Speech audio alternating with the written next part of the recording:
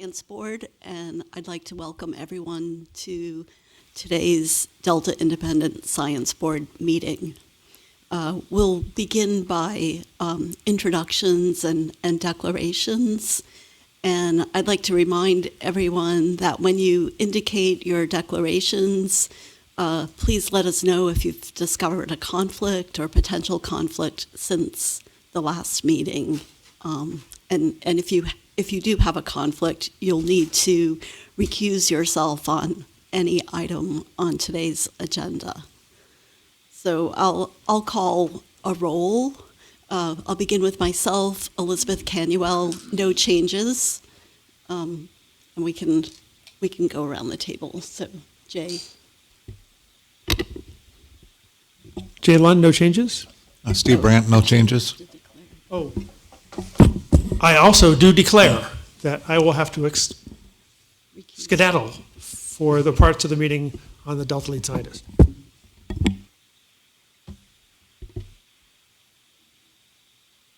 Tracy Collier, no changes and no known conflicts.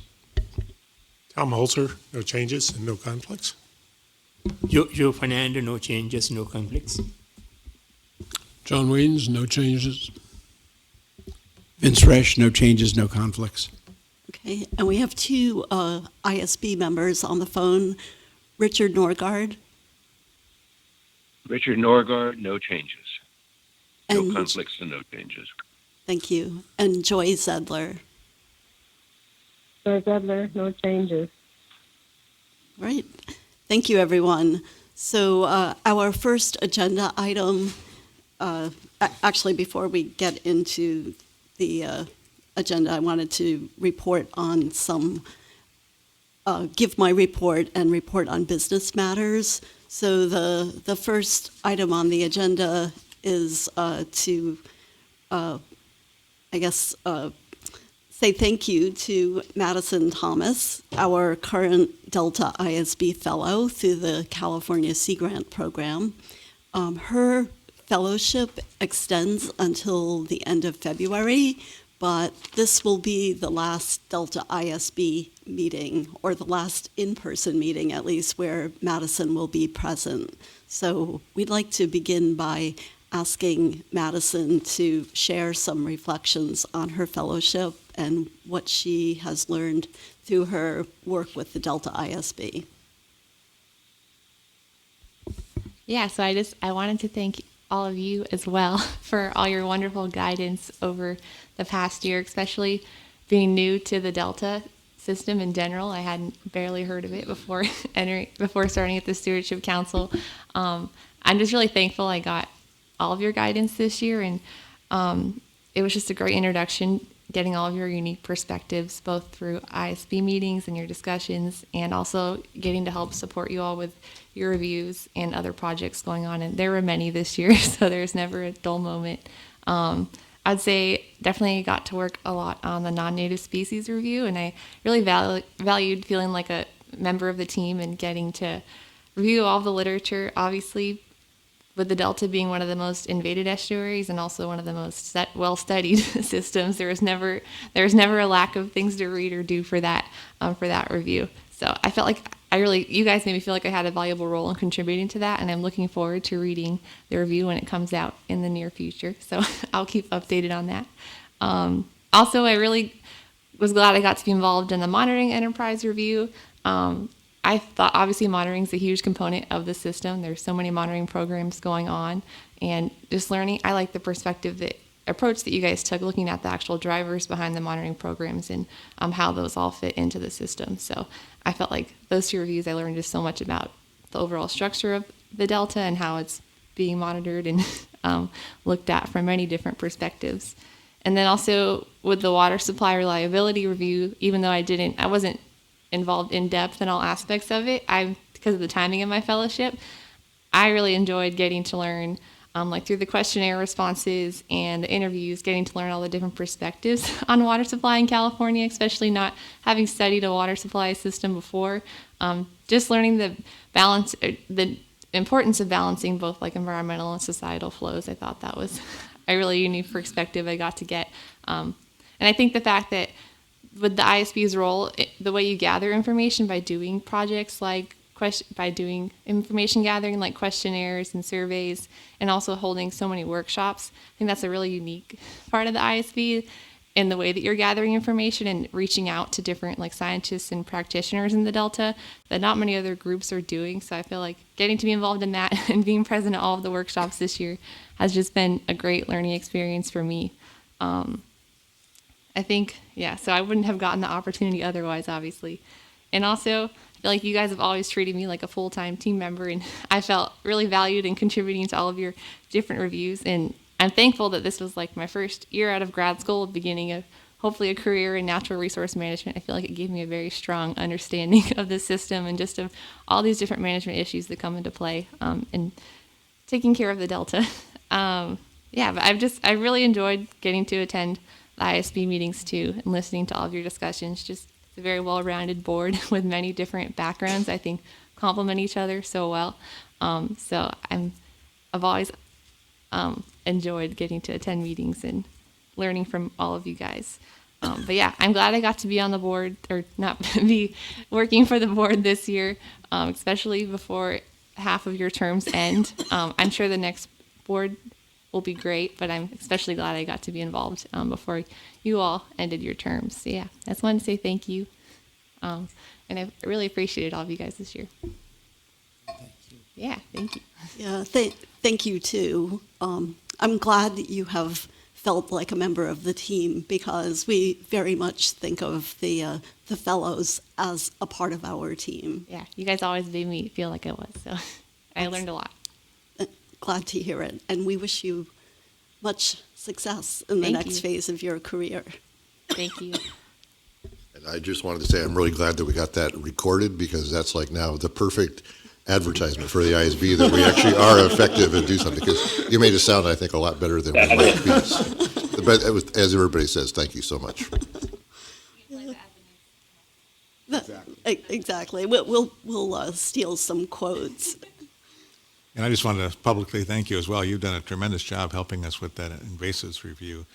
And as an example of it, Tuesday she agreed to write 2 more sections of it before she leaves.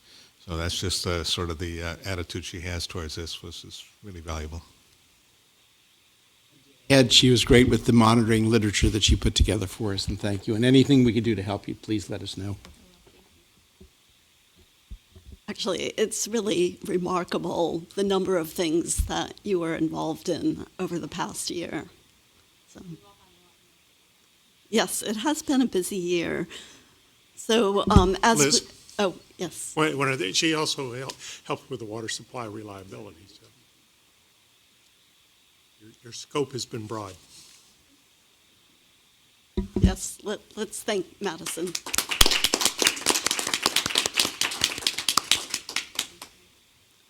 All right, and our next ISB fellow will begin her term on April 1st.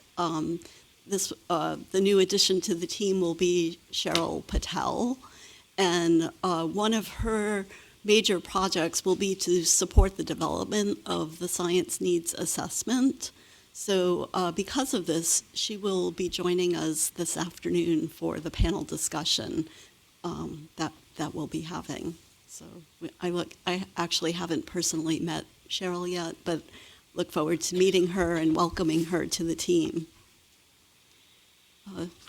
Since our last meeting, there have been a couple of activities in the Delta science community that members of the board have participated in, and I'm going to ask our team members to report on those. So yesterday, Tracy Collier joined the eDNA Symposium that was hosted by the UC Davis Coastal and Marine Science Institute and the Delta Science Program. So Tracy, do you want to say a few words about that symposium? Sure, it was really well put together. It was highly technical at the beginning. There was a lot of things I didn't know what they were talking about, but that's normal for me anyway. I thought it was, it followed a really nice structure in how they began and introduced it, had a really good overview from a leading international expert, and then went on to have a lot of local issues, and then finished up with a really good panel discussion about what they were trying to do is achieve what they call a true consensus. Everybody can come out of a meeting with some consensus, which is like usually the lowest common denominator. They were trying to really get to how are we going to use eDNA for natural resource management in the Delta and for the state of California largely. So I thought I ended up not being there in person because I had some other conflicts in the morning, so I had to do the webinar, but the webinar was set up technically extremely well. It was very easy to follow. You really felt like you were part of the meeting, and just the way it was set up was just really effective. And overall, I just thought it was, as they said, every continent. They said these conferences are happening on every continent. I don't think they're happening in Antarctica, but I could be wrong. Maybe they are.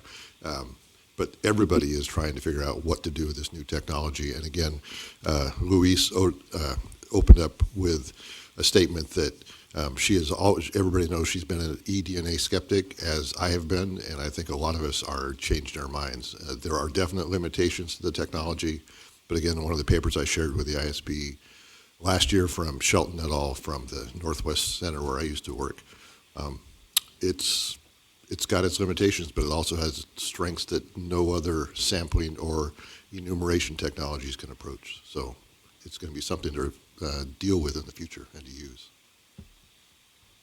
Great. Yes. Any questions for Tracy? We'll start with Vince. Yeah, I was originally going to attend, and because of scheduling, I watched on the webcast, and I think if you're going to watch any part of it, that first talk by the woman from the British Museum or the Natural History Museum that had been a Davis graduate and is now going to Switzerland is like the best introduction to eDNA. And there are things that I didn't understand in that either. But in terms of really laying out the issues, why single species are easier than multiple species.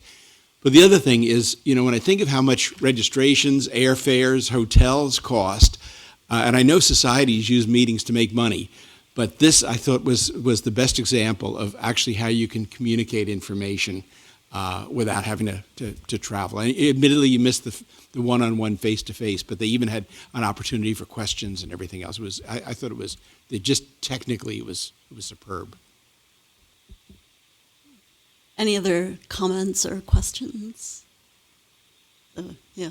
And it's my understanding that the webinar is available or will be available online.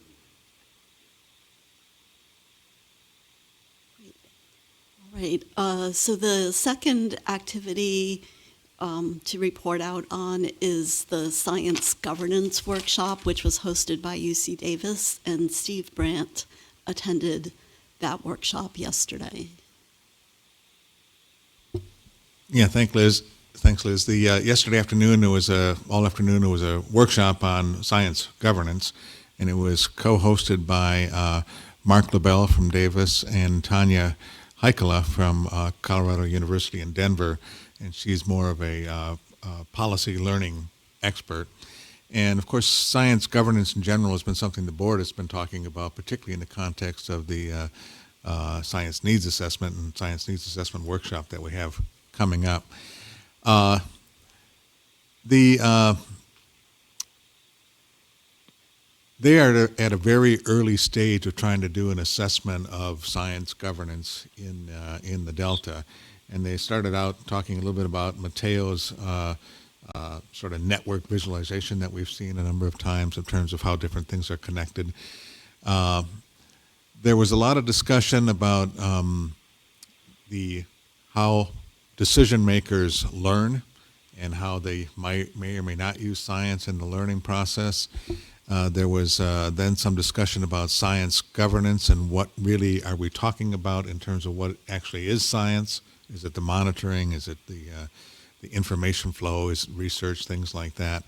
Their intent is to put together a survey to go out and try and do an assessment of science governance, but I think it's largely from the perspective what the policy and decision maker needs are. Their assessment, and which I think is right, is they are at a very, very early stage of this.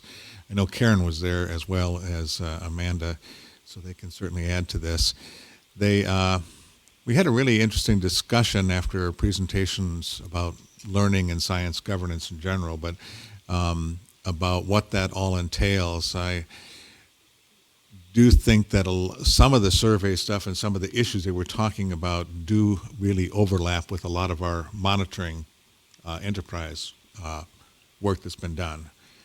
They were asking questions about what kind of information do you need and how do you get it and who's doing it and what's the connection between those, and there was really not a lot of discussion about the difference between monitoring per se and then research and scientific understanding and interpretation and things like that. So I think a big chunk of what they're intending to do may already be being done in the monitoring program, and I alerted them to that, and I think Mark might be here tomorrow morning for the latest assessment of where that monitoring effort's all about. Mark is involved in writing the white briefing paper for the science needs assessment, so he is involved from that perspective and aware of what's going on in that. Karen, do you have anything more to add to that, or I know you? Is it going to be broadcast as a tape? Do you know if they recorded it?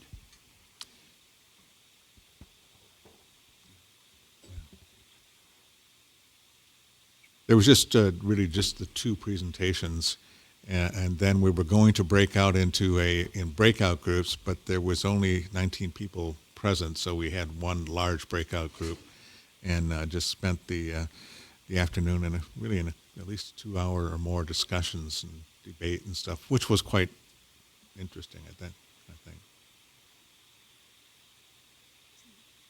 Any questions from the board?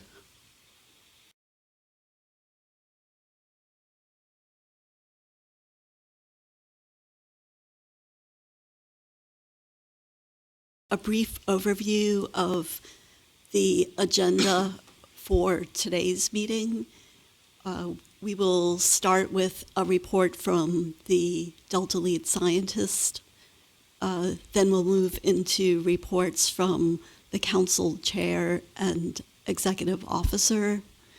The next item on our agenda is a discussion and potential action on Delta ISB comments on the draft social science strategy for the Sacramento-San Joaquin Delta.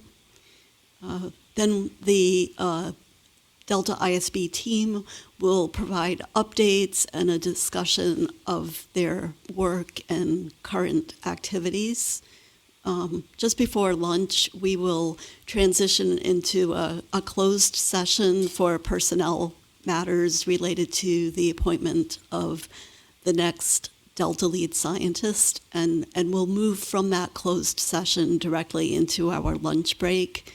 We will reconvene at 1 p.m. and have a brief report out from that closed session, and then our afternoon will be focused on a panel discussion of the white paper that the Delta ISB produced on ecology during rapid environmental change. So we'll have a busy day today, a very full day, and hopefully lots of interesting and stimulating discussion this afternoon. So just to remind members of the audience, we do have opportunities for public comment.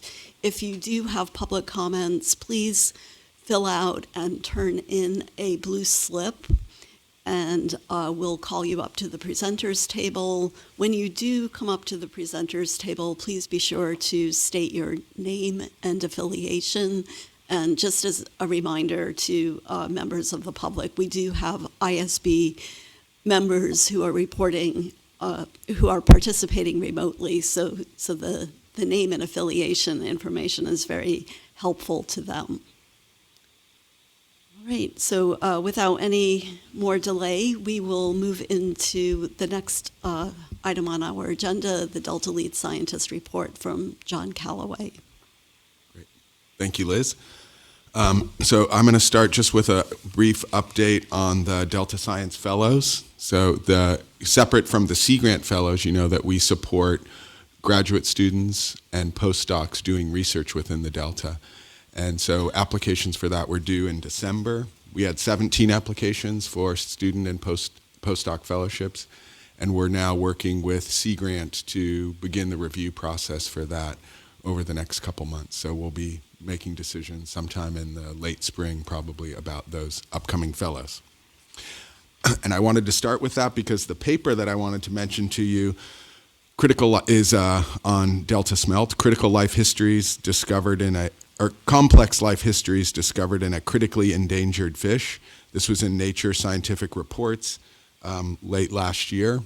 And 3 of the 5 authors are Delta Science Fellows. So I thought that was, actually, I didn't even realize how many there were until I started looking in more detail. Jim Hobbs, who is at UC Davis, but now is also working with the Interagency Ecological Program and oversees the long-term monitoring for the IEP, is the lead author, and he's done work with smelt. And this, as I'll describe, is work using otoliths. He's really pushed that field forward.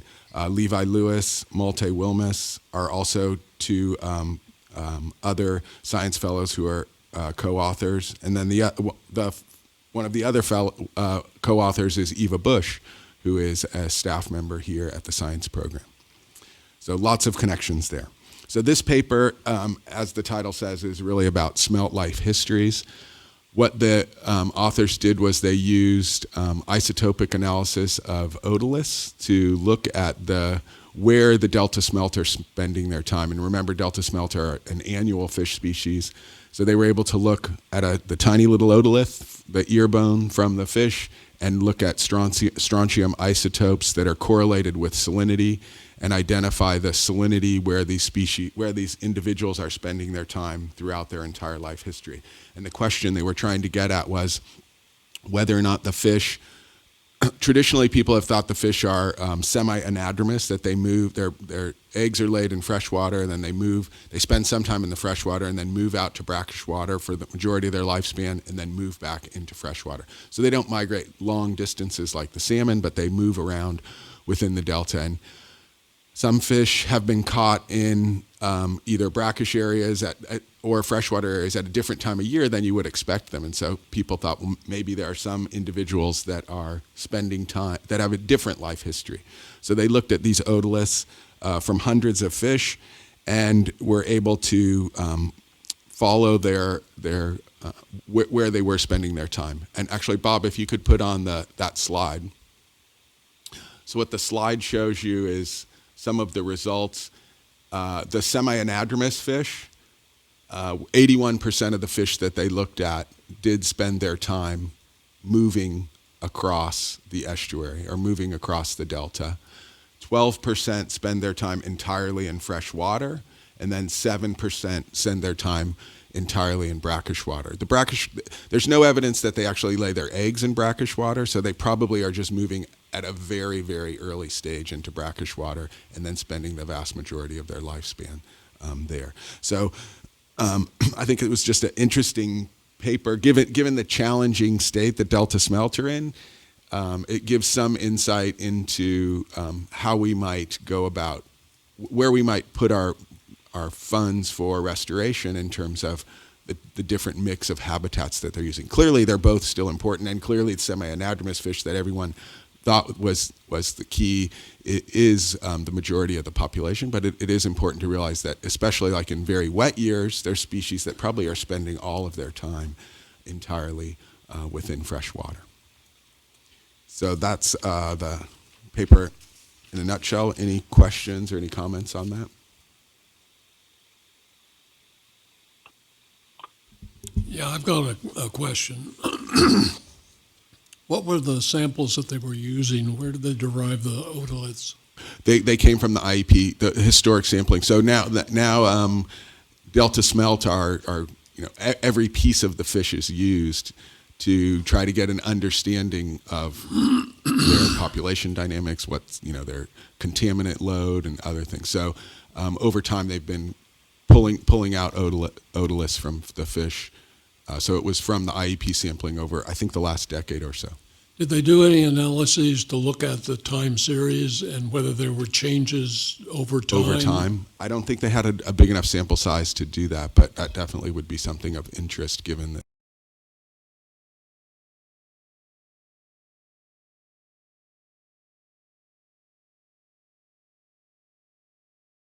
going to summarize, but I'll send around to you, is a paper, a review that was done by Anna Sturek on salmon hatchery issues and over 8 decades of records of salmon returns and understanding of the changing nature of hatchery releases over time and how that is affecting wild fish, native runs for fall run Chinook salmon in the watershed. So I'll send that around to you. And then the last item I wanted to mention is a symposium coming up. So it's great to hear that the eDNA symposium, that worked well. That was actually the first time that we've live streamed a symposium. So we're interested to see not only just the quality, but how many people participate. It was not an enormous expense, but more expensive than just archiving it. But I think if there's a lot of interest, it's something that we might continue to do. And unfortunately, we are not planning to live broadcast the Estuarine Connectivity Symposium because it's coming up just in a couple weeks. But that is something we'll consider into the future. So this next symposium is February 18th at UC Davis.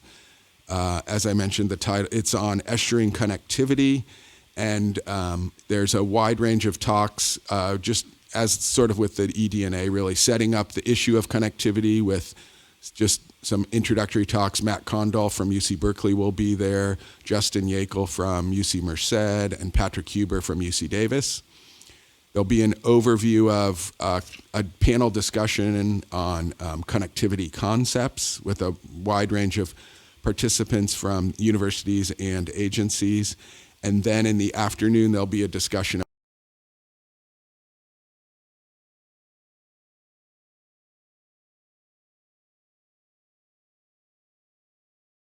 to you electronically so you can see that. So again, that's February 18th at UC Davis. Vince. John, one of our topics for potential reviews is the upstream, mountains to the sea issue. And if that is chosen, this would be a great place to get started on that. I would strongly encourage you. So some of the afternoon session titles for presentations are Mount to Marsh, a watershed view of fish habitats along the estuarine terrestrial gradient, connectivity for salmon from above the dams, thinking about trucking and how fish might get access above dams. So yeah, I think the whole session would probably be of value, but especially the afternoon. It will be, even though it won't be live broadcast, it will be archived and you could watch it at a later date. Any other questions? Great, okay, that finishes my talk. Okay, thank you, John. All right, the next agenda item is a report from the Delta Stewardship Council Chair, Susan Tatayan, and the Executive Officer report from Amanda Bowl.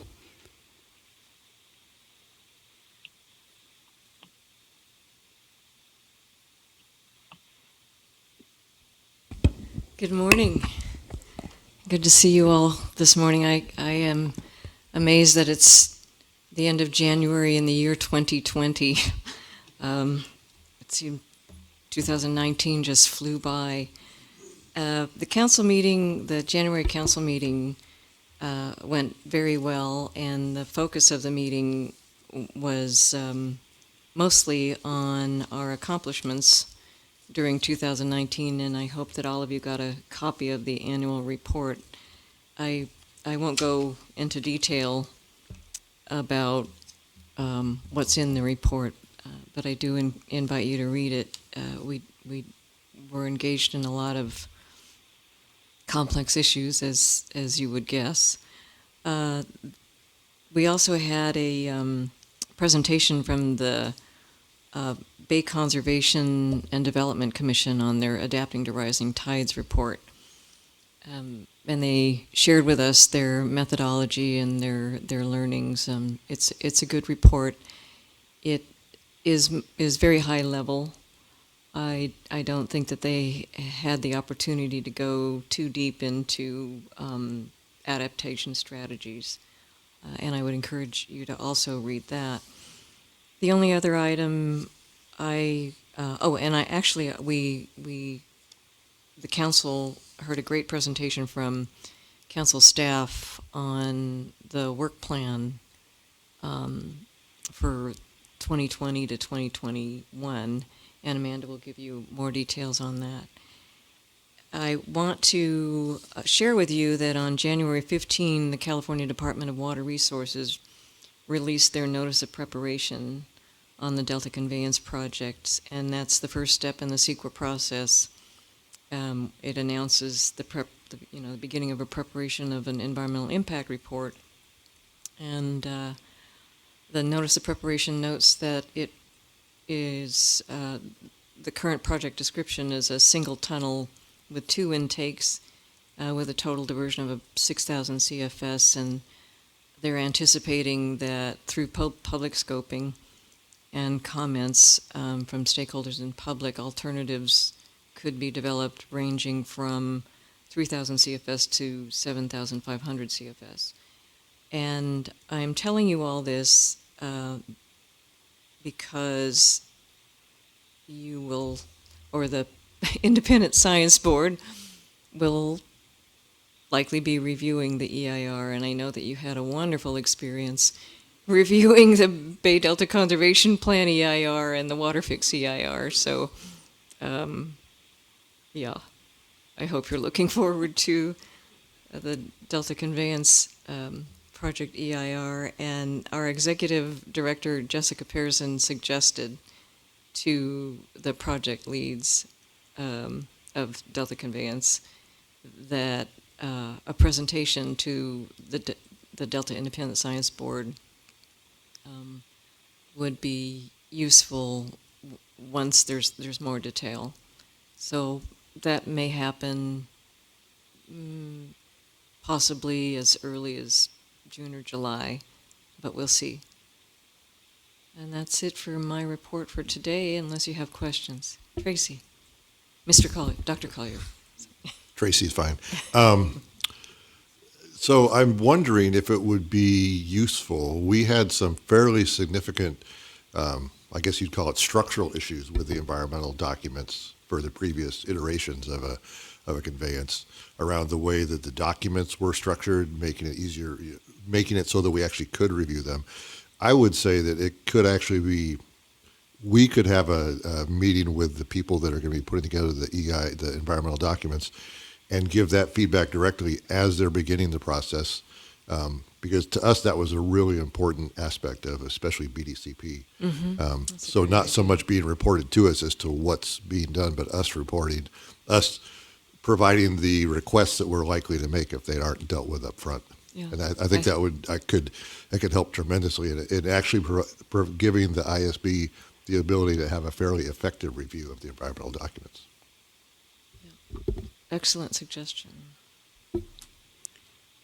Other comments or questions? Oh, Vince, did you have? I agree with Tracy that I think it's, it's both important for the Delta ISB to maybe receive a briefing from the team that will be working on the EIR documents, but I think it is also equally important for them to hear from us. So we'll try to have that on an agenda item, maybe, I don't know, late spring, early summer type time frame. Okay. Thank you. And speaking for the logistics timing with this board, we have a number of new board members starting in August.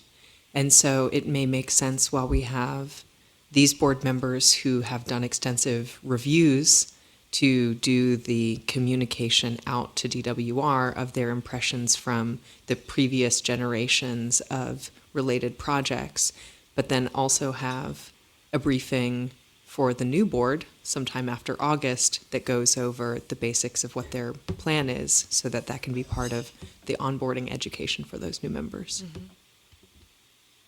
Good idea. Thank you, Karen. Vince?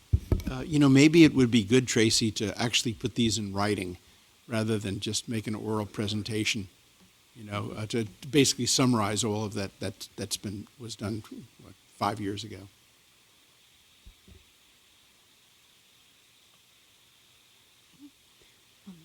Okay. Great. And Amanda is going to share our priorities and expected work for the next couple of years. Perfect. Thank you, Amanda. Yes, well, good morning, everyone. Glad to be here this morning. So yeah, I'm just going to go over just kind of briefly kind of our expected priorities for 2020, 2021. This is based on multiple factors, looking at, kind of our core functions as an organization, looking at our existing commitments, and then also looking at kind of what our projected projects are, for the next 2 years. And this list of priorities is a little bit different than how we've done it in the past. Usually we focus on 1 year at a time. This year we attempted to kind of do like a 2-year priorities list, knowing that so many of our activities and initiatives are multi-year. So this reflects that. Our priorities also reflect 2 retreats that the council had last year. They met a couple of times to, give staff guidance on kind of where we should be focusing our efforts, and so this reflects that as well. So again, the 2020-2021 priorities organizes existing commitments and projected work to achieve 3 main objectives, and these are kind of consistent from past years as well: strengthening and implementing the Delta Plan, building capacity for One Delta, One Science, and then enhancing council leadership and communications. And then the council's core functions are reflected in this. And so again, the core functions are really the items that are things that are just kind of ongoing, kind of our bread and butter, and just things that we need to be focusing on every year and making sure that we have the resources to fulfill those. So in terms of strengthening and implementing the Delta Plan, we continue to work on the Delta Levees investment strategy with DWR and other partners. That's an ongoing project. The Delta Plan Ecosystem Amendment, which all of you are very familiar with, continuing to work on that. As you know, the public comment period for the current draft of the Eco Amendment, I think, just ended. And so staff is in the process of considering all of those edits for that. Continuing work on the Delta Climate Change Vulnerability Assessment and Adaptation Strategy, and I'm sure you'll, over the next year, hear more about that as that continues to progress. And then implementation of the Delta Plan 5-year review, which also is another major factor in the development of this work plan. As you know, we just completed a 5-year review. We had a highlights report, which kind of was a precursor to the 2019 annual report. And so we really took a lot of the things that we found during the development of that and during the course of that 5-year review to include in our 2020-2021 priorities as well. So in terms of building capacity for One Delta, One Science, we are beginning the process of updating the science action agenda. Our staff has begun to, the Delta Science program has started to look at what that will take, what that needs to do, what parts of that we need to, in terms of process, carry over from the first science action agenda, how we maybe need to make changes for the next one. And then also looking at how we kind of intertwine that with other efforts, in particular the development of management questions that came out of the Science Funding and Governance Initiative process. Which is another large priority for the council, continuing to implement the Science Funding and Governance Initiative recommendations that DPIC endorsed in November. There were 3 priority actions that came out of that. The one that you are all most aware of is the science funding or the science needs assessment workshop that's happening the end of April. But the council, this is a major priority for the council and for our work for the next 2 years and probably beyond as well. Implementation of the Delta Science Plan. Again, as you know, we just completed, about a year or so ago, completed an update to the science plan. So making sure that we stay on top of the activities and initiatives in there and that we're implementing that. And then funding for critical science investigations. So making sure that, now that we've awarded a number of contracts, continuing that work and then looking to the future for additional funding for additional contracts and grants. And then finally, enhancing council leadership and communications. Kind of 2 primary areas there that the council will be focusing its efforts. One is DPIC, really continuing to use that venue as a way to work collaboratively with other agencies in the system, with our state and federal partners, and then also looking to how we can use DPIC work groups to include other stakeholders, so the water users, NGOs, locals as well. And so just, really continuing to value and that this venue is a way to really try and bring folks together to kind of have some of these larger conversations that need to be happening in the system. And then something that this was of particular importance to the council was developing a communication strategy, or really updating the council's communication strategy. And so we've spent the last few months working on that, and we continue to fine-tune and finalize that communication strategy, and then we'll really be working on implementing that communication strategy for the next ongoing. And then also a public participation plan. We really value transparency at the council, and so just we realized that there was really a need to develop a public participation plan so that everyone else understood just how much we value that. And so I think at the next council meeting we'll be having a workshop on the public participation plan and be asking for the council members and the public to provide feedback on that, and then we'll be finalizing that this year, and then just making sure that we're implementing everything that we say we're going to be doing in terms of public participation. So I'm happy to answer questions. I think you also have in your binders a couple of materials, I think a memo from Jessica Pearson, as well as a staff report that went to the council last week for their council meeting and their discussion around this. But I'm happy to answer any questions or to let you know who I can go ask for answers to those questions if I don't have answers myself. Great. So, Steve. Hi, Amanda. I just had a question about your communication strategy. Who is the intended audience for that? And in the paragraph here, it also talks about scientific information. Do you have will part of that be to try and translate scientific information to go to whoever your audience is? Yeah, I think, and I'm trying to think back to the last version of the communication strategy that I saw. I mean, I think we identify we have kind of a couple of different tiers of audience within the communication strategy, and I think the first tier being, kind of policymakers, decision makers, and then kind of moving on down, to the public is an audience, but it's kind of to a lesser extent. In terms of the science communication, and that is going to continue to be a large focus just because of the work that we do, the work all of you do, and really making sure that science communication continues to be a priority. And so I know that we've really been trying to kind of interweave science communications more into kind of how we're doing things and making sure that we have the support that our science communication team needs in order to do their job and to communicate. So it's absolutely intertwined and will continue to be a priority. Yeah, and I can add in that Maggie Chrisman, leads the unit that works on science communication, is working closely on that. So that science communication, definitely, there may not be a whole lot of details in the council-wide strategy for communication, but we're working hard to sort of have a companion approach around science communication. So it's definitely on everyone's radar. Yeah, and we did just recently, I don't know if you all remember Neer, who kind of was the primary point person in terms of science communication for the council. We just hired someone to replace him just a month or so ago, and so she has started and has jumped in with 2 feet. So, I know we've always talked about that in terms of our ability to communicate the results of our scientific reviews to wider audiences with our 2-pagers and so forth. And so anyway, just asking to keep that in mind if there's a way that some of our needs could be melded into some of that communication process. Yeah, absolutely. Tom? One of the things we're going to be talking about later is the social science strategy. And I think it's really important that we figure out a way to get the social science involved in this early, because my experience with social science has been largely on the communication side. And it was really insightful for me to see how they looked at messaging, and they would identify things as successes and could justify it as a success that didn't occur to me as a success because maybe the science wasn't that successful, but the message had gotten out. So I think as this strategy unfolds, it's really important to get that kind of expertise involved, where the rubber meets the road. No, that's great. Just from a research perspective. That's a great suggestion.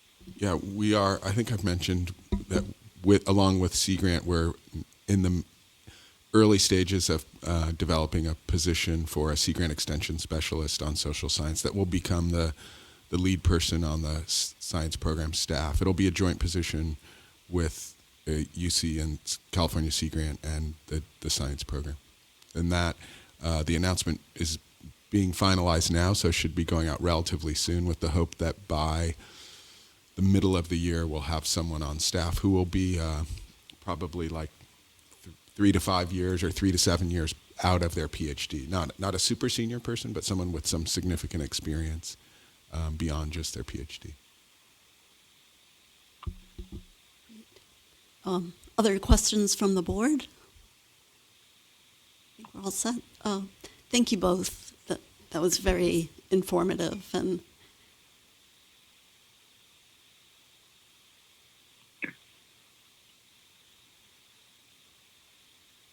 I'm going to turn the microphone back over to John Callaway. There was one more item he wanted to report out on. Yeah, I forgot to mention, in addition to the Estuarine Connectivity Workshop, there's a smaller workshop, but an important workshop occurring February 13th on integrated modeling. And so we have been working with Tetra. Remember that there's an integrated modeling steering committee across multi-agencies and participants to try to get more momentum going in integrated modeling within the Delta.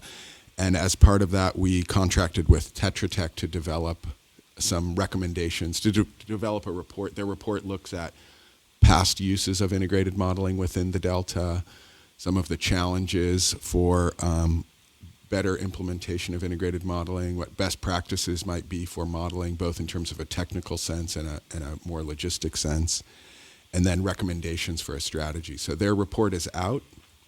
I will send you the executive summary and a link to the full report is quite lengthy, but the executive summary and the recommendations I think would be useful for you to see. And February 13th, we're having sort of a expanded integrated modeling steering committee meeting. We're trying to get together 30 to 40 people with key representatives across all the agencies to discuss the findings and the report doesn't really make exact specific recommendations, but lays out a number of opportunities. And so it'll be a chance for the modeling community here to look at that and really prioritize where we can put some effort and where we can make some progress on integrated modeling. So that, again, is February 13th.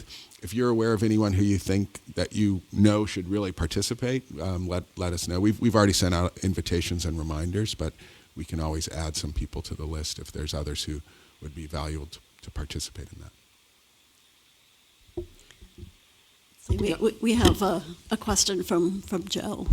Just a question. Can we participate remotely on this? Or? It currently isn't. We're not planning because there's going to be breakout sessions, and but I'll check in to see if it's possible for at least during the introductory parts, if we could. It may not be able to broadcast it, but at least do the audio from it. I'll check into that. That will be useful. Okay. Thank you. Sure. Okay. Thank you, John. As always, there's a lot happening in the broader community of the Delta. Okay, so let's move on to our next agenda item, which is a discussion and potential action related to Delta ISB comments on the draft social science strategy for the Sacramento-San Joaquin Delta. And I'll just begin with a little bit of background information.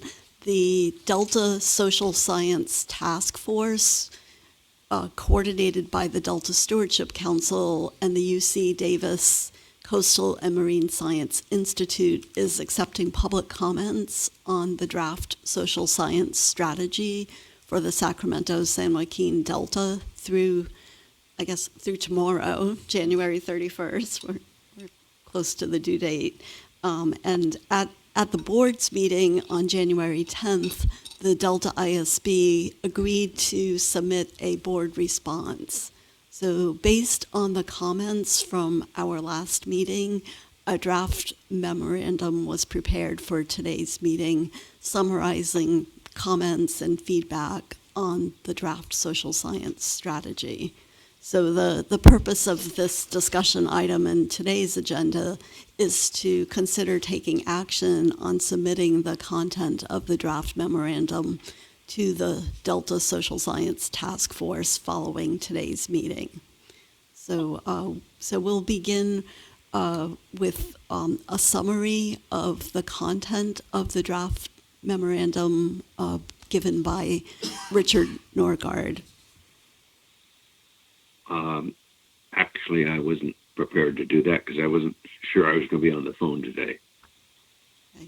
At least not this morning. Maybe another member of the writing team would be willing to give the overview. We did have final drafting by people other than me, so hopefully. Dick, I'll start, and then John can go in, especially on the adaptive management, and then please interrupt me and bring anything up. All of you have gotten the draft memorandum. We didn't get a lot of comments from the Independent Science Board, so the writing team ended up improvising a lot of our own thoughts on this, and we went back and forth, which is why you received this quite late. And then, of course, as Dick's been sick the last week or so. So basically, if you look at the report, we indicate that one of the big issues is communication, both communication to natural scientists and then the natural scientists to the social sciences. And they mention this repeatedly in their report. We came back with the idea that there are social scientists that have worked with resource issues. Of course, resource economists come to mind immediately, but also the training in environmental social science that's been done at a lot of interdisciplinary programs over the last 25 or 30 years. So we had several recommendations regarding communication issues. That was one of the important things that we opened up with. We also felt that the work of the task force shouldn't end with this, that this should be a beginning of what goes on, and that these comments perhaps will help them refocus what they're doing. And I think the appointment of someone at the staff level in social science is really environmental social science, or social environmental science, whatever you want to call it, is really quite important.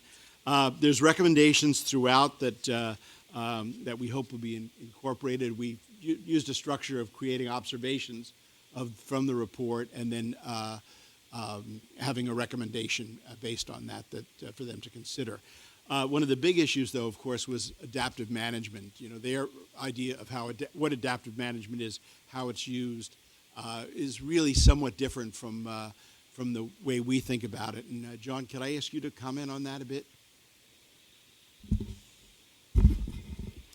Yeah, it's something that really, I think, because at least those of us looking at this, we're coming at it from a science base. We'd never really thought about how a social scientist might view the process of adaptive management. And it turns out, apparently, that social scientists think of the process quite differently than natural scientists do. They focus, the premise is that adaptive management is carried out by people, and therefore it is by definition a social process. And the entire process of adaptive management, therefore, is a social process. And they emphasize, therefore, the social interactions that go on in the process of adaptive management. I think previously when the board considered adaptive management as a process, and we had the great circle of adaptive management, we didn't exclude the relevance of social sciences and people in contributing to this, but we viewed the first several steps in the process to be largely science-driven steps, stating goals, which could be societal as well as a scientific process, but then designing experiments, designing the ways to gather data, implementing actions, monitoring the results. All of those things are essentially science-based processes. And of course they involve people doing it. And there are social aspects of that, as there are social aspects in any kind of science undertaking. But we viewed the social sciences as coming in a sense, to take what the scientists provide and then translate that into forms communicated to decision makers and managers so that an assessment can be made about whether the current actions are in fact producing the desired results and whether changes may be necessary and how those fit in to the broader societal background that's looking at this, that may be gauging the importance of what all of this is providing.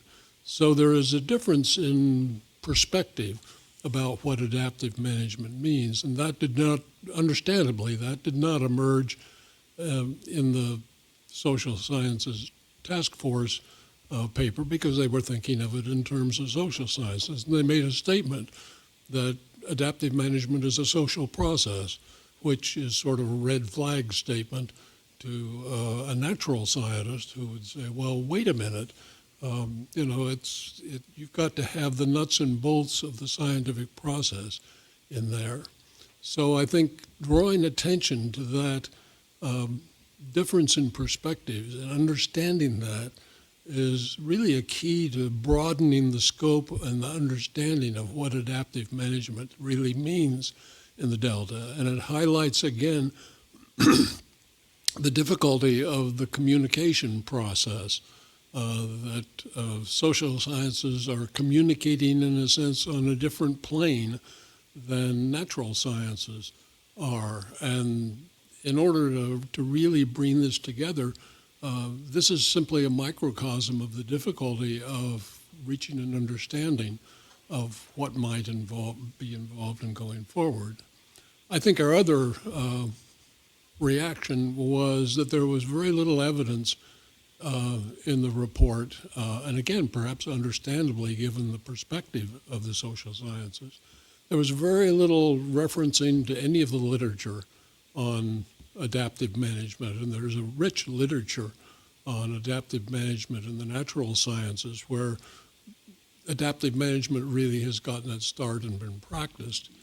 Our own work as a board was not cited in their report, which seems a bit strange.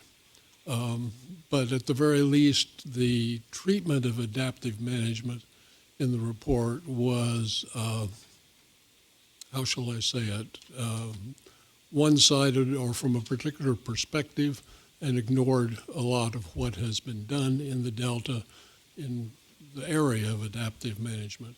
And this compromises the effectiveness of bringing social sciences into play in thinking about adaptive management. So in that sense, it's counterproductive, or it's a major opportunity that has been lost in advancing the social sciences, something that can be remedied as the work of the social sciences task force continues. Thank you, John. Dick, do you want to add something based on what you've heard? I think that summary was excellent. That the report itself is a part of the process of bringing natural and social scientists together. And within the report, there are the comments about adaptive management that, themselves, the social scientists who are trying to reach out need to do more, but it's also our responsibility to connect with them. And so the process is working. I think the process just needs to go on. So, I think we've summarized that. I would add that we really we endorse the idea of what they're doing and the continuation of this, and we were complimentary about a lot of aspects of the report. But again, the communication issue was really the big one, and I think it's. I'm in a department with economists and social scientists and governance people and equity people, and it's always this issue that comes up. I would add that we were provided with the charges to the task force, which is sort of their marching orders for what they were supposed to do. And that had to do with strengthening the integration of social sciences with the natural sciences and nurturing social science research. And they did this, that's where they focused the attention in this. But the charges also contained a series of how and what questions that went beyond that. And these simply were not addressed by the task force. And they remain important and remain in need of assessment. Thank you. So thank you for the overview. I think we have a couple of questions in the audience. Karen, did you want to ask? Yeah, I just wanted to make a clarifying comment.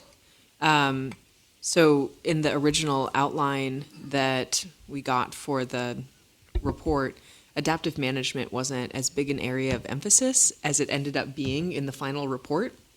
And now that we have seen the draft report and know that that's an area that they were really interested in, we did provide them with your adaptive management review. So when they are preparing the final version of their report, that will be one of the documents that they'll have reviewed and it is now included. I think I heard Joy's voice on the phone. Go Yeah. I've long been an advocate for including traditional ecological knowledge from the Native American community, and I didn't see a reference to it, so I'm wondering if that has a place here, because it's kind of an aspect of social science, but I'm not sure if it's considered as such.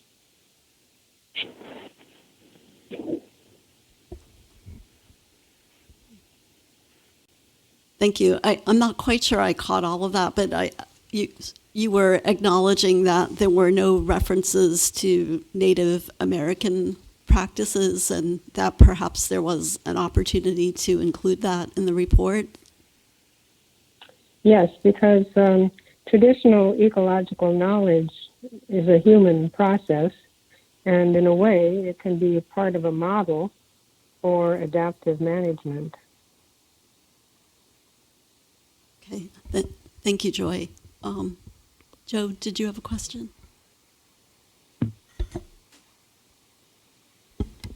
So when I read the write-up here, first of all, it's excellent write-up, the way it was written and presented.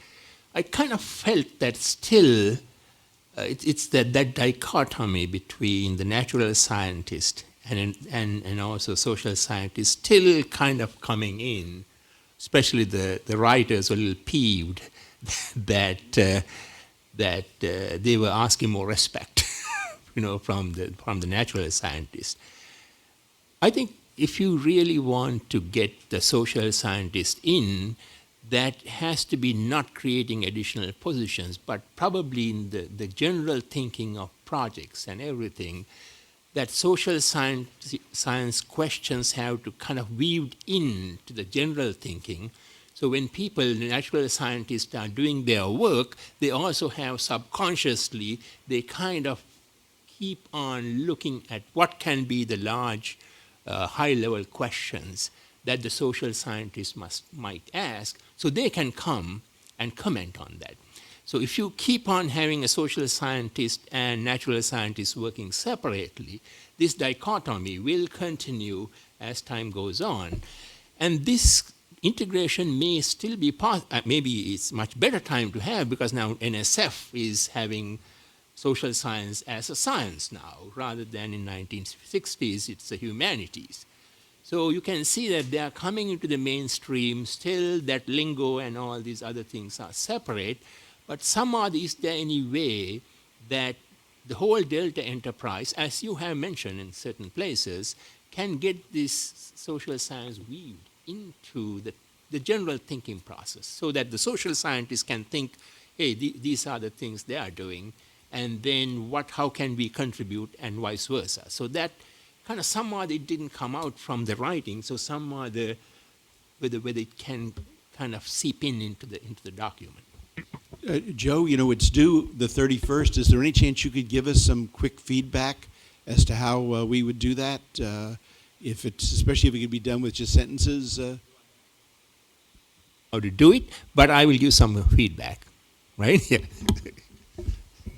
I think we've sort of transitioned into commenting on the memo, which is fine, but there are a couple of questions from the audience. So, Steve.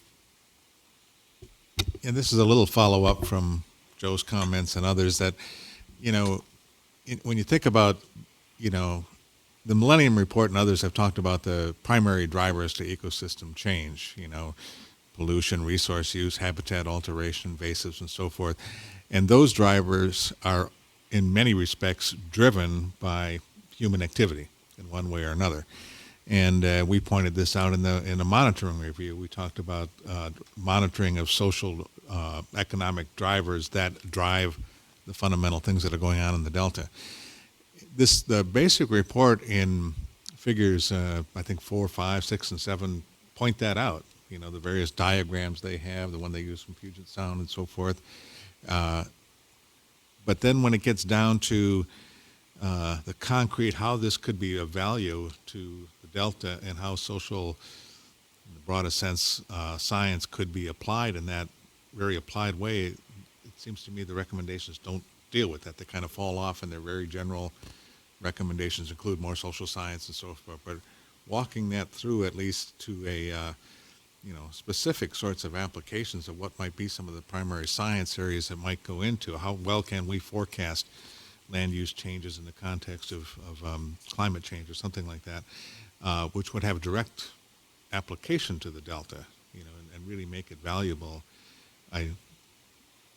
I'd have to reread it again, and no, I'm not writing anything by tomorrow. But anyway, that's just the way I kind of felt that it could have been far more specific examples. In our report or in their report? In their report. Right, and I think that was a recommendation in the memo for greater specificity and, more direct recommendations, if I'm remembering. I think that has to do with the how and the what questions that were in the original charge that were not addressed. Yeah. Let's see, I wanted to go to John. He had his... I just wanted to let you know that in addition, that everything I've heard will be super valuable, I think, for the task force. I also wanted to acknowledge Rachel Kloppenstein, who's here, who on our staff in the back there, who did all the coordination of the task force, or a significant part, along with some other staff, and has also been putting together some listening sessions, sort of, with agency staff and stakeholders. So we've had 2 to get input, and then also coordinating input from the staff. And I would say what you've said really mirrors a lot of the comments, the call for more specificity, the charge issue. So I think it will be really valuable for the task force to hear that. I think the more specificity you can provide for them, obviously, the better. The easier it will be for them to craft and improve their report. Let's see. I'm going to go to Tom. The concern I expressed to the writers of the draft was, I thought the report was a little too Delta-centric, and by that I mean it didn't really address both of the co-equal goals. And I think there's a lot of room for social science to contribute to water reliability. And I think part of that was the nature of the charge. It didn't really emphasize the external part of the problem, the non-Delta thing. But, I mean, you just stop to think about what some of our major state policies are right now in terms of conservation, and I think they call it water resilience rather than reliability. There's a huge social component to that, getting people to change their attitudes towards how they use water. And I think you did acknowledge that they could, the report could emphasize the second goal more, but I think greater emphasis on that is warranted, and hopefully what I wrote would help a little bit with that. Dick, maybe you want to comment on why we didn't go more into that. We did mention that because, it turns out there's probably now 3 co-equal goals, the Delta's place being one of them, and of course they went into that in detail, and the the environmental issues. Dick, do you want to comment on the discussions we had about that? I'm a little bit hesitant, but I'll go ahead. And Tom's point is absolutely correct. The difficulty here is that these questions about water reliability and water use and the efficiency of water use and the allocation of water rights or how get highly political very quickly. And we have had in the CalFed Independent Science Board, we did have social scientists from political science and sociology who looked at water issues in the Delta from the broader state of California big picture. And it caused some difficulty. And I think it's better to start out bringing the social sciences in areas where there's a little less of this political conflict. Yeah, Tom, we did consider it, and we thought of different ways, and we just decided that would be so overwhelming to the report if we put that in now, which is why we put in your comment that it was neglected. It was just a choice we made. The other thing, Joe, I didn't mean to be kind of make a joke, but honestly, about if it's you can just turn in comments yourself as an email to Edmund, and that would be a good. And the same thing with you, Steve. Okay, we have some additional comments, and maybe when you're commenting, you could distinguish between comments on the report from the task force versus comments on the memo, because our next action item will be related to the memo. So Tracy. So I'm not sure where mine fit. I was just, in the past, when there's been a public comment period, the ISB has often submitted comments from members or as a board, even after the public comment period. Given that a lot of this is being coordinated by the Delta Science Program, would it be possible for Joe or Steve to submit comments as a member of the ISB, say, next week, rather than tomorrow? I see Rachel saying yes. I'm sure the task force wants your input. So, and they have 2 months or more to respond. So, I would say, yeah, within the next week would be fine, but don't linger too long. I think we're having a call or a meeting with them in a few weeks to discuss comments. So it would be, I'd say, yeah, within a week would be great. Jay, you've been patiently waiting. Just a few observations, because I've spent a lot of time doing social science and working with social scientists and trying to integrate these things into scholarship and problems with water and environment. And at first, I think along the lines of what John started off with, I think most of our problems, water supply, adaptive management, environmental management, the hardest aspects of all these water and environment management problems are social. And they have been since the time of Frontinus in ancient Rome, right? You can read the first treatise on water management, and half of it is on mass balance, and half of it is on how you organize people. And the social sciences are fundamental, and they're inseparable from these problems. We talk here as social science as if it's one big glump. People have been studying social sciences as long as they've been studying physical sciences and engineering and things like that. So I think we ought to really also reflect on the diversity of ideas and methods and thinking across the social sciences, even within each of those fields. Certainly, economics is what we see most because we all have a direct interest in money, but even within economists, there's a joke about the two-handed economist, on the one hand. But we have the same kind of thing with anthropologists and sociologists and political scientists. Every aspect of that field has a lot of diverse ideas and methods, and part of our thinking should not be just to bring in a token social scientist, which will have a particularly disciplinary background, because you'll get differences in views tremendous differences of views among them, sometimes antagonistically so. Just like the difference between, do you bring in a chemist or a geologist or a physicist for this problem? Toxicologist even, some biologist, some one of those other weird fields. I think throughout history, you will see, of water environmental management, you will see times and places where social science insights have been crucial in the development of those. Certainly in flood control, flood evacuation, water conservation, lots of areas. So it's not right to say that social scientists have never been asked to do things in this field. They have had tremendous impact on this field for the last century or so. And sometimes we don't recognize it, and sometimes social scientists haven't taken the trouble to recognize it either, and to see where those successes have come from. And there have been tremendous successes. And that's not even to mention the social science ideas that are brought into the policy realm by lawyers for the most part. They're kind of applied social scientists, if you will. They're, in some ways, the engineers of social science, although they might not like to be characterized that way.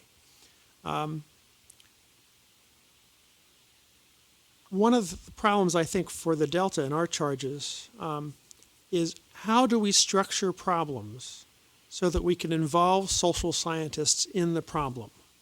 Not as just a funding opportunity for the social scientists, but as a way to really have them understand these problems, get deep into the problems so they can more effectively develop and communicate insights for all of us and for them, because they'll learn a lot from it as well. So I think we ought to have really a lot more thinking behind this and not just social sciences, this and that, which is kind of the report sort of lumped itself into that. And it had some disaggregation, but not as nuanced as I would have hoped.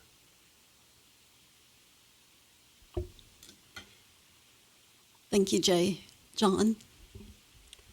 Yeah, I think that the report of the task force did a very good job of alerting naive natural science to the diversity of social sciences, which was a point that was really well taken.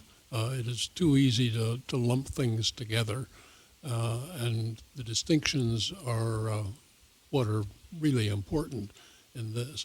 I think it comes back, their charge was integration, but integration depends first upon the communication aspect.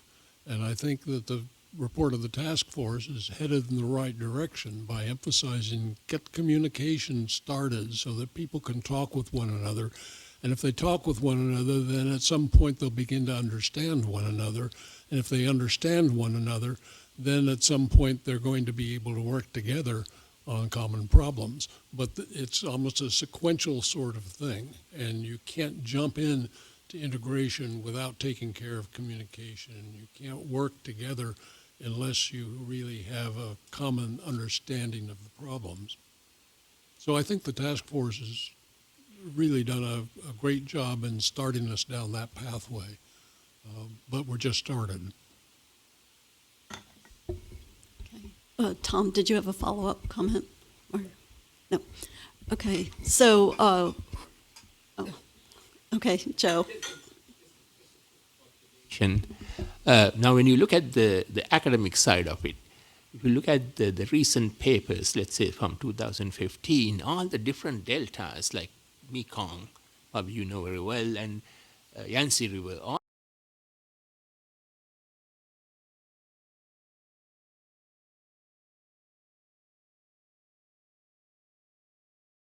science, but the number of papers from Delta, our own Delta, has not been that high. So we kind of expect that to happen because of the resources somewhat here is quite good. So I don't know what the reason for that, probably Vince know because you worked on Mekong River. Somehow that aspect I noticed when I was looking at the literature.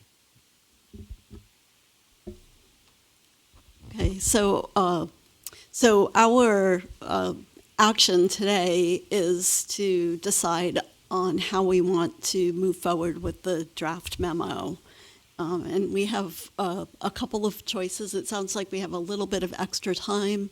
I don't know if there are, so one option would be to approve the content of the draft memo with a few additions that were discussed today. I'm thinking about Joe's comments about integration of natural and social sciences, if that's what I was understanding was your recommendation, that right now we have a social science task force and a natural science community, and really we need to be thinking about those together rather than as separate entities. So anyway, we can approve the memo as is. We can approve the memo with some slight modifications. I think those are probably the two options, or I guess not approve the memo, but I don't think that that's a real option. I think the team did a really nice job, and that we should support the memo, possibly with some minor changes. So let's see, I'll just open that up to discussion by the board. Are most members or all members of the board in favor of moving this forward with minor changes?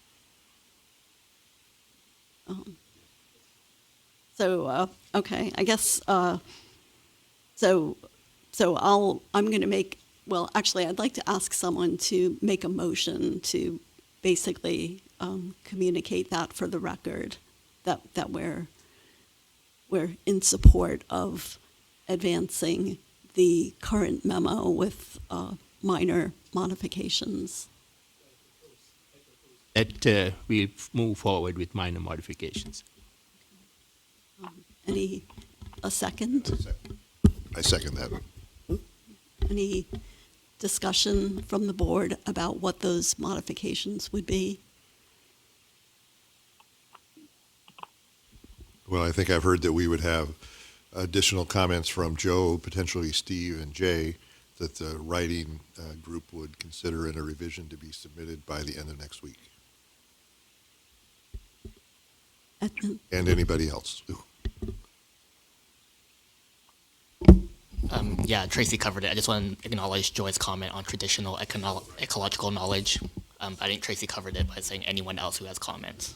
Okay. So, any other discussion? So, if not, we should vote on the motion. So, all in favor? Aye. Joy, would you like to vote?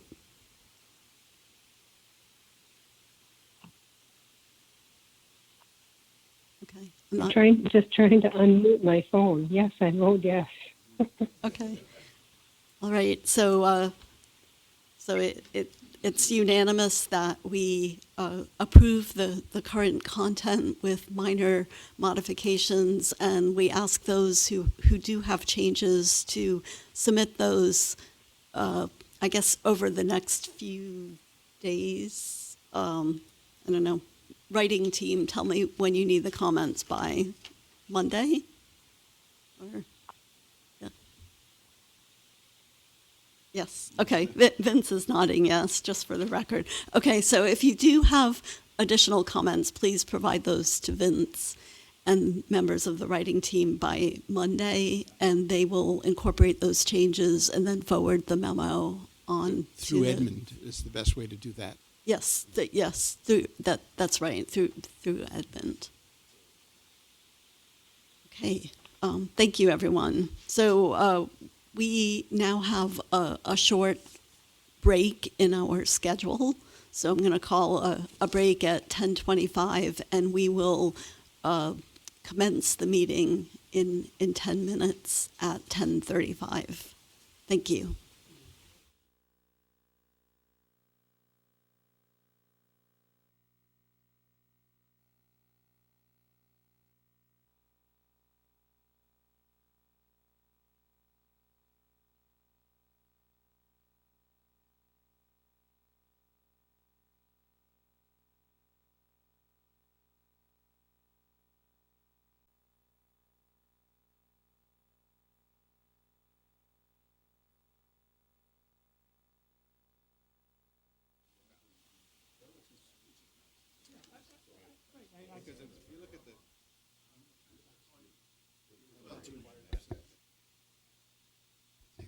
Okay, we're going to resume our meeting. I'm here still. Okay, so the next item on the agenda is for the Delta ISB members to provide updates and also for us to discuss various activities that the board is involved in. So the first activity we'll hear about is the science needs assessment, and I believe that Jay or Steve will report out on that.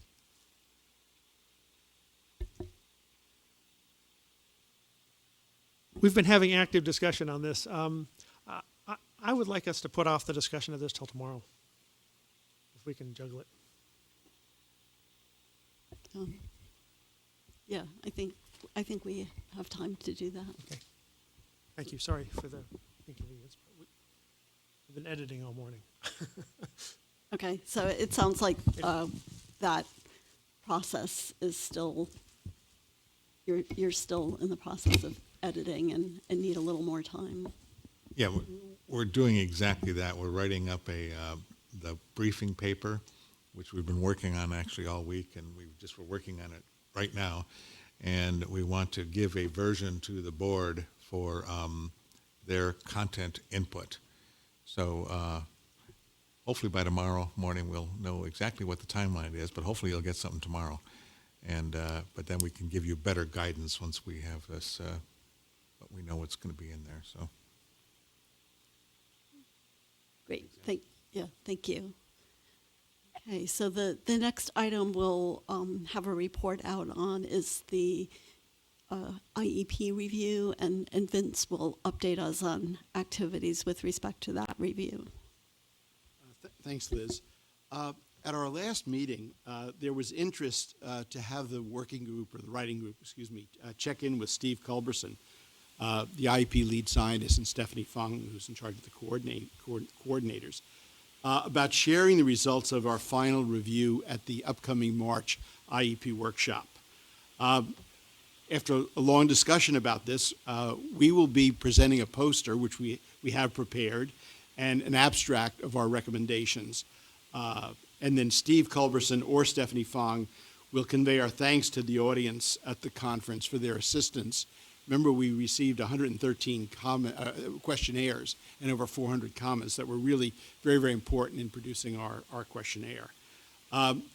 Perhaps more important outcome is that in either June or July, we will be invited to meet with the directors to have more significant input. When we met, we announced in January, when we met before, there was really very strong interest that we come back and that we discuss with them about implementing our recommendations. So I think this is very, very positive. Now, I know Dick, Tracy, and I will be going to the IEP meeting, and we will coordinate about getting the poster up and being there at the right times to discuss with people coming back. If anybody wants to see the poster, we'll gladly share it with them. We have a good draft of it. I know we're going to talk about the MER tomorrow, but I'd like to just bring a couple of points that are, the IEP was so closely related to what we're doing with the Monitoring Enterprise Review. Remember, tomorrow morning, Mark Nelitz is coming in, and the working group at 1 o'clock this morning got our interim report 3, which is still a draft form, and a lot of the things are to be taken fairly loosely. But this is going to be a very, very important meeting for all of us tomorrow, and especially as we get ready for Component 2. Component 2, remember, is the analysis that we're doing, and we've got several documents that are useful. John wrote really a philosophical piece about how we should go about looking at Component 2. Steve did a draft outline of how we could prepare the report. We have a list of over 80 people that we may interview that we're going to draw from, some of which have already been spoken to us. So, we're really ready to gear up from that. We have a questionnaire. We're not sure what we're going to do with it. We did get comments, and it's in working form based on, we'll look at ESSA and see how we can modify that if it's going to be good. The content of report 1 is final, and 2 and 3 will be released together. The 2 is an interim report, but there's more comments. And I do want to add that I've started things that are emerging that are clear recommendations. You know, I think that's almost a kind of a good way to organize is do at least the draft of the recommendations. So we're starting on those. We have one that's done and is being kind of looked at by some of the agency people just in terms of, is this feasible? Because it was one off the top of my head. So that's just an update on that. But tomorrow is going to be really quite important for everybody. And the writing group is actually meeting this afternoon with Mark Nellitz.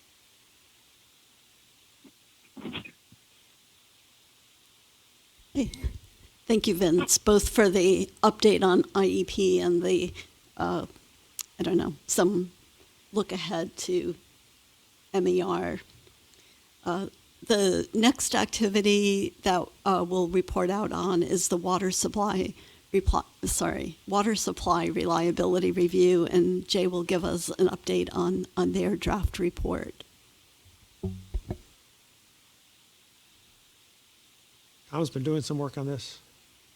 Joe's been thinking about doing some work about this. Jay's been feeling guilty about not working on this. Tom, do you have something? And we're going to talk about it more tomorrow.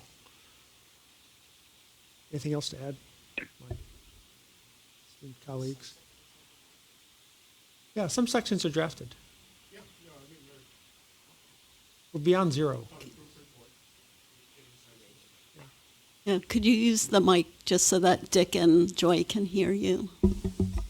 Yeah, obviously the people involved are busy people, and so the writing is excuse me, the writing is a challenge. But I mean, we're getting sections done, and we're getting interaction over the sections that are done. It's actually challenging from the perspective. The report is challenging from the perspective that we've got a lot of community input, yet the subject matter is a technical one, and how far you go outside the community comments is something that I think we're going to have to resolve as we get closer to a comprehensive report. Great. Good to hear that there's progress. I think for all of us and all of our reports, the writing stage is always a challenging part of the process. Before we go on to the next review, I was wondering if either Dick or Joy had any comments on the activities that have been reported out so far. I do not. Liz, I do have one additional comment. If you've been reading Maven's reports, they don't call it water reliability, but there's a lot of emphasis with our new governor on basically water reliability. They call it other things, conservation, resilience, so that I think the report is really going to be germane to a very hot political topic. So maybe we need to find a social scientist, Jay. If we haven't made the water resilience portfolio available, I don't know if we sent that out, but I would encourage you all to look at that because that is the current effort to all around water supply and use. Yes, it is a draft, and they're seeking comments. All right, the next activity is the ecosystems review, and Steve, do you want to report out on that? Yeah, I'll start. We met on Tuesday and had another discussion of steps forward, and I think we actually took a step forward. We have in various ways have written quite a bit already. You know, I think there's one component that has 20-some pages to it, and we had a large literature review done for us by Madison. John's put together stuff. I wrote 5 pages that no one's seen yet, And what we decided to do on Tuesday was to a couple of things. One is we realized that the ecosystem amendment to the Delta Plan has some different terminology and thinking about invasives and non-native. So we want to update all of our stuff to make sure we include that latest version of the ecosystem amendment in that. And Madison has agreed to write a paragraph or two about that for us. And then we kind of did an outline of how we were going to compile the various pieces together, and we set up a timeline. So we want to have a complete draft of everything we've done by, I think it was near the end of February, and then get that to individual board members for their input. We give them about a 10-day turnaround so that by the March meeting, we would have a document that could be fully discussed and get out to the public as part of the material for the March meeting. That's kind of, I think, where we're at. John? Yeah, I think you're right. Joy? Well, You have any? I'm sorry that I haven't been. I'm just sorry that I haven't been able to focus much in the last few weeks. Okay, so I think that's where we're at, and I think we're definitely moving forward. So our deadline is to get this completed and done by May. That's our ultimate deadline, to have the final done by May. Thank you, Steve. So I'll just open the floor to the members of the board. Any questions on any of the ongoing activities, questions or comments?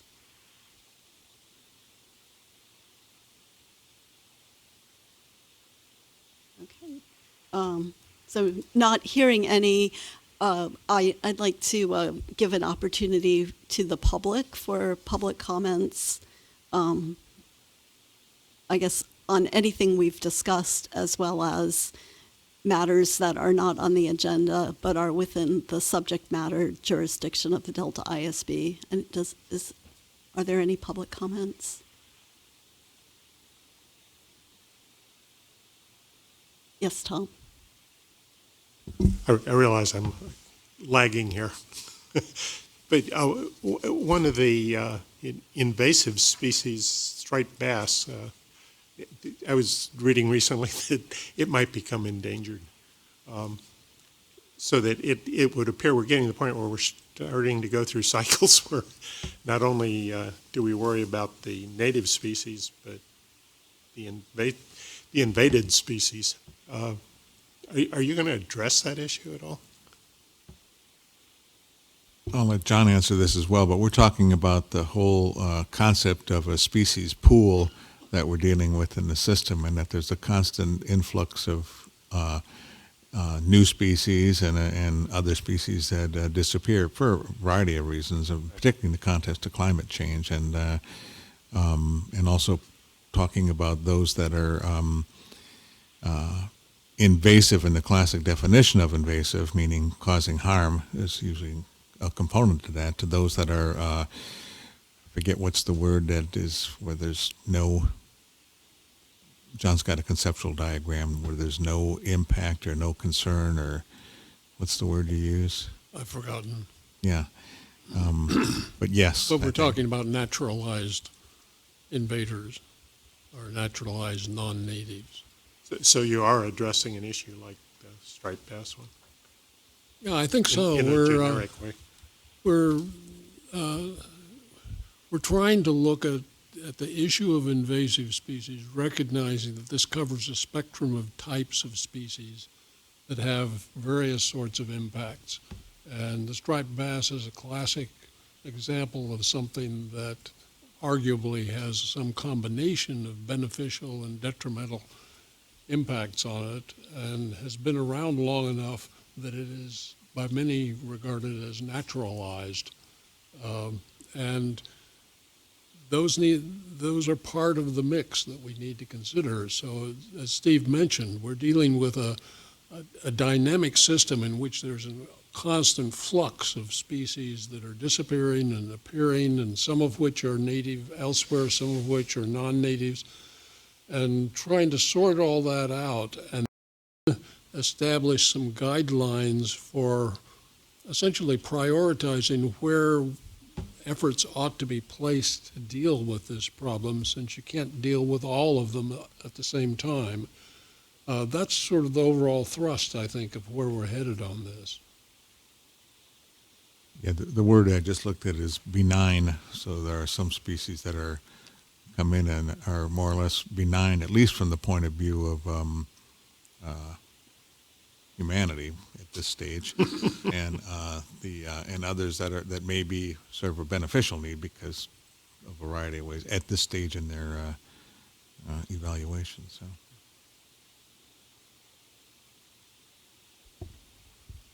Okay, thank you, everyone. So we're next going to move into our closed session to discuss personnel matters. Before we do that, I just wanted to mention that a member of the board, Jay Lund, has a conflict and will be recusing himself from the discussion of the Delta lead scientist since he's one of the applicants. So he's now left the meeting, and we'll call him back into the meeting when that agenda item is over. So at this point, we'll enter closed session to discuss the appointment of the Delta lead scientist. As background information, the U.S. Geological Survey and Delta Stewardship Council are in the process of recruiting the next Delta lead scientist.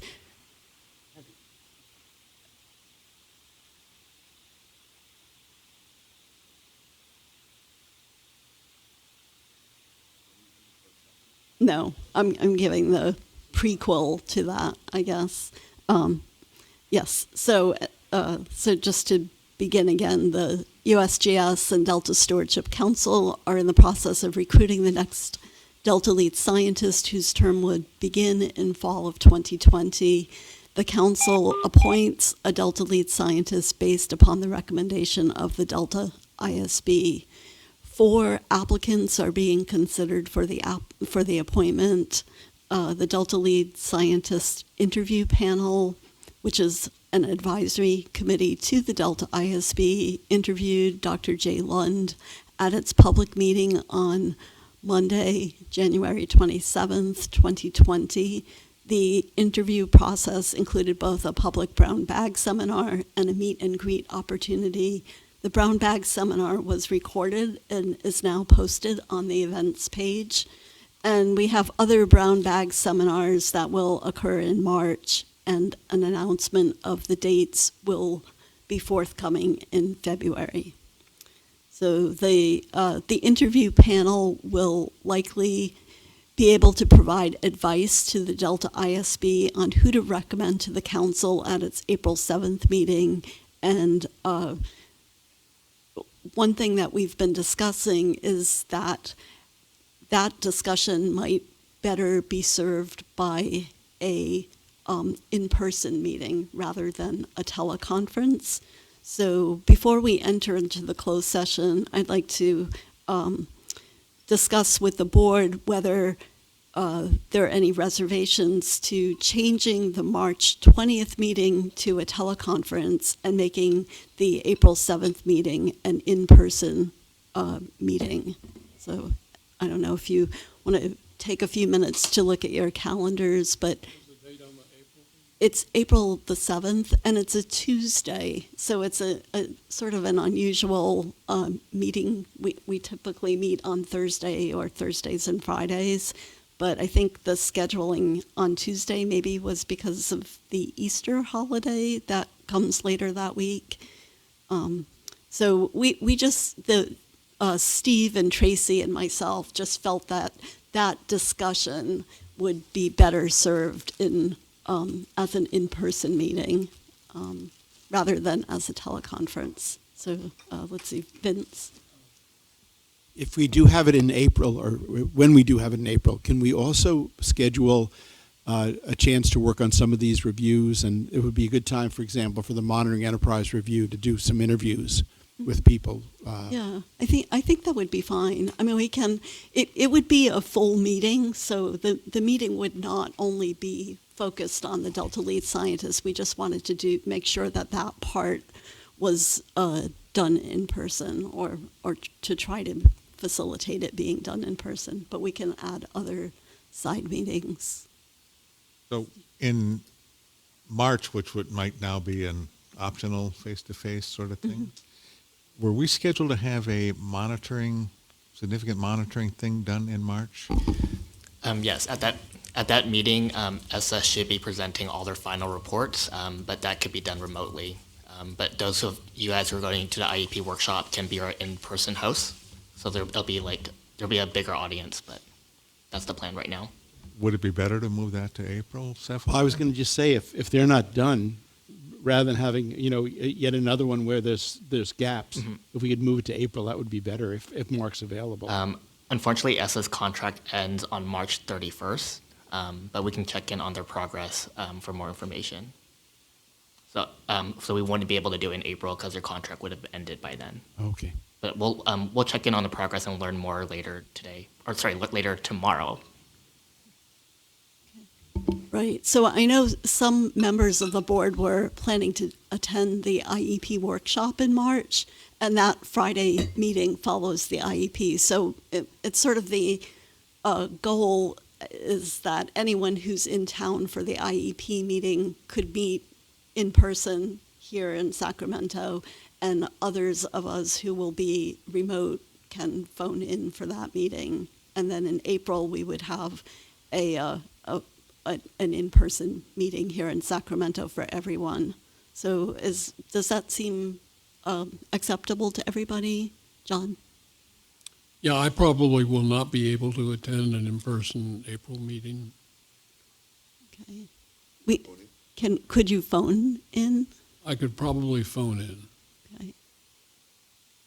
And Joy and Dick, I don't know if are you following this conversation? Are you able to be here in person for the April 7th meeting, or participate by phone?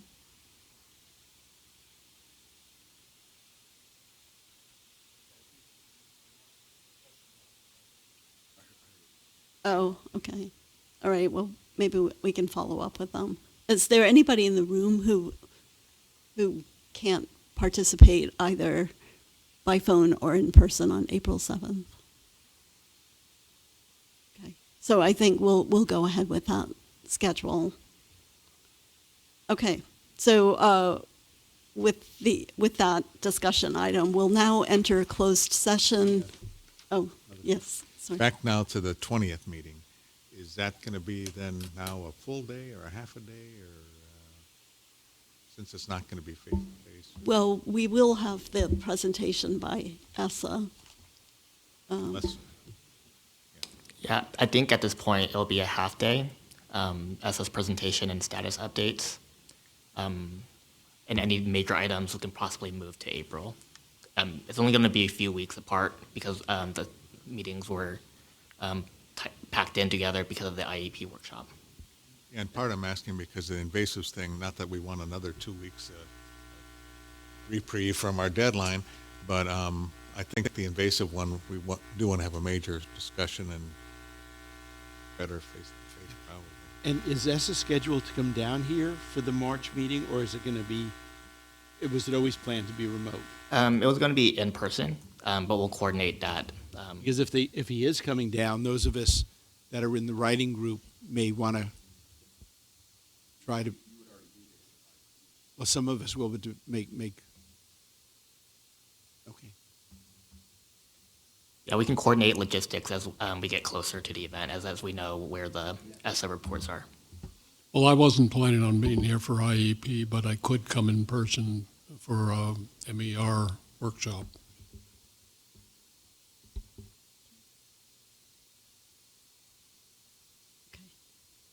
All right, thank you. thank you for your flexibility. I think actually it serves the search process much better. Our timeline is to, be able to present to the board on that April timeframe with the idea that we would then make a recommendation to the Stewardship Council at their meeting, which is scheduled for April 30th and May 1st. So that will help keep things on schedule. Okay. So at this point, we're going to enter closed session to discuss the matter of appointing a Delta lead scientist, including progress and status of the search. The closed session is authorized under Government Code Section 11126A1, and we're officially in closed session. Thank you.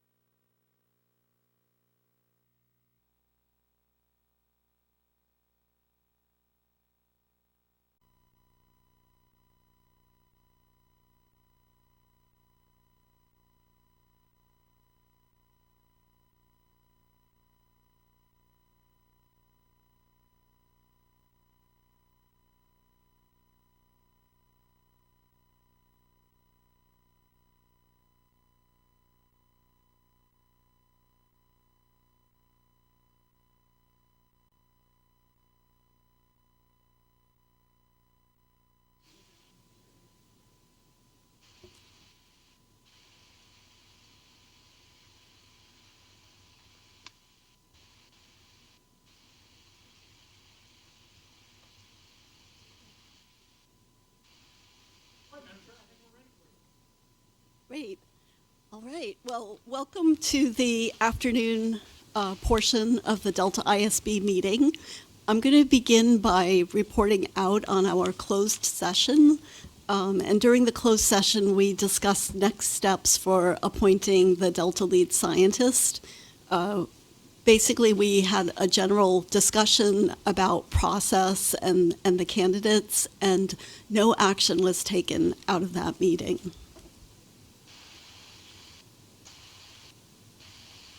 All right. Sorry, actually. So the next thing we're going to do is to move into this afternoon's panel discussion. Before we do that, though, I wanted to invite Cheryl Patel to the microphone to introduce herself. Cheryl is going to be moving into the position of the fellow, I guess the California Sea Grant Fellow that supports the Delta ISB work, and she'll be joining us in April, but we wanted to give her an opportunity to introduce herself today. Hi, thank you, Liz. Like she said, my name is Cheryl Patel. I'm going to be joining the team and taking over Madison's position, and I'm really excited to, one, get to know you all more and also work with your projects and see how I can help and learn a lot more about the Delta and the estuary. Thank you. Thank you, Cheryl. We look forward to having you on board. Thanks. Okay. So this afternoon, we have a very interesting and exciting session. We'll be hosting a panel discussion, which will reflect on the white paper that the Delta ISB has written on the topic of ecology during rapid environmental change. Richard Norgard, a member of the board who's not here physically but is participating remotely, has been heading this effort.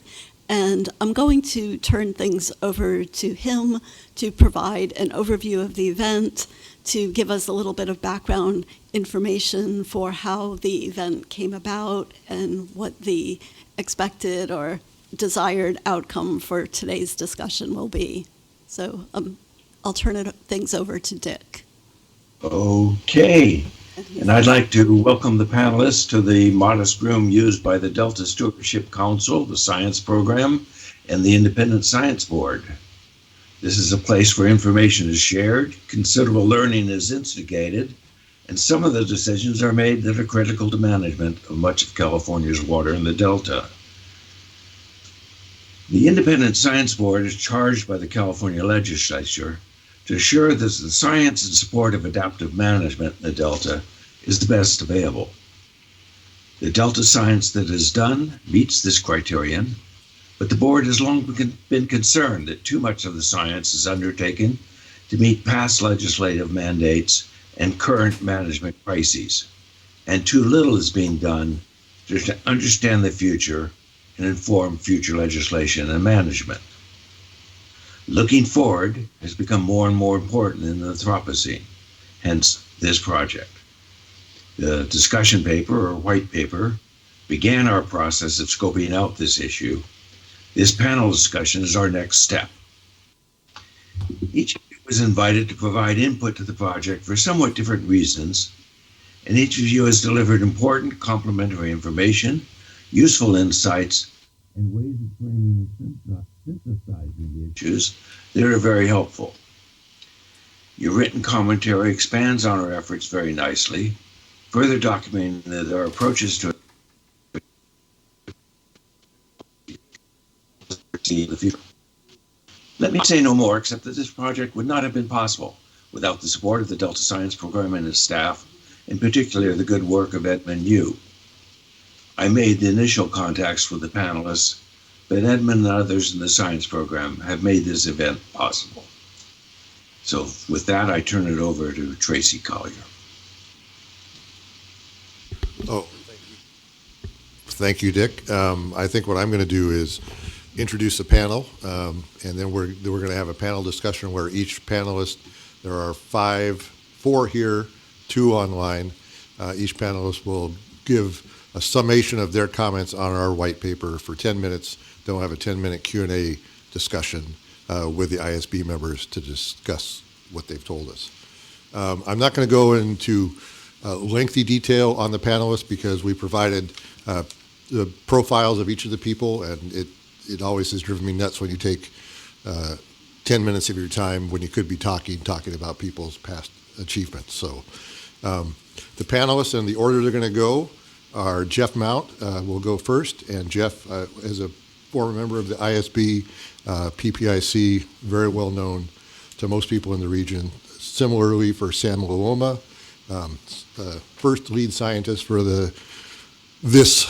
what this entity has become from many years ago, not so many years ago, but a few years ago. And next we'll hear from Margaret Palmer, and Dr. Palmer is at the University of Maryland, College Park, director of the National Socio-Environmental Synthesis Center. And actually, Margaret, I'm going to be meeting with you in a meeting in Seattle on a project I'm working on in the end of February, so I'll look forward to seeing you in person. Tessa Hill will also be joining us remotely. She's a professor and Chancellor's Fellow at UC Davis in the Department of Earth and Planetary Sciences. Carrie Capel is here in person, and she will be, sorry, I'm looking through things right now because I actually thought Dick was going to do this part, but she's a research scientist and senior fellow at NCEAS at UC Santa Barbara, the National Center for Ecological Analysis and Synthesis. And then Melanie Harsh will be the final speaker.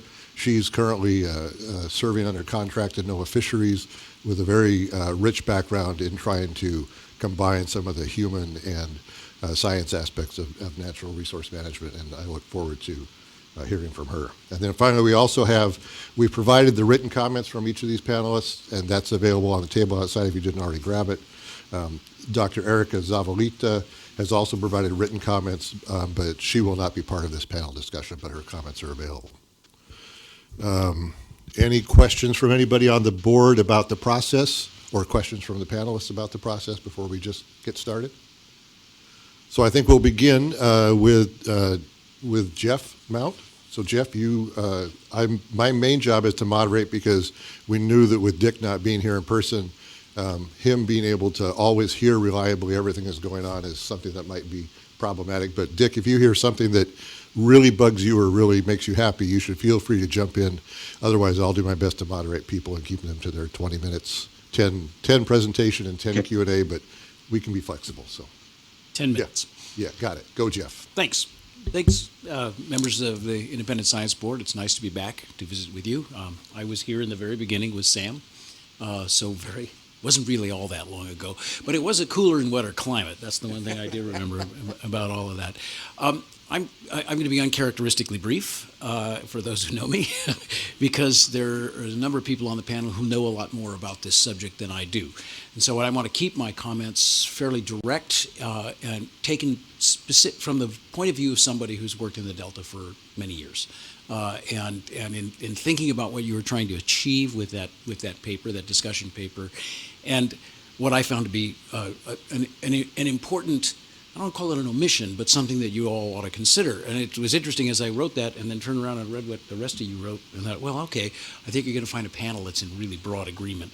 And it was delightful. And so, again, thanks.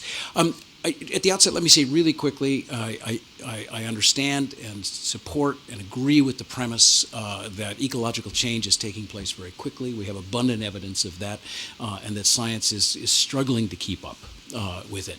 And not just the science is struggling to keep up with it, but the management is struggling to keep up with it as well, and the science that therefore informs the management. And, I remind you, one of the things that's kind of missing in it is to remember, and I simplified this some years ago, you really can break it down to about 5 stressors, and that 5 general stressors in this system, which is altered water quality, which we're seeing now in spades today, harmful algal blooms showing up, and we have no idea what the heck is going on. That's an example of one of those pressures. Obviously, fishery management, the way we run our hatcheries and the way we run our harvests. Of course, the big deal is flow alteration that everybody focuses on through management, and then this magnificent array of invasive species, and then finally the physical habitat loss and alteration. And the emphasis on global irreversible change tends to overemphasize that, I think, when I was reading what you guys had, and not fully appreciate that these 5 factors are happening within the Delta as well and are driving change. And again, I would argue you need to consider that as well. But what I wanted to get to, and again, and this will be echoed by what others will say here, is to think about the reality on the ground of what happens when we tell people what to do with science. And I am the #1 offender on what I'm going to say. When I was on the Independent Science Board, we got out our finger and we wagged it at the agency scientists all the time. You bad people, you need to do better science. And then we'd tell them what better science we have to do, and then we'd go away. And I considered us very much like cowbirds. You all know the cowbird. It goes and lays its egg in somebody else's nest and allows somebody to raise that chick, usually to the detriment of their own chicks. And we tended to do that. You are not doing that so much these days, which is great to see, but we're all still cowbirds. So you have to be very careful that what you're doing here is describing something and then telling people to go away and do it. And let me give you one of the real big constraints that I see, and working at PPIC these last 5 years has been really eye-opening for me. And that it's easy for us to tell people what to do and how to do it. And in this preemptive ecology, we could explain to them, here's the best way to do it. It could be scenario testing, or it could be the various things you've talked about, horizon scanning, resilience ecology, all that stuff, and we tell them what to do. But in reality, it's very hard for them to do it. And we need to remember that the vast majority of resources today invested in science, and I include that broadly, science and monitoring, are really focused on meeting the immediate emergency. And those immediate emergencies are driven largely by the Clean Water Act, the Port of Cologne Act, the Federal Endangered Species Act, the State Endangered Species Act, our water rights system here in California. All of those are backward-looking. They are not forward-looking. That's why, tongue-in-cheek, I referred to crime scene science. Basically, Johnny Moore was the one who said that, your successor, and called a lot of what we do crime scene science. We go in, we identify the crime, we find what happened, we identify the criminal, and we hope to rehabilitate the criminal. We don't spend our time thinking about preventing the next crime. But crime scene science is necessary, and it drives most of the expenditures. So if you are the Water Resources Control Board, Department of Water Resources, California Fish and Wildlife, Bureau of Reclamation, the federal fisheries agencies, this group, this body that's delivering science, and now we tell you, you need to start looking forward, and you need to start planning for forward. How will I do that? Especially because the disincentives from these laws that I just described are very large. And I don't just mean human resources and money. I mean, you still have to adhere to the law. And on the Endangered Species Act, this is a big deal because it's It's our emergency room, and it takes up all the light and all the money and all the time, and you need only look at what's going on recently. So what I would encourage you, again, this is my intention here is to be brief, I encourage you to think about, because we think about this a lot at where I work now at PPIC, is how one would do that. And of course, the way one does that, you're going to hear this again and again, is you have somebody other than scientists in the room when you're doing that. Jay Lund and I have worked for years together on a variety of projects, and our work was so wonderfully informed by people like lawyers. Having lawyers in the room, Buzz Thompson, for example, and Brian Gray, two outstanding lawyers on water, changed the way we thought about science and how you would actually apply science, because they would say to us, well, that would be nice if you could do it within the law, but you can't do that within the law.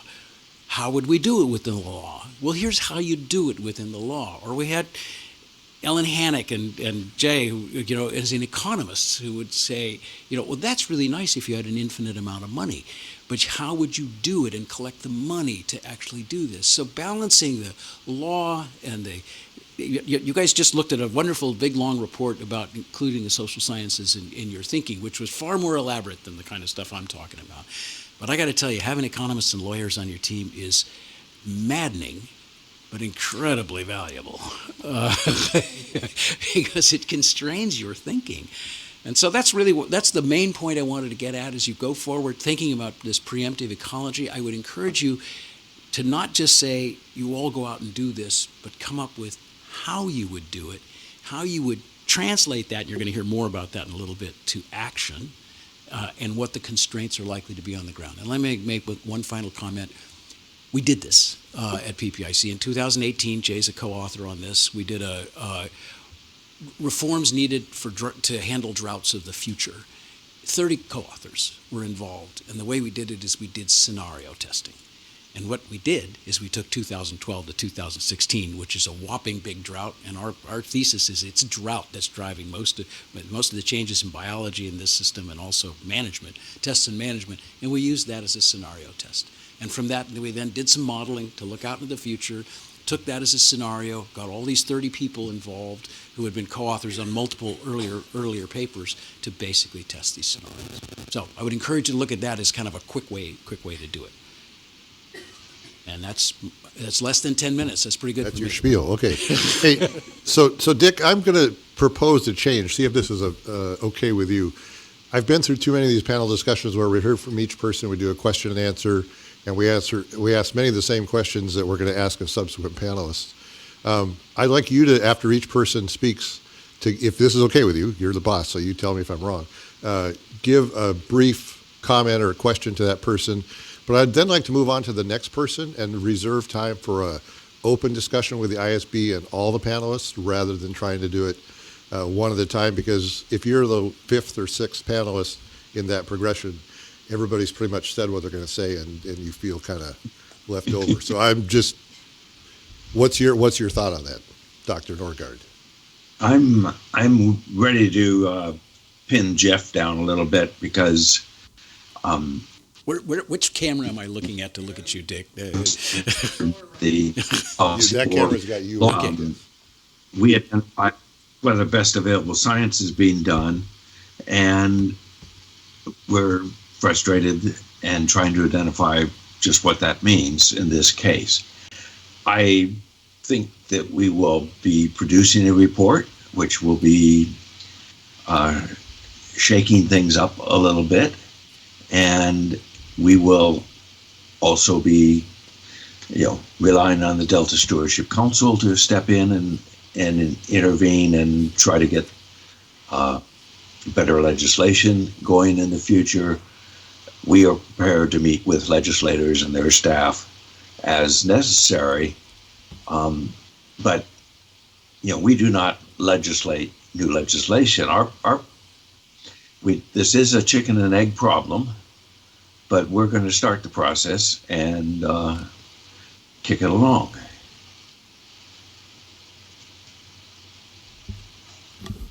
So I think what I'll do is I'll ask if any ISB members have fairly high-level points they want to make. I really don't want us to get way down in the weeds with Jeff. We do have time at the end for an overall large panel discussion. But again, I fear that we end up spending too much time rehashing the same points.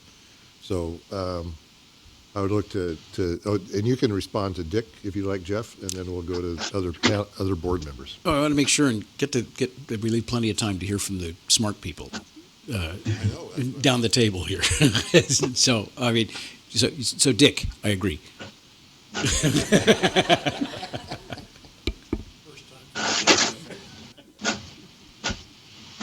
Are there any burning questions from ISB members, or can we move on to Dr. Luloma? So Sam, you're up. Well, like Jeff said, I roughly agree with most of what is in this report. I think you have to not be paying attention to what's been going around in our world to disagree with the fact that it seems like change might be coming at an accelerating rate. It's quite obviously a time when we see a greater frequency of extremes than we've seen before. Heat spikes and unprecedented winds combined together in the late summer have created some horrific wildfires in the last few years. They have caused the collapse, and then I should say the failure of Delta smelt populations in years when there's enough water you'd think that they should have succeeded, at least they have in years past. Those things are just some examples.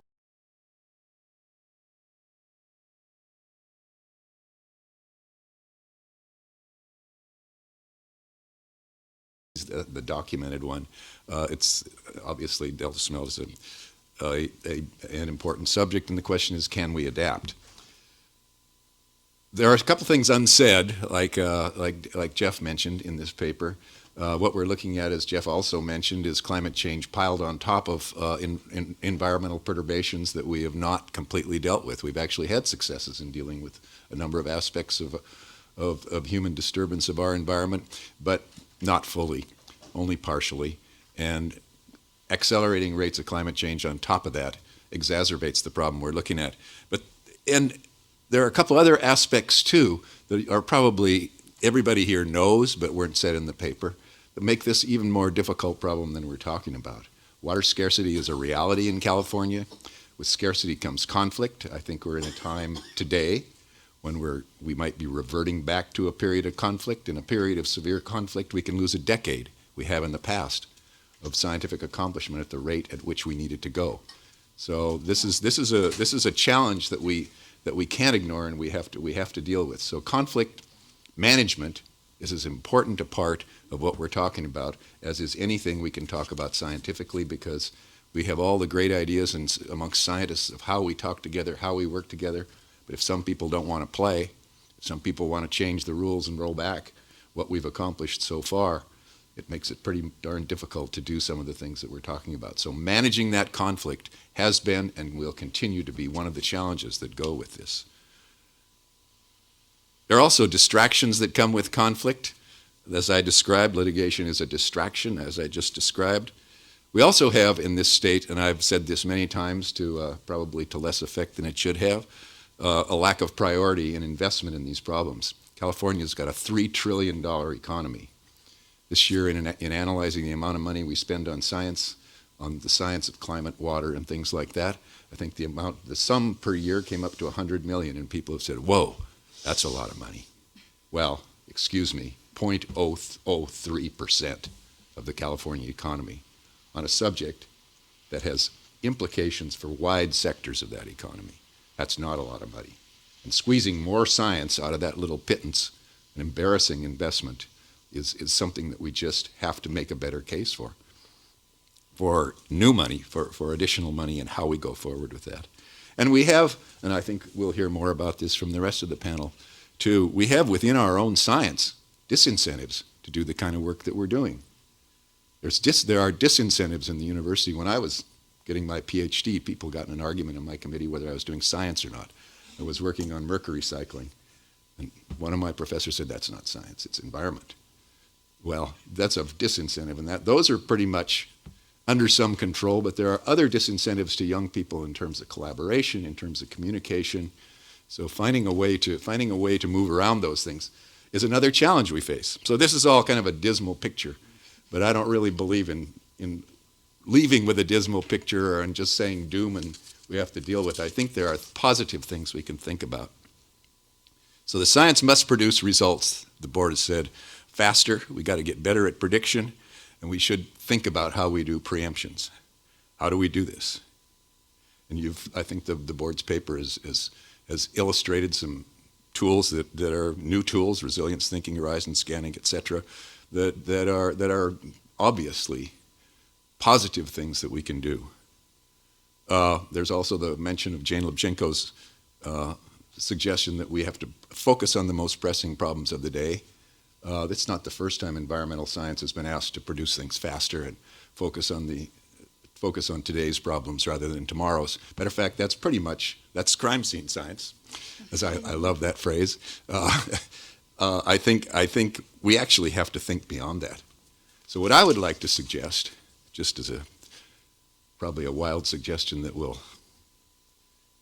who knows what will happen, but I suggest that the board think about following this up with a call for an addition to the science program of something called Science for the Future. The way and the board thinks big. The board has to think big, I think, here. The way we get something worthwhile is we think big, and we think a new program. Science for the Future, what would that include? It doesn't include blowing up what we've done so far. In fact, we have dabbled in many of the aspects of new ideas already in California over the years, one at a time here and there, but there's no unified program that puts them all together, largely a lack of resources. There's no unified program that puts them together. A program like this could be a banner under which we continue what we're doing in terms of crime scene science and documentation of change. I think the IEP has done an incredible job here. Even, it's got strengths and it's got weaknesses, but we have a really good system of keeping track of what we do. We can improve it, but it's still in place and has been for a long time. Those things need to continue, but we need to expand in areas that I wrote about in my paper. First of all, you talk about the difficulty of predicting the future, the difficulty of doing replication in environments that are changing, etc. Well, that all assumes that you don't understand the mechanisms that underlie how change happens. We have underinvested tremendously in mechanistic science. At the beginning of CalFed, when we did have, in 2000, when we did have a big pulse of money that we could spend on science, some of that went into mechanistic science, and we're still leaning on a lot of that. We're still leveraging that to grow that understanding. But this needs a rapid expansion, because if we're going to understand how change is occurring and how it should occur and how we predict it in the future, we have to understand the mechanisms that drive that change. If we want to predict into the future, we have to understand when we see these mechanisms coming. We've seen thresholds and tipping points here. The pelagic organism decline is one you all cited, but you didn't cite Jim Cloran's 2010 paper where we saw a regime change in the fisheries in the bay, and that occurred as a result of a change in the Pacific Decadal Oscillation in the ocean. Mechanistic understanding, observe the tipping point, understand what drove it, and probably can predict when that's going to happen again. It was a natural thing, but it is the example of how mechanistic understanding can lead us. So a pillar of our science program and of our Science for the Future has to be more investment in mechanistic understanding. I don't know which one of you all wrote the go slow, go fast. Yeah, I think that's I really like that phrase. But that builds the underpinning from which fast reaction can happen. Also, I think there are a couple other kinds of, the Science for the Future first should include prediction and preemption, as we talked about, a science for that. But there's another thing that we've done in recent years that we've kind of are beginning to dabble in that's been pretty successful, I think, and that's adaptive management experiments. And I cited some in my paper. We've done a few of these. They include pre-experiment modeling, multi-institutional collaboration in the experiment and which we realize we have to do now. It takes a village to do an experiment like this. It takes everybody on board, including the regulatory agencies and everyone else. Monitoring, assessment, interpretation, and translation to policy makers. I think we've got a couple examples, and again, they're in my paper, of how we've done this successfully. This should be another leg of our, doesn't have to be in the science program, but it should be another leg of our science community effort, equal to crime scene science, mechanistic science, and documenting change. Again, I think the other thing that we really need more than anything else is collaboration. Collaboration not only among disciplines, which we're getting pretty good at, but collaboration among institutions. Because the most important thing we have to do here is build trust among the people that are in conflict. And trust comes from working together. That's the only, you're never going to completely solve that problem. We never will, because we've got interest groups that differ widely on how they view the world. But we have to keep working on building trust, even in times of the most significant conflict. And then that part of that science program has to be communicating science. And I think there are lots of good ideas in the papers that we've seen so far about ways to do that. I completely agree with Jeff. Communication, you don't, as Williams Ruckelshaus once said, you don't deliver science like a pizza with any success. That it has to, communication happens from planning on up through every step in the process collaboratively. So I think that pretty much sums up my suggestion. But again, an important science for this, an idea is to put forward a program, science for the future. It should be a big program. It should significantly expand our investment in science. I can talk more specifics about that if you want some guesses. And the final thing I'd like to say is Christiana Figueras in her interview at the World Economic Forum last week talked about the importance of stubborn optimism. Rather than being dismal, she talked about how the Paris Accords happened because they were stubbornly optimistic that they could get this done. They had a vision for the future, and they kept that vision in mind as they talked with each other that this could be accomplished. I think we need an element of that here more than we've had in the past. Well, thank you, Sam, and this reminds all of us why you were probably the first lead scientist in the region. Thank you very much. Dick, do you have an overarching comment or response that you want to throw in? I think it's really important that the program at least start fairly separate, that we really can't ask the existing scientists to drastically change how they do their research. They've been hired, they've been trained, they've been, their careers are their careers, and we need to do all that stuff. And so I think Sam is right that we need to do it on top of the existing program or on the side of the existing program. And whether the Delta Science Program is the right place, I guess I would agree, but others may not.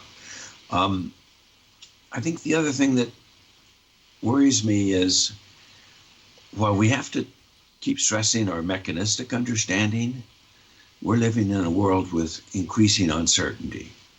And to have mechanistic understanding of all the possible futures that can unfold in the next decade and 3 decades and 10 decades is just highly improbable in my mind. So somehow we have to sort out whether the key things that we have to understand mechanistically or the broader things that we need to understand mechanistically.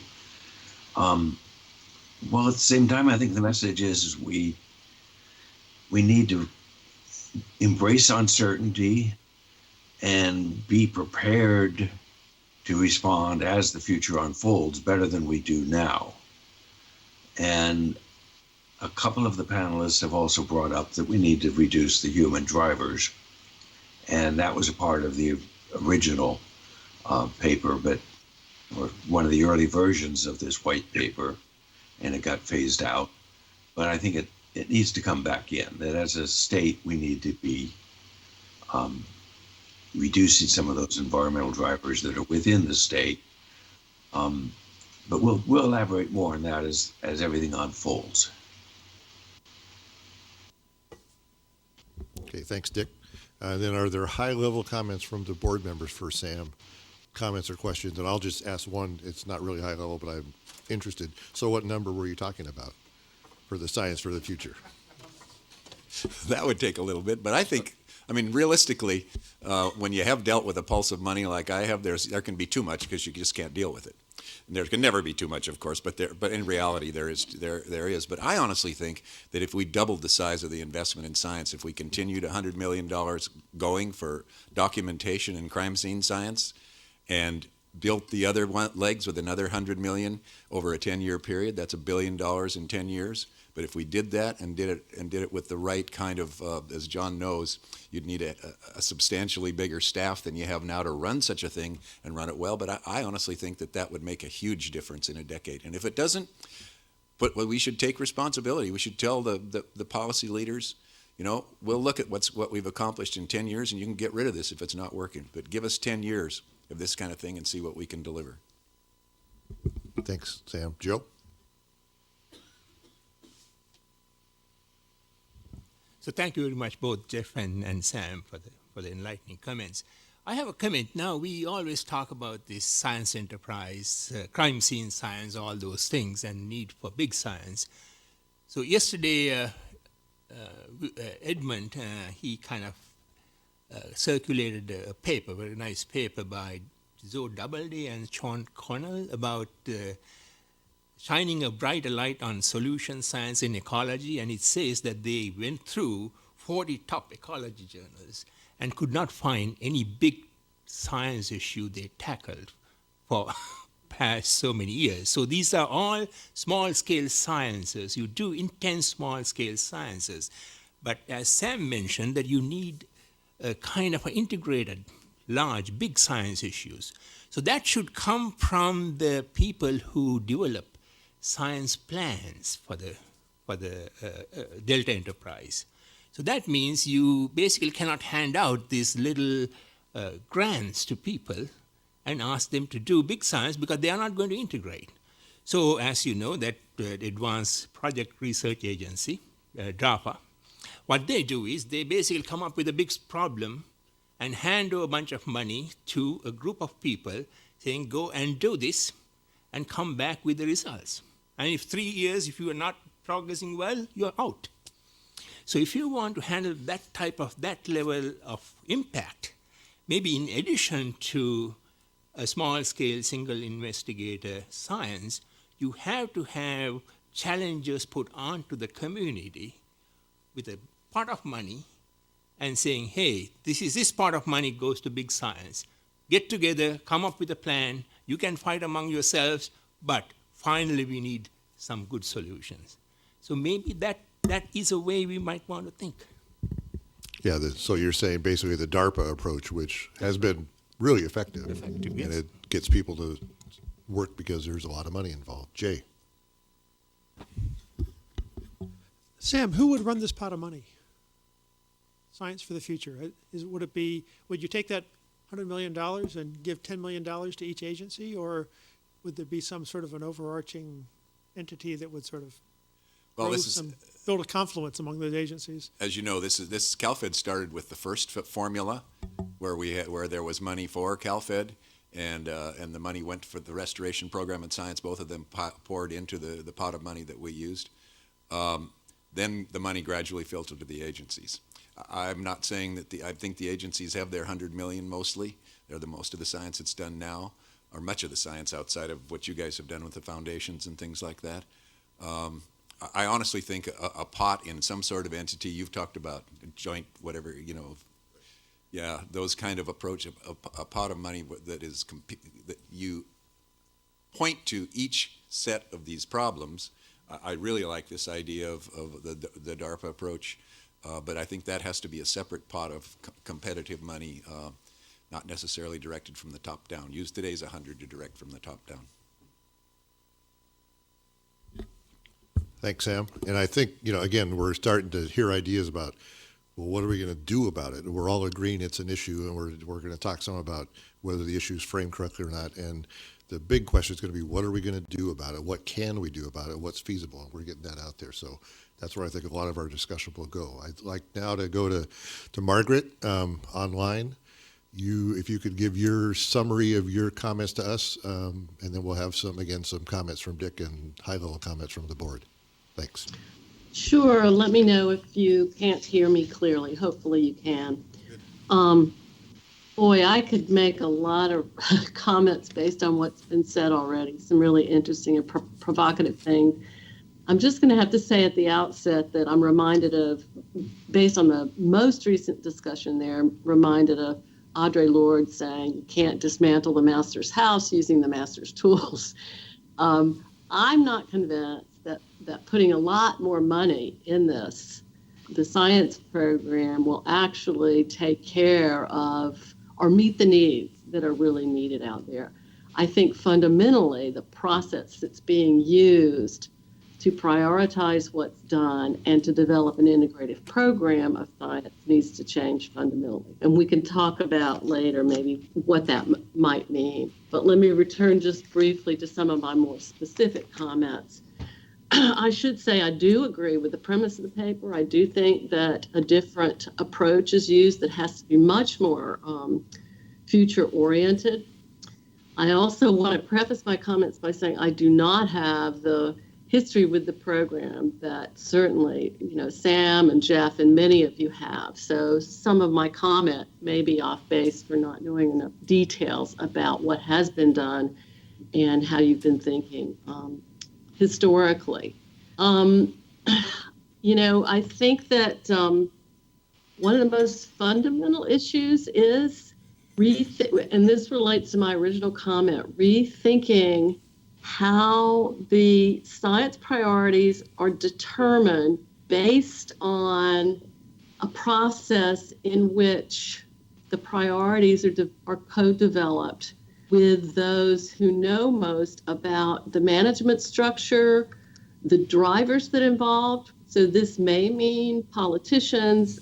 This certainly, links to some extent, I think, up to what Jeff talked about. Without having others in the room that really understand or what the needs are that can actually be implemented, what's possible and what's not, I think scientists all too often produce information that's not incredibly useful. I would agree with the last comment that we probably won't ever be able to get at all the mechanisms, and that's unrealistic because I think the needs are going to change and the drivers are going to change. I also think that many of those drivers require really integrating the social and the biophysical feedbacks and how science can help untangle those. Where are the levers? And so a co-development of a conceptual model of where you are now and where you might move forward using a highly diverse group, not just a bunch of scholars. Don't just bring social science scholars in and environmental ones, but also those who are in a position to maybe make something happen and could talk more about what are the constraints and what kind of information is most useful. And I'm talking really specifics here with respect to some of the things you've been studying. One of the hard parts, I think, of doing that will be figuring out which are real constraints and which actually are conceived as constraints. So someone mentioned talking about actually focusing on what drivers need to be relaxed and being honest about that. I agree. I think what the science group can do if they recommend different approaches and produce different kinds of science is to say what the impact of those constraints has on the usability of that particular scientific recommendation. Okay, now to get a little more specifically at some of the points I made, my goal was actually, since you asked for our input on science, was to point more specifically to some of the methods that are being used to try and develop plans. So mine's very focused on plans, science plans, that better reflect the fact that, as Dick said, there's so much uncertainty there. Continuing to focus on predictive models and predictive relationships is being increasingly recognized as extremely limited. So different approaches are now being used. The classic example of working to do better and better and better jobs at predicting things would be what IPCC does. Well, that's fine. So is temperature in this region going to change by 1.2 degrees, by 1.3 degrees, et cetera? That doesn't really help how to deal with that problem. dealing with the problem is a very, very different issue than getting quantitative relationships, predicting, and understanding all the mechanisms that are involved. You mentioned in your report, and it's been brought up several times, that there are a variety of ways to develop a science plan that's more future-oriented. Things like, as you mentioned, envisioning preferred futures, horizon scanning, etc. These, I think, are very useful, and I think it's worth potentially working with someone who's an expert in this area if they're combined, which they usually are, with engaging those who have the ability to make some of the changes that the science can better inform. I've already talked about when I mentioned the IPCC. This is a way of, that's an example of when we have not seen a movement from a bottom-up approach to a very different kind of approach. And one of the concerns I have had about making bold statements about what's going on in the Bay Delta region or any part of the world is the extent to which we really have the attribution science out there to distinctly and with some certainty link, for example, frequency of droughts or intensity to something else like climate change. I think it's far too, attribution science is a pretty new field, really, relative to trying to look at patterns. And I think if you're going to go that route and try and look at, for example, climate change, you probably need to bring some people in that are familiar with attribution science. Another approach that's increasingly, that actually has intrigued me is this idea of decision scaling, which is a very different way to think. Again, it is not based on trying to exactly predict what is going to happen in the future or to increase certainty around your guesses or your estimations. Rather, it's really more focused on looking at what are those thresholds or those bounds that are absolutely unacceptable in the particular setting, in this case in the Delta region. And actually considering that from a variety of different perspectives. And, at the very outset, Jeff mentioned what some of those problems are with respect to habitat, fishery, water quality, etc. Consider mapping each of those separately in terms of what kinds of things are acceptable and what are not. That can then be framed in terms of more generalized climate change models and other types of models to see where there's some essentially overlap over what kinds of things could be acceptable and which things are actually risk with uncertain probabilities that really people worry about the most. Okay, let's see what else. The other comment I guess I'll make just briefly is I wasn't entirely convinced about the text in the document on reference systems and reference sites. I think that idea has changed really dramatically, certainly as Joy knows, among the restoration community it has. The need to find a reference site, I think, is particularly in the Delta system, is untenable. I think it's more about what futures are acceptable to the people, to the decision makers, and what science can provide to help with that. How is success conceived by people in the region and by those that have the power to try and implement some changes based on science? So it's a different kind of approach. Certainly history and traditional reference site type conceptualizations can help form if certain desired futures are possible, but I don't think that they are necessarily what you can use to base success or failure on. Rather, what's more important is to consider if a certain action is taken, what are the likely or potential trajectories, and there may be a lot of the system, and then consider where one might be along those trajectory paths when the management is actually implemented. So I guess, to just sort of sum some of my approaches, some of my thinking on this that I wanted to conclude with is that this really, I agree with the last comment, this really is about science planning. It's about a new model. I don't think funding individual grants is a particularly good way to approach this.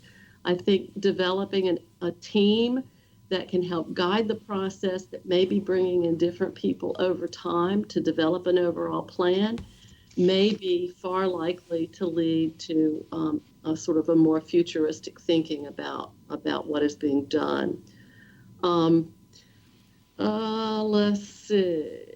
I think that's about all I have to say. I do agree with some of the points made by the others, and then I think some I disagree with. So thank you. Thank you, Margaret. Dick, do you have comments or questions for Margaret directly? She's packed a lot in that short statement, and I find myself in agreement.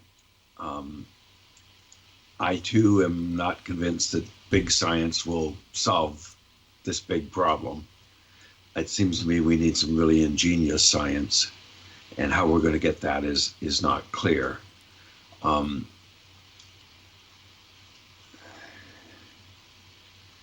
I need to dig into some of the methods you identified that we didn't identify in the paper and try to understand them better, and haven't been able to do that. So that was what I was hoping I was going to be able to do when you came on the scene. Our minor reference to reference environments that hadn't changed. I think we can adjust that. I find myself generally in agreement with Margaret. So I think one of the things we'll do in our general panel discussion is maybe try to pry some more details from Margaret out of her brain into some of these things she's talking to us about. For one thing, I talk a little bit more about a socio-ecological or socio-environmental approach that I think is very different than this idea of thinking about just biophysical science. I think we're going to hear a lot about that as the day goes on. So from the board in general, any high-level comments, questions for Margaret? Joy, go ahead. That's a good way to get my attention. Thanks. Joy has. I think you're on mute, Joy.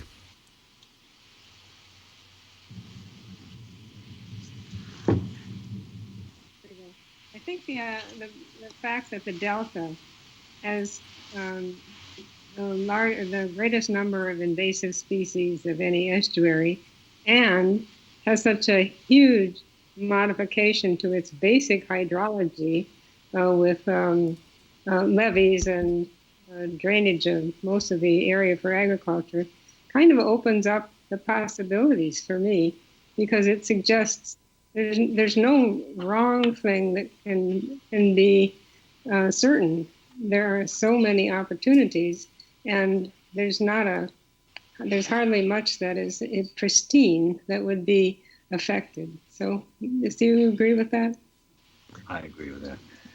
Yeah, I certainly do agree with that. And I think, again, it's unrealistic to even think about what's best biophysically. It has to be socio-biophysically or socio-environmentally, and really some methods for really looking at what's acceptable and what's not in a socio-environmental context is what's needed. It's not easy, but it's the only realistic thing.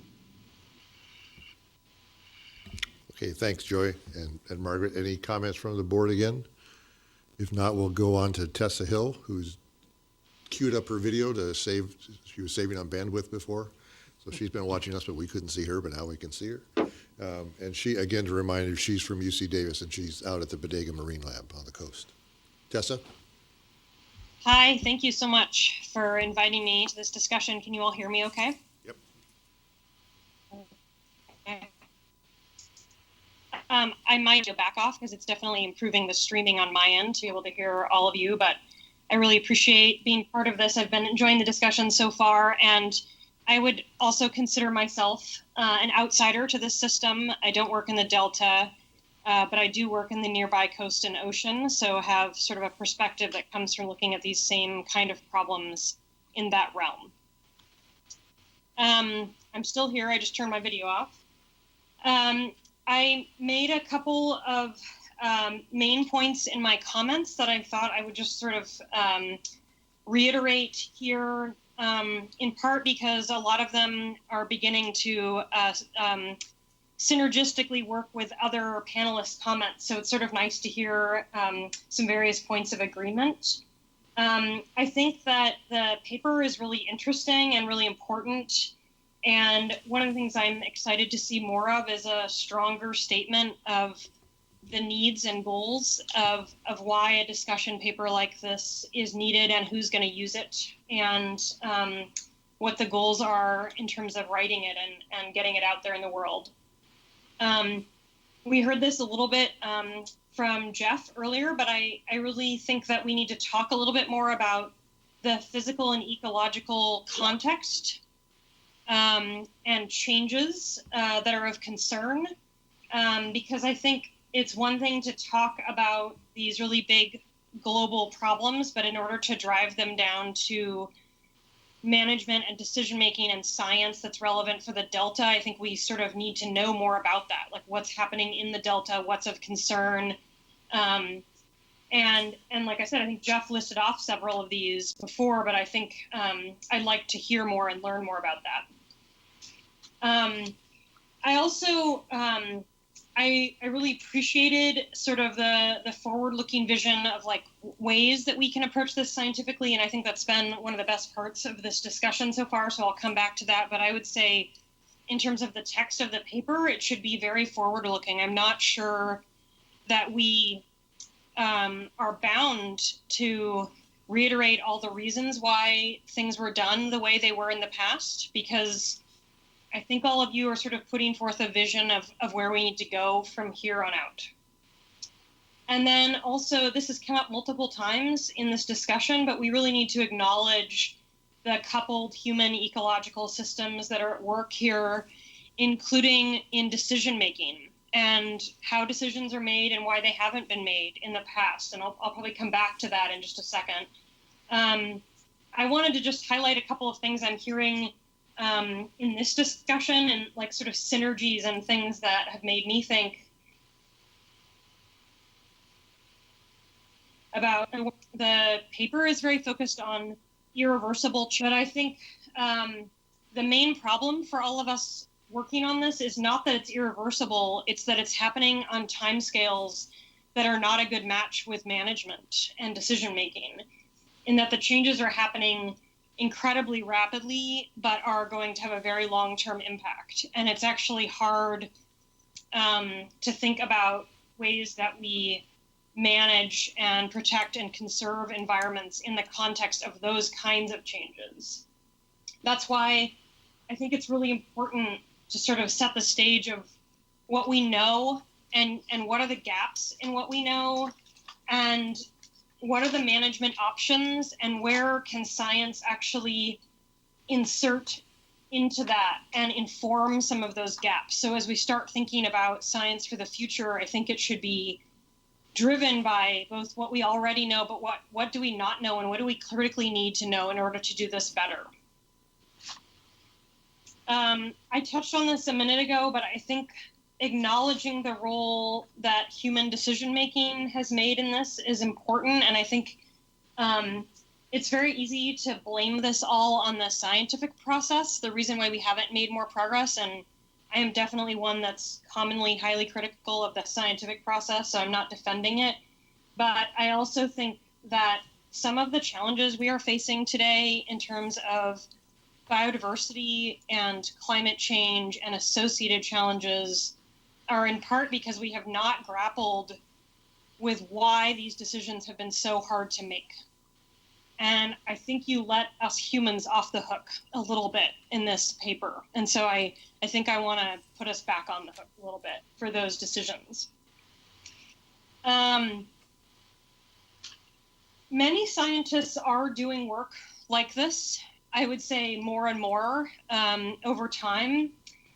That doesn't mean that they're trained to give advice, which is something that's referenced in this document. And so I think we need to separate out whether we're asking scientists to do management relevant work or whether we're asking scientists to sort of cross a boundary and actually guide change. And I think those are two different asks. And it's okay if we're asking those, but we need to be clear on what we're asking for.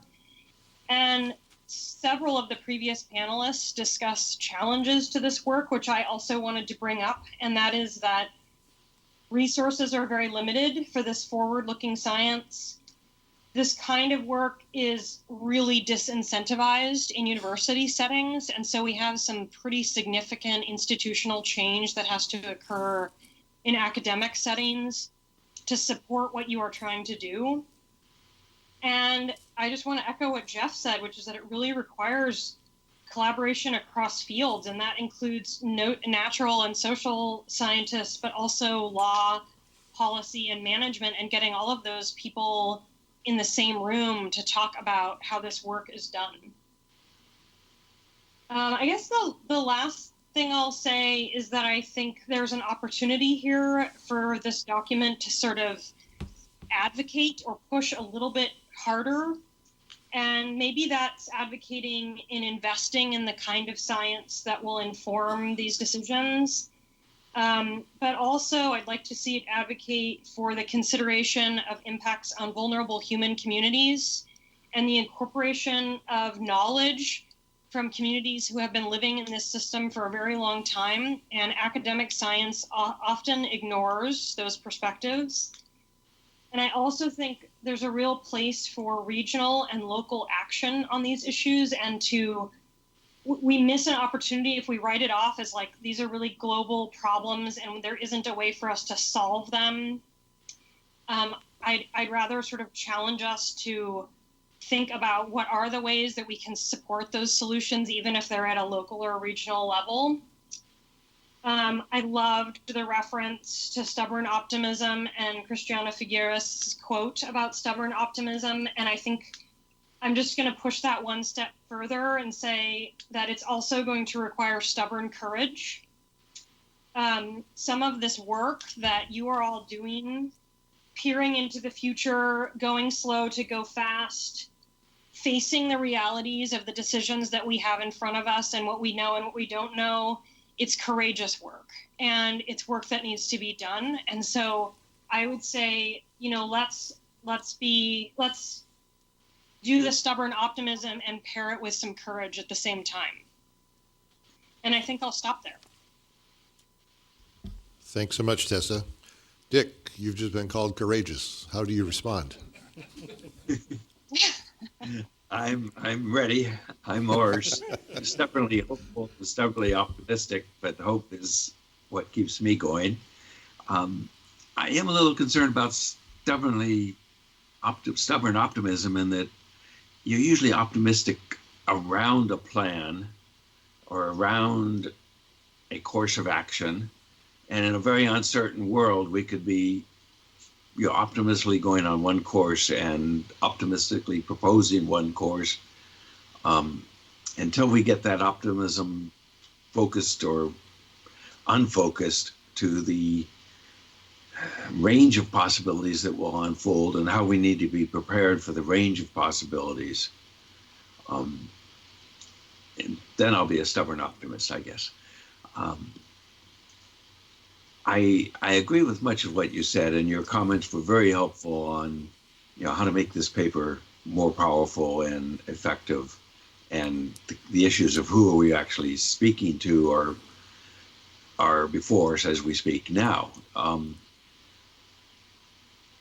Both you and Margaret are putting this in a bigger picture and beyond the Delta, and I think we just have to be hopeful, optimistic, I guess, that this work will be a part of a process in which other people are contributing in other ways to move the whole system. I like your point about it really needs to be worked out with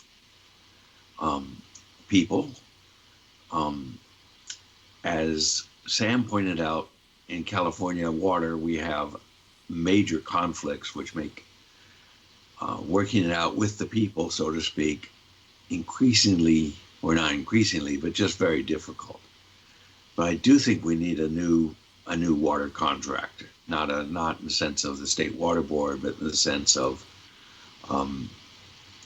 how do we collectively integrate science with our water expectations. I think we'll have to come back to that, but yeah, many important things unfolding here. Thanks, Dick. For those of you who saw Jay's seminar that he gave here on Monday, I would say he was stubbornly optimistic that we can get beyond brutal incrementalism. So that was the two conflicting things that he had going. Members of the board, high-level thoughts, comments for Tessa. And you all have been called courageous as well, so please speak up.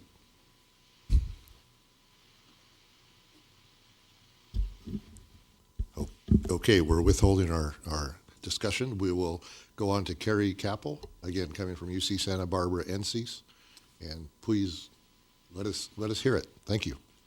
Great, thank you, Terry. Thanks to the members of the panel for inviting me. It's really an honor to speak with you and to be part of this esteemed panel and to have the chance to, in some way, contribute to the management of the Delta and its important resources and to comment on the really important issues that you raise. As Terry noted, I'm based at NCEAS, the National Center for Ecological Analysis and Synthesis, which is a really special place for collaborative research. It's really focused on informing solutions that will allow people and nature to thrive. And I've been there since 2006, so I sort of grew up in the place as a scientist, applying that collaborative interdisciplinary approach to questions related to marine and coastal ecosystem-based management and increasingly to social ecological system science.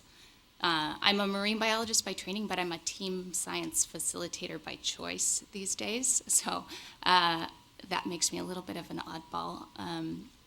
But from that vantage point, I've been giving a lot of thought lately to what kinds of systems and practices can help allow teams to come together and can accelerate the production, communication, and application of scientific results.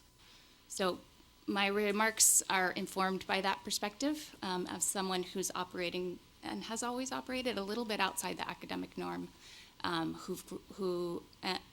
from my own fascination with how this process of how diverse groups come together. I'm also really personally motivated these days by this recognition that I am feeling that so many of our societal systems are fundamentally broken, and I am interested in systems change and how it happens. I really feel motivated by the idea that if you keep doing what you're doing, you're going to keep getting what you get. And what we've got right now doesn't look too good to me. So, like the other panelists, I largely agree with the premises of the discussion paper. We are living in a time of increasingly rapid ecological and environmental change. It's often outside the scope of regional control, yet layered upon the cumulative impacts of pretty dramatic historical changes in all of our systems. And it's driving transformations that may be difficult, if not impossible, to reverse. So that obviously presents some fundamental challenges to everybody, not just to scientists, to the people who depend on those ecosystems, the people who study them, and the managers who are charged with stewarding them. And so I'm really grateful that you all had the courage to raise those issues, and I hope that our input helps galvanize action.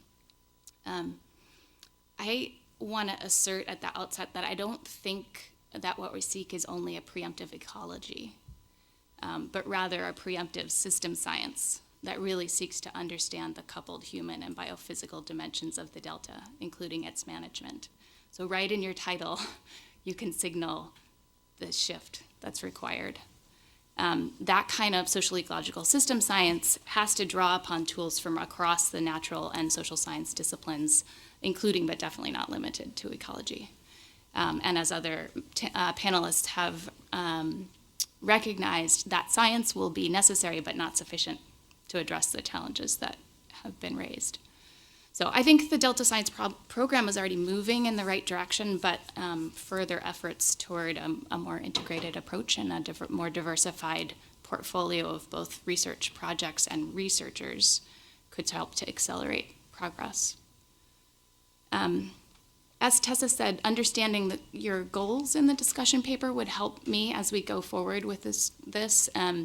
There are a lot of different potential implications for both policy reforms, for management reforms and strategies that have been raised before, and also for how we shape the research agenda and the practice of research.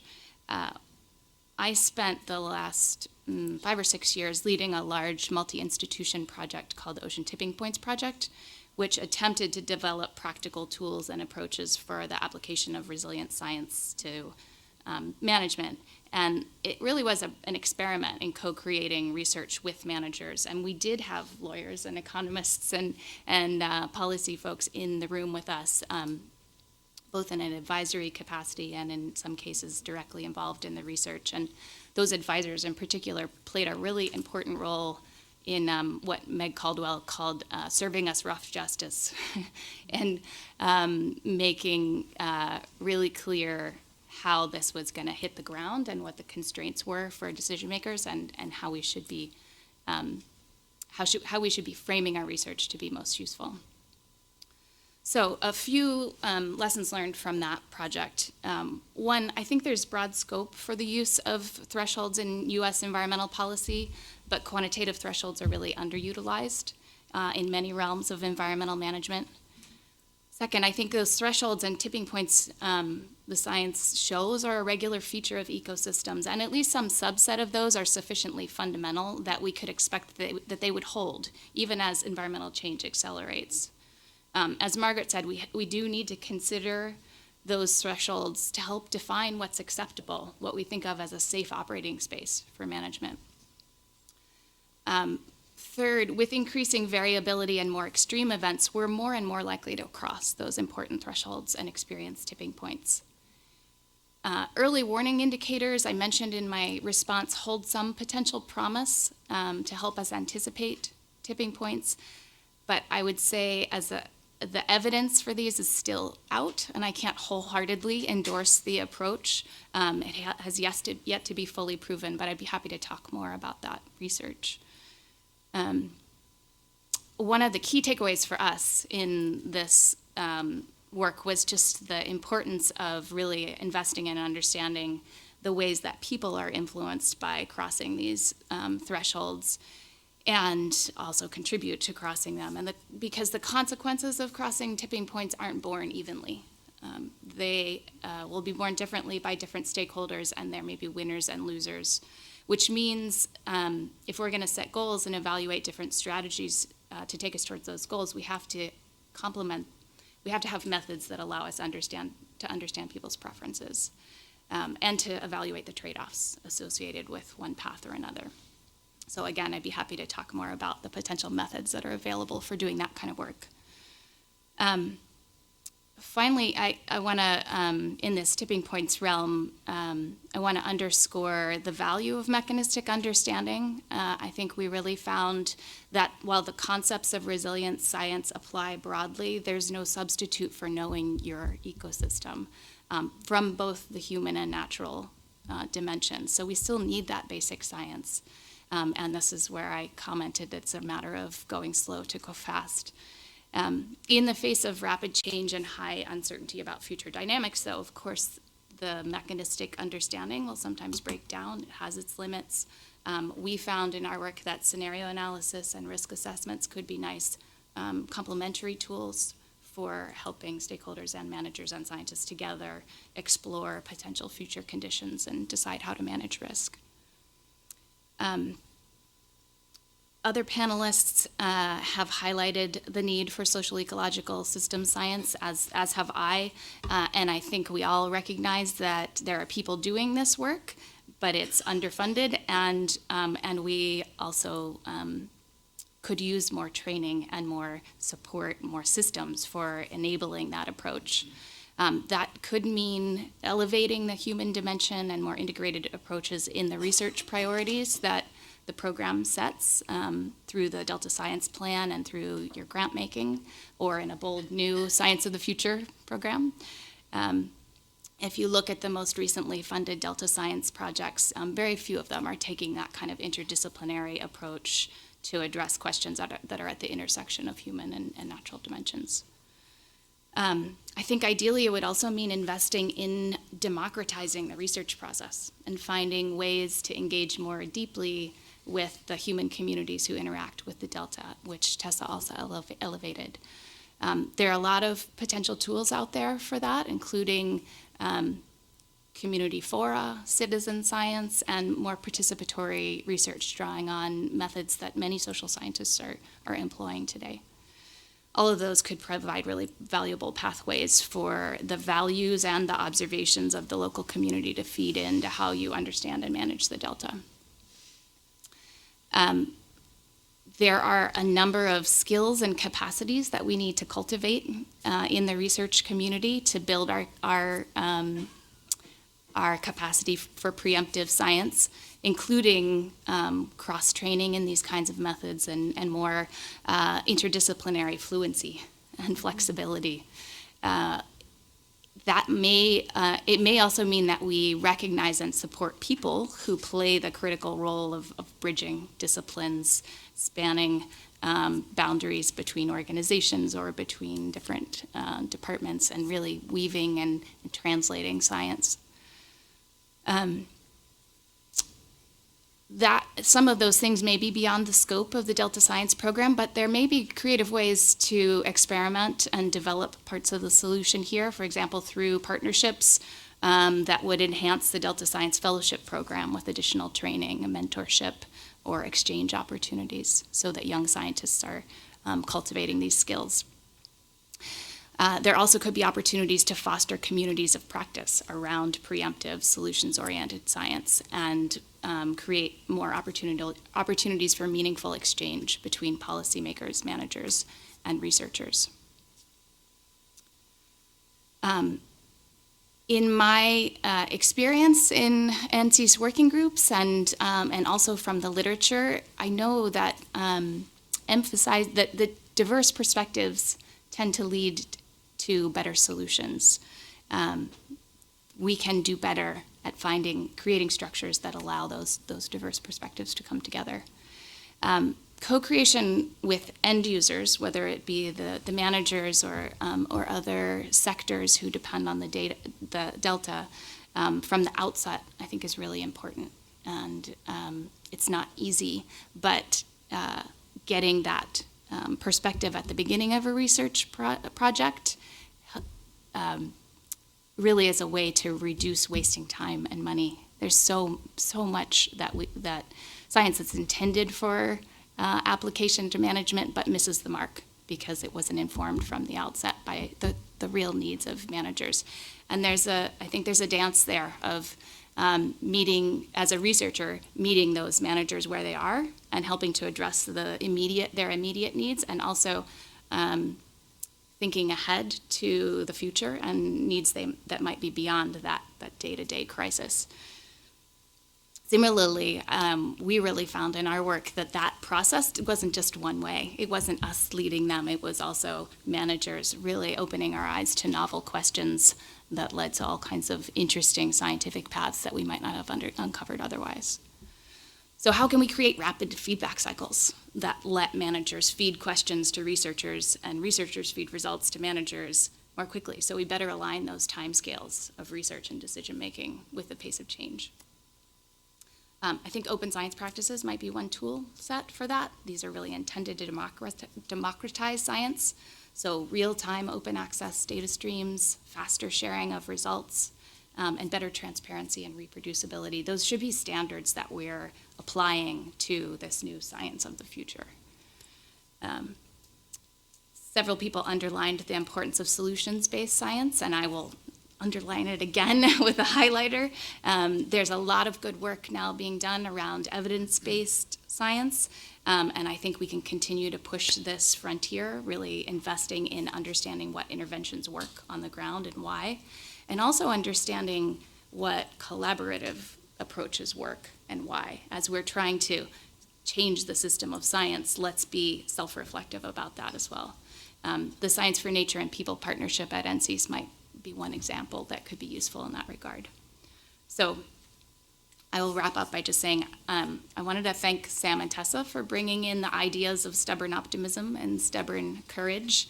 And in answer to Dick's comment that we don't want to be so stubbornly optimistic that we just hew to one single path, I'd say, yes, let's be courageous and bold and experiment.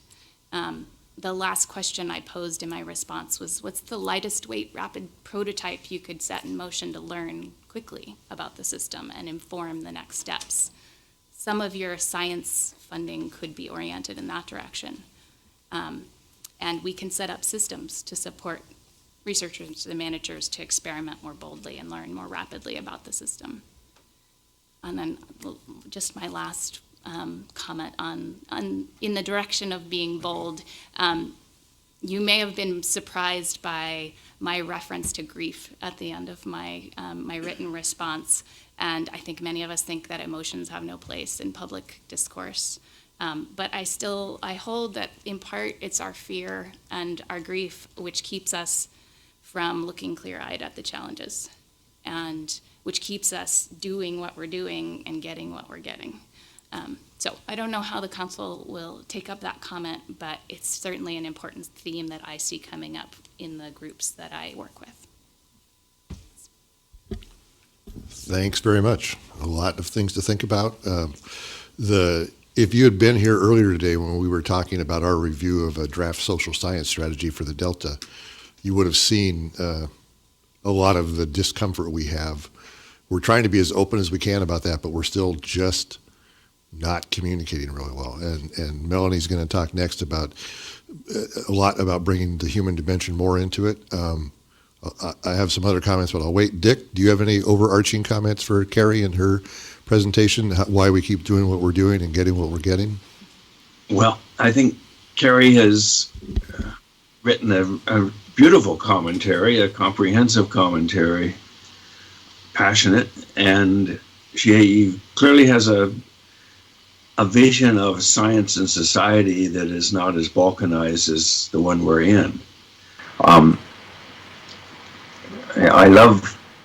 lot of I guess I've co-authored with John Drysick, who does Discursive Democracy, which is very much rethinking the role of science and how science needs to be a part of everybody's life to the extent it can be. And our exclusionary process has resulted in the science deniers we have to some extent.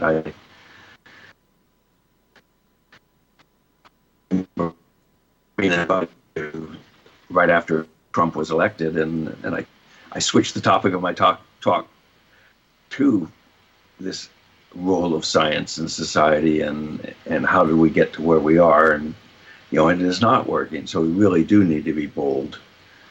I don't know. I think you write so beautifully. We need you on the final writing team. Thanks, Dick. Board members, any, again, fairly high-level comments? I think we're going to need you, if we do develop this Science of the Future team, we're going to need somebody to help us figure out how to put the team together so that it works. So, Sam, you're going to need some help on that. So I'm just letting you know ahead of time. So our last presentation discussion is from Melanie Harsh, currently working with NOAA Fisheries, and she's going to, I think you've got some slides, right? I do. Yeah, great. For us to talk this long without PowerPoint, it's the opposite for us, so. I have to say that the PowerPoint slide is there for necessity, not for desire. So the idea of bringing technology was fairly terrifying today, but you'll see why at the end. These slides are at the beginning are more placeholders to get to the end, which is the more interactive part. And I'll just say that thanks to everybody so far for speaking. I've really enjoyed, and I've got some really good points, and I think some of the things I'll say will feed into some of the things you've said, some won't. And what I'm going to be sharing is quite different from what everyone else has done. It is more, I would say, bigger picture science, but I think it has applications to the board. Let's see how this goes. So I got from the discussion paper a couple of different points. One is this idea of being proactive versus reactive, right? We are reactive right now. We're reacting to what we're seeing, what we're observing, the data we're bringing in. That's not quite working because it's bringing into tipping points. That was one of the things that was brought up early on in the discussion paper, is observing a tipping point and being like, oh no, it's too late, we can't do anything about it. Or it's going to be really costly to do anything about it. And if we can go from reacting to observing changes and trying to fix it, to being proactive and trying to put things in place before we observe the changes, is more cost effective. There's less cost on the humans, there's less frustration by humans, and there's less need to actually try to convince them that what we're doing is needed. That's kind of where I'm coming from and what I'm bringing forward. So proactive management, pros, small changes, they can build up over time. We can reduce potentially or avoid infrastructure damage and the damage to ecosystem functioning, which I have to state, I haven't heard yet, and I expect to hear. I really believe we need to focus on preserving ecosystem functioning, making sure that Delta keeps providing the needs of the environment and the people in the area. Not so much about the plants and animals in there. I think right now, worldwide, we really need to think about ecosystem functioning. That's important. Again, ability to cope, adaptation, all those different things. The challenge, I think, is how do we go about that? How do we get to be proactive or preemptive or whatever word, right? That's one of the reasons we're here and we're discussing about. We don't quite know what the best plan is, what's the best framework. That's why we're here. I think all of these ideas are good. Excuse me, I need some water. I'm quite excited about it. I'd say some ideas are more effective than others. I've done horizon scanning. I find them extremely ineffective, except for if you're looking to tell the next generation scientists what some good research ideas are. That's what I found of them. But I'd like to propose another idea for a framework. So my framework would be that is data-centered. And this was mentioned earlier today, right? We need the basic science. We need to know what's going on. We need it to be relevant to here, right? We need to know about the species, the ecosystem functioning, the water, the hydrology. We need that here. We need that data. We need ecological theory. This goes into the mechanisms that we were talking about, right? We need to know more about mechanisms. What is driving changes? How can we actually describe these mechanisms in a way that's useful? And I'll show you what I mean by that in a little bit. And then flexible. When we're doing science and we're trying to be proactive, it takes time and effort. I've done quite a bit of modeling, and I can say it can take a year, 2, 3 years to develop some sort of new model, right? NCs brings in these great workshops to get great experts together to develop new models to deal with emerging science. It's not quick. So we need flexibility so that we can adapt what we've already developed into new areas, new challenges, new questions. The last thing I would say my framework, just as a bare minimum, is it needs to be able to identify novel outcomes. We don't just want to project what we know. Okay, we don't want to build upon what we've observed and project forward. We're great at this. We're really great at this.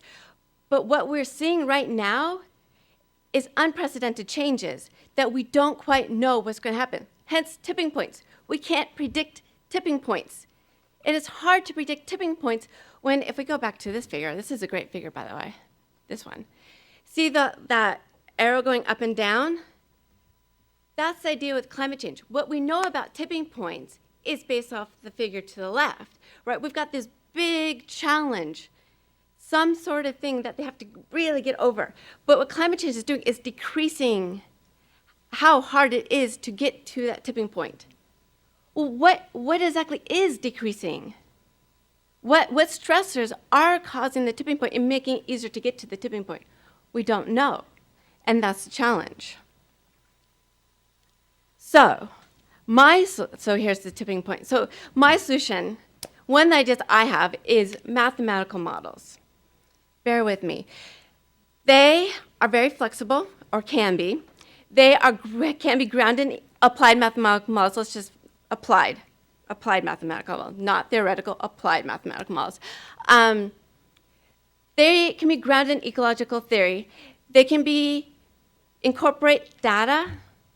They can incorporate data that can be collected on rapid timescales, not these long-term observations, which are amazing and have taught us so much, but we need rapid response, right? So this right here is a paper by Chen and colleagues. It's in the Journal of Applied Mathematics, and it's about tipping points. And what they did is they used applied math equation, they put in some real data, and they explored how the rate of climate change could affect tipping points. And they identified through this kind of different variables about where you're located and the rate of climate change and when tipping points would occur. So they can help to identify mechanisms. And I think that is cool because that tells me more about when a tipping point could be occurring and how can I identify it earlier so I can plan for it. Okay, so, and that goes back to that figure. The other thing I want to discuss is, and it was mentioned in the paper, translational ecology. It's critical, right? We're doing all this great science. There's so much great science that's being produced. Most of it ends up on the desk of another scientist or in the trash can. And I say this to my colleagues too many times. You've built this incredible tool, and you put it in a paper, and I know that somebody who's going to do management wants to read this and use it, but they don't know how to use it. They don't know how to take your paper and turn it into a usable format. And they don't have the time to do that. It's taken you over a year to develop this. A manager doesn't have over a year to develop this. Decision makers need to act quicker. And that's where we need to translate our work into usable formats. And I'm going to show more examples of this, but this is a Shiny app. It is for pheasants, and they have all these different choices that is freely available on the web, and they have choices that they can put in about land use, percent cover, different trees, meadows, shrubs, whatever. And it spits out to them, so the top is the land cover based on your choices, and at the bottom is all about the suitability. So it tells you about how your choices could affect persistence of the pheasant. There's a whole bunch of stuff going on in the background that someone making a decision doesn't necessarily need. They need to play around with the choices that they're making. They need to say, well, what happens if I do this? What happens if I do this? And to be able to inform their choices and then inform the people who care about these choices how they came to that point. This sort of a tool allows scientists to translate their research into usable format. There's more tools than this. This is just one that I think is really great, and it's not that bad. It's not that hard for scientists to use, but it gets back into those systematic challenges we were talking about, or the incentives, or disincentivizing. Doing this instead of a paper is a disincentive, but it's important. So that's the nitty-gritty. Now it's the fun. When I talk about models and mathematical models, and we're going to go into Shiny app, there's some really cool things, and I just want to show you. So this is all built in R, which is the primary programming language of most ecologists, right? So it's not that horrible. what we have done in here is we've used this really gnarly equation here, mathematical equation, which looks terrifying. I totally agree with you on that one. But we made it easy. So we say, okay, I want to know about climate change. I want to know what's going to happen. Well, we can say, okay, the climate's moving at a rate of 1 unit per time. Okay, we have reproductive. I'm just going to run the model. And it's going to tell us, there's a lot of math going on, how it matters. So at the bottom we have stochasticity, and we can see that variability between years can be really bad. We can have really good years, we can have really bad years, and that just makes the problem worse. It verifies something we know. But we can also say, well, what about, I want to know about, can reproduction help? You know, are species that are less reproductive or have lower reproductive rates, are they more vulnerable than not? So, and we see that, oh, look, species that reproduce more quickly, they are more offspring, they actually do better off than the one that we had beforehand. Mathematical models allow us to kind of play around with these ideas and pinpoint the species that are most vulnerable. They allow us to play with ideas like facilitation. And we can, there's another link that has biotic interactions in here. And we can see that facilitation can actually limit species survival with climate change. So in other words, if you have a species that's really dependent on a facilitator, and that facilitator is slowly moving forward, then you're going to be limited, even if you have a long-distance dispersal distance.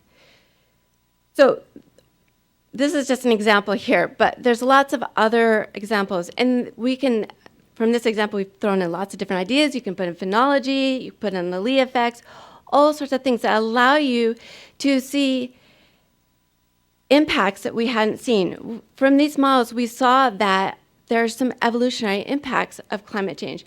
We can see that there's selection for faster dispersal. So that's just an idea here. It's not the only idea, but putting together something like this that's grounded in ecological theories allows you to look, and local data, which is really important, allows you to take time to look in the area and kind of see what could happen that can. And the more it's based on local data, I have to say, the more it gives you a better idea about which species are most vulnerable, what ecosystem functions are most vulnerable, and to try to build more preemptive management plans. The other thing, we're going to go there. It's called fisheye. This is for NOAA. I did for NOAA. And just a second. It's hard to see. So this was built with the idea of communicating management choices to, I'm sorry, I really can't see very well. Oh, thank you so much. Yes, this is what I wanted, was over here.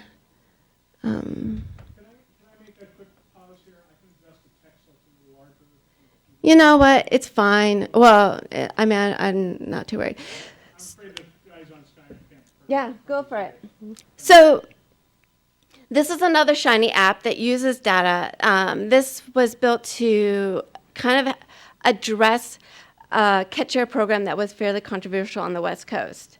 Being California, you guys probably know a bit about it. So one of the problems with the stakeholders is that they were very, very mad. And they said, well, this catch-share program is ruining us. And you're just showing us in your reports just the positive stuff. You're not showing what I experience. The idea behind this is to say, okay, it's all out there. I want you to look at it and see.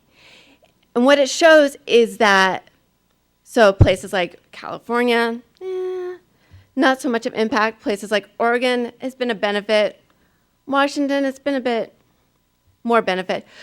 But what it says is, this is the data we use to make our decision. You have it, you can understand it. And yes, we acknowledge that California didn't get much of a benefit, but most everybody else did. And we can look into home ports and you can see even more how some people were big losers, but most are doing okay. And it helps them to see that, yes, I'm there. I didn't do very well, but I do understand why. They're not happy still, but they do understand, and there's less arguments at the council meetings, I should say. So tools like this are really helpful, I think, in both communicating to decision makers and communicating to the public and our constituents who actually really care, especially when we're talking about making management plans that have social impacts and economic impacts, which, as has been said many times, cannot be ignored.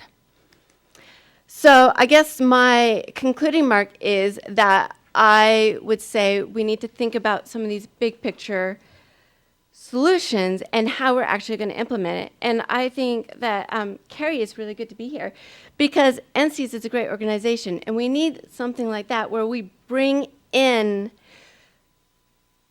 economists, social scientists, physical scientists, mathematicians, ecologists, so we can build these type of things, these frameworks that can aid in developing proactive, preemptive management choices. That's it. Thanks very much. A clarification question for me on this figure. What if I'm a fisher in Oregon? That's okay. What if I'm a fisher in Oregon and I'm not seeing I'm not seeing the positive response? I mean, why do I believe this? Well, we can look versus at not your home port. We can go down here and look at your home port. It could just be I'm a bad fisher person. It could be, but no, some areas. But I'm gonna blame you. So Change your bait. yeah. I mean, some areas like Brookings has kind of seen some bad, and some areas are definitely seeing bad. And some sectors, if you're looking at a specific fishery sector where they target a certain, some have been hit worse. Smaller vessels have been hit worse than the bigger ones. Yes, yes. Because of confidentiality, I cannot tell you exactly what you experienced, Tracy, and why, but I can try to help you figure out that it's because you live in Brookings. Yeah. I don't, but I could. So Dick, I'll throw it back to you. Any overarching comments, thoughts on this, bringing a more mathematical approach to what we're going to try to do? Well, the decision makers, the managers, when we use such models to try to speak to the public or speak with the public and discuss possibilities, don't have to understand the mathematics. There certainly has to be a lot of trust in the development of such models, and that has to be discussed.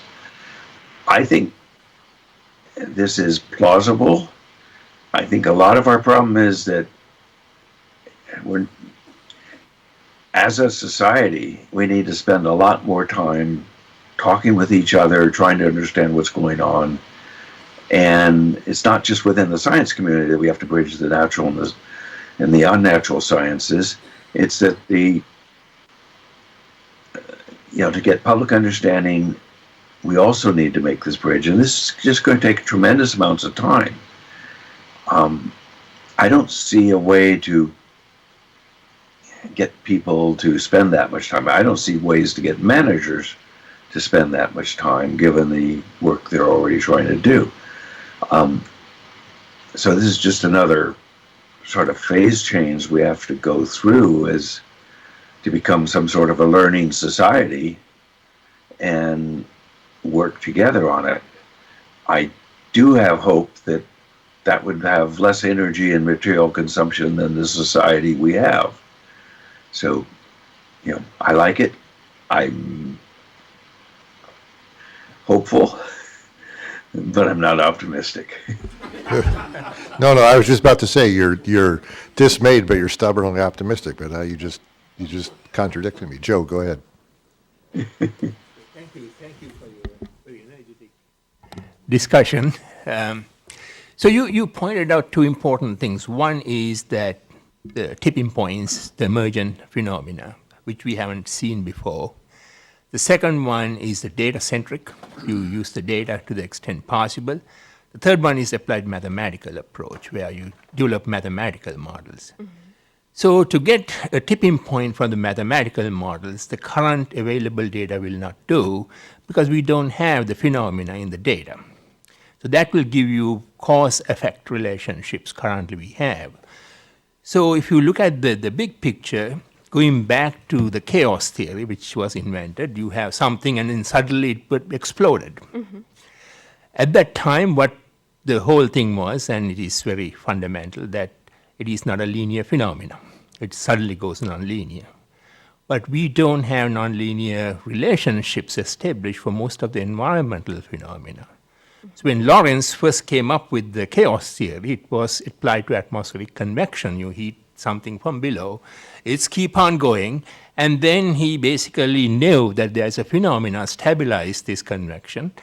But then he started thinking how to incorporate this because he doesn't have any idea what terms will go to stabilize this.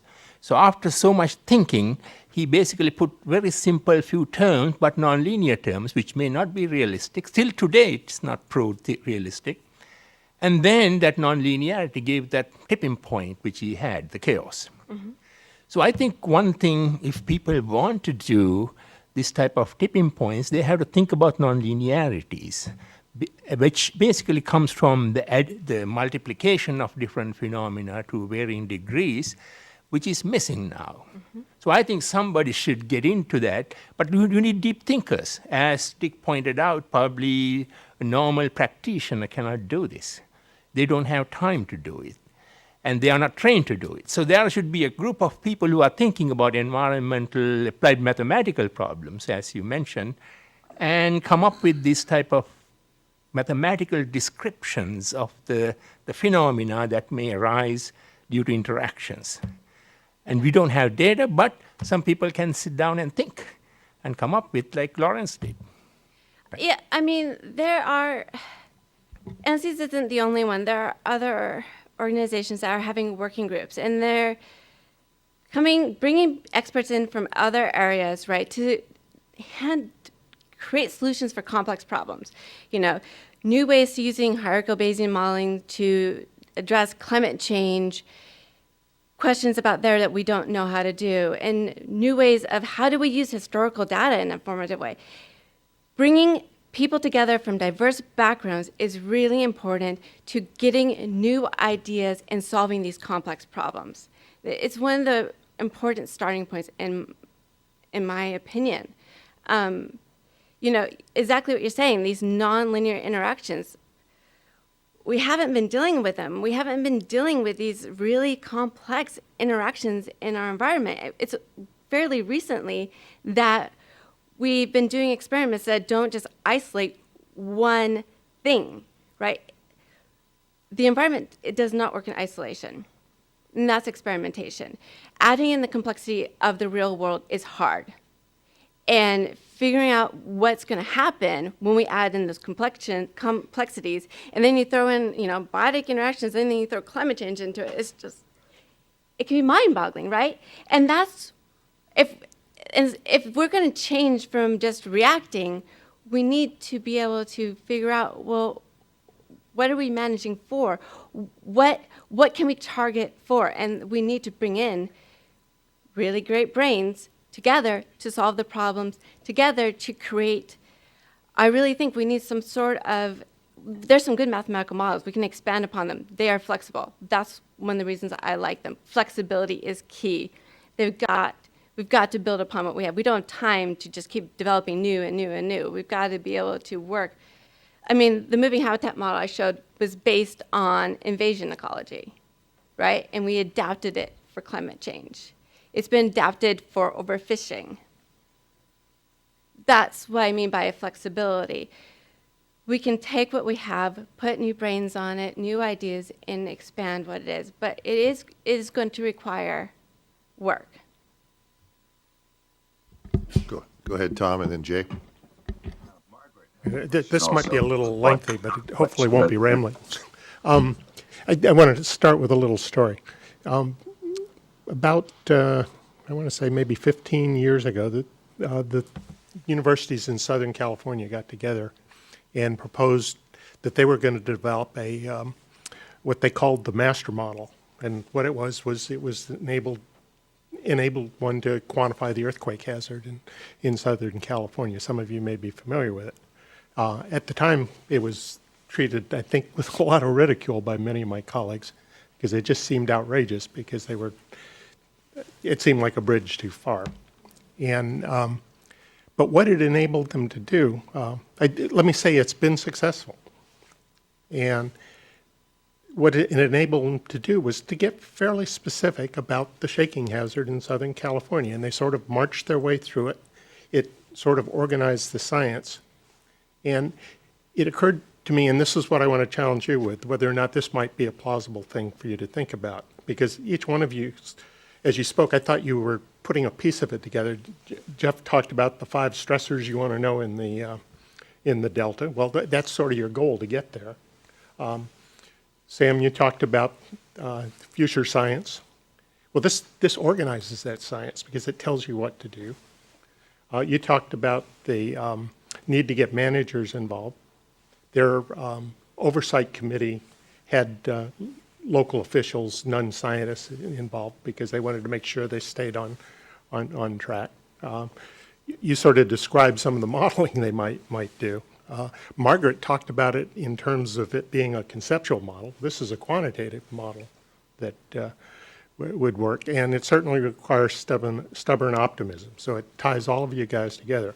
So my question to you is, would you support such a thing? Because when you stop and think about it, we need the scientists to do it. Well, we have it in the University of California system.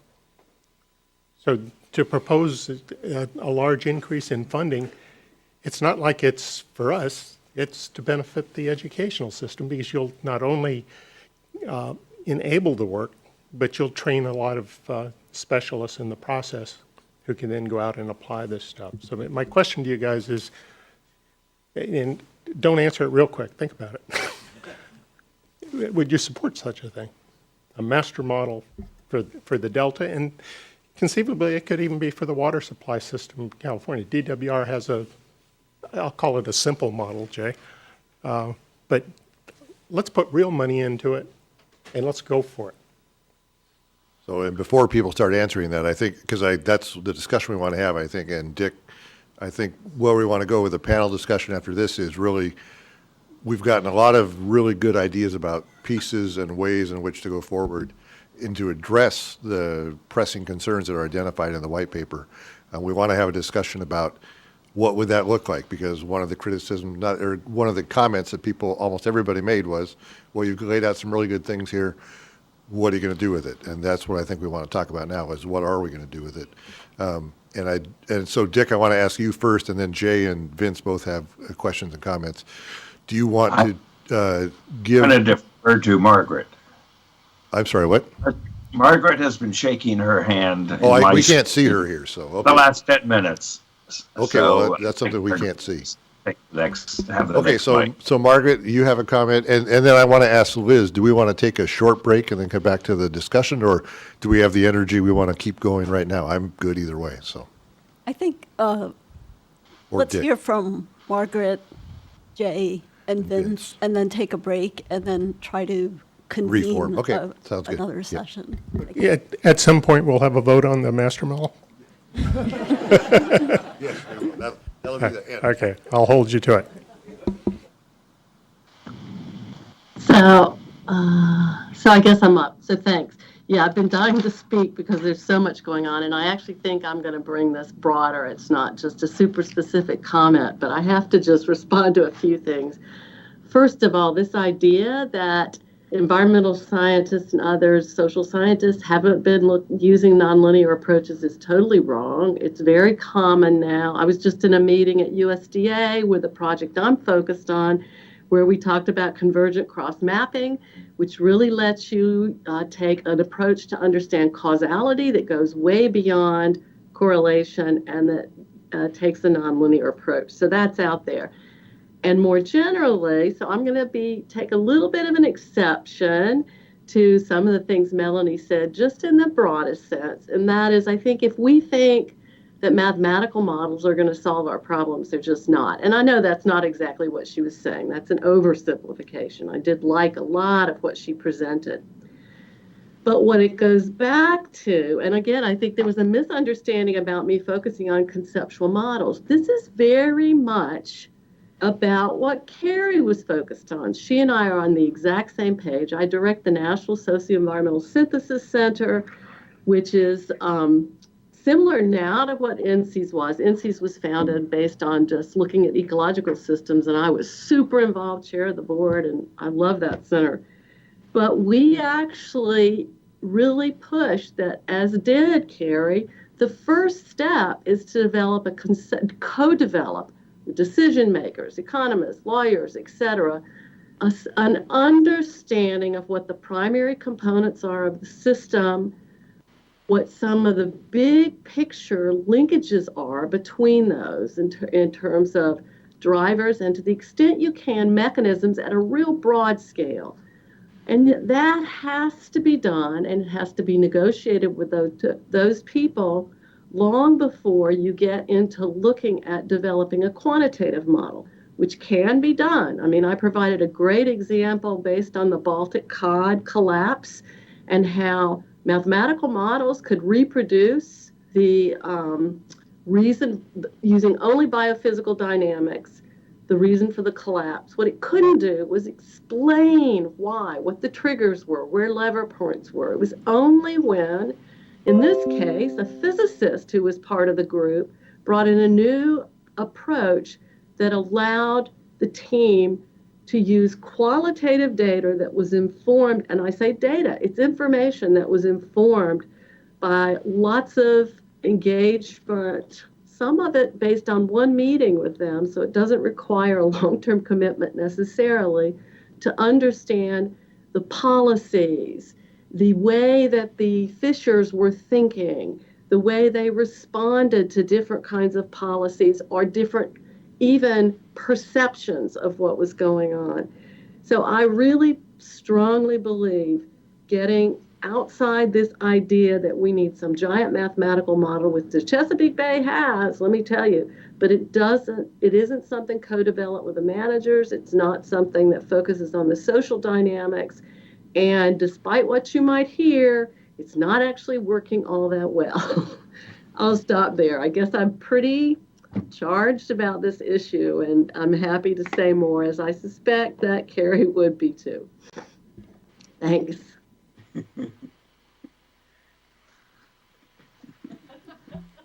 I really like models. I mean, I really like models. My name is Jay Lund. I am a modeler. The major use of models, the major value of models, excuse me, is we are forced to use very stupid computers. They're very fast, but they're very stupid. And the nice thing about their being stupid, it's like that persistent student you have in class that isn't very bright. You have to explain every single step to them. And so models are very good at dispelling our hand-waving. And so in conceptual models have a value, but to me they're the larval form of a real model, which has numbers. And in a real model, mathematical model that has numbers, I don't always believe the numbers. I mean, I think we often overinterpret the numbers. But the models have a really tremendous value pedagogically for us, because they force us to disabuse ourselves and to be transparent about precisely what are we doing, because we have to convince this incredibly stupid machine to put it all together. In doing that, there's sort of a fork in the road, I think, between simple models that you can wrap your head around and you can work on incrementally, or the very complex models. So one of the problems I often see, and I like complex models too, I like them all. But in the really complex models, if you go too much into them immediately, you just lose everybody, and you lose yourself quite often, because there's a lot of weeds in models, a lot of devil territory. So, typically I often like to see people develop a model it starts off simple. A couple of points on model development. I was told by somebody very wise that I respect a lot, says, before you develop a model, you should answer two questions. One, what is the question the model is trying to give you answers on? And second, who is going to use it? If it's just me going to use it, okay, it's fine. But if you want real people to use it to understand a problem or to solve a problem, then you have to develop it differently. And the sociology of modeling, I think, is an underappreciated area. Those are just, I think, some observations. I think that there's a need to do modeling, but there is a problem that we often do have when agencies in particular say, well, we want a really big, complex model of this because somebody sold us this idea. It's often a very large consulting firm that has now, or an academic sometimes, that has now bought themselves into decades and decades of funding without having to produce anything that anyone will understand. And then the policymakers can say, well, we have our best people working on it. Anyway, it's a laying tactic sometimes. So I like models, but I think we need to be deliberative about how we go there. Vince? Well, you know, I'm not going to talk about models, but I have to admit, Tom suggesting that the University of California should work on this after having spent nearly 50 years at Stanford is a very, very interesting development for the UC people to hear. What I wanted to do is really say something to the whole panel that we brought in. You know, when you first read this paper and you saw this kind of disclaimer at the top that not everybody agrees with what we've put in this paper on the science board, I think the one thing that we're all going to take out of this, and thank God you all wrote stuff down, and we're not trying to just, you know, go by our memory of what was said, is that we really can look at this tremendous diversity of opinions about how to do this. And, you know, some of them are going to work, and some of them are going to be filtered out when they don't work as well. And I think this is really, you know, we've struggled over this and talking about it and just not getting agreement. And I think this really, for all of us, while it didn't crystallize what we're going to do, it crystallized, we have this big range of things that we consider. So I thought this was really great. And you know, Dick started this whole idea. A lot of people weren't sure where it was going to go, but you really have all come in and made this, you know, you firmed it up for us. And I want to thank you that now that we're taking a break. I guess If they have some imminent comments, and then, some comments, and then we'll take a break. Dick, when we come back, I'll look to you if you're willing or able to sort of frame up some of the main questions you want us to discuss in the panel discussion. One thing I would sort of put off the table a little bit is there's a lot of comments in these papers we've gotten from people about ways to improve, broaden our thinking. I really think we want to focus on solutions, as we heard from several of the people. Let's focus on the solution sets to what the problems are. Let's at least start with that, but I'll leave it up to you, Dick, when we come back from our break. But for now, Melody and then Carrie. I just wanted to quickly state that I don't think mathematical models are the only tool, and I do not believe in any way, shape, or form that they should be developed in isolation. They are a tool, and they are a tool in these, there should be multiple tools, and they are a tool in this step towards building preemptive management plans. They need to be grounded in reality, right? That's the reason I got into mathematical models is because I've read one and I thought this is the coolest thing in the world, and it's I don't get what it's used for, right? It needs to be grounded in reality, and that means bringing in the people who have the knowledge, and having that conceptual model from the beginning and identifying what those critical factors is. I love the giant model, the big one, but you start small. You build up and up, and you add more as time goes by. You got to start small. And mathematical models aren't the only tools. Statistical models work too. Sometimes, though, if you want to know these unforeseen changes, that's where mathematical models come in, because they're built on ecological theory. But I don't think we should be debating whether or not this is the tool, but it is maybe which tools and which steps to get there.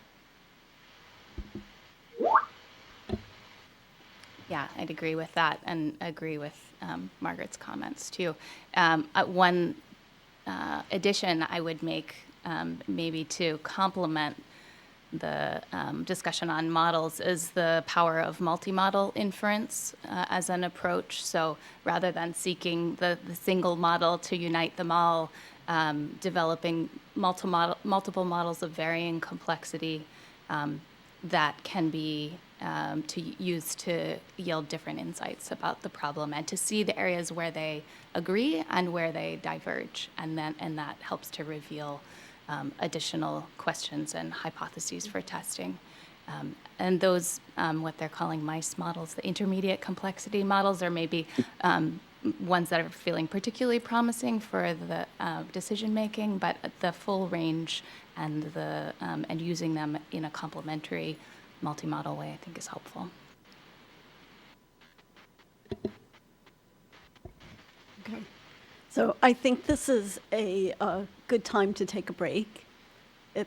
On my computer, it says 3 o'clock. So I'm thinking maybe we take a 10-minute break, and I don't want to lose the momentum of what we've developed here and, the potential synergies and opportunities for discussion. But I think just a short break to refresh, and then we'll resume the discussion at 3:10. Thank you.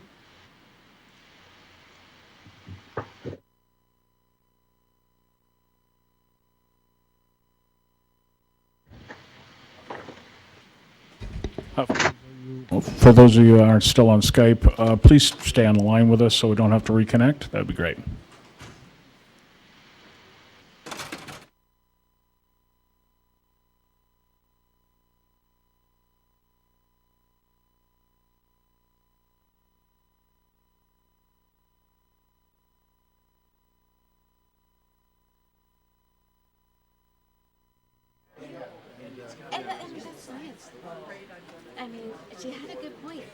Okay, everyone, we're going to get started on the next phase of the discussion.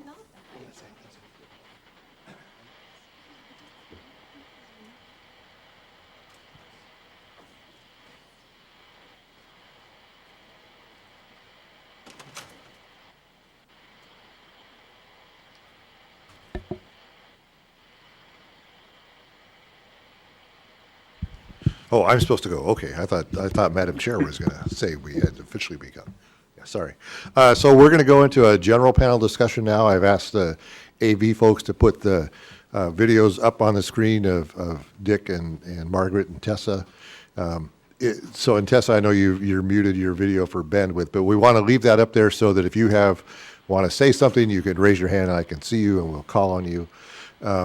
And I know that you won't be able to see us, but I'll make sure we identify who's speaking from here so you know. Actually, they will actually be able to see everything on the screen here.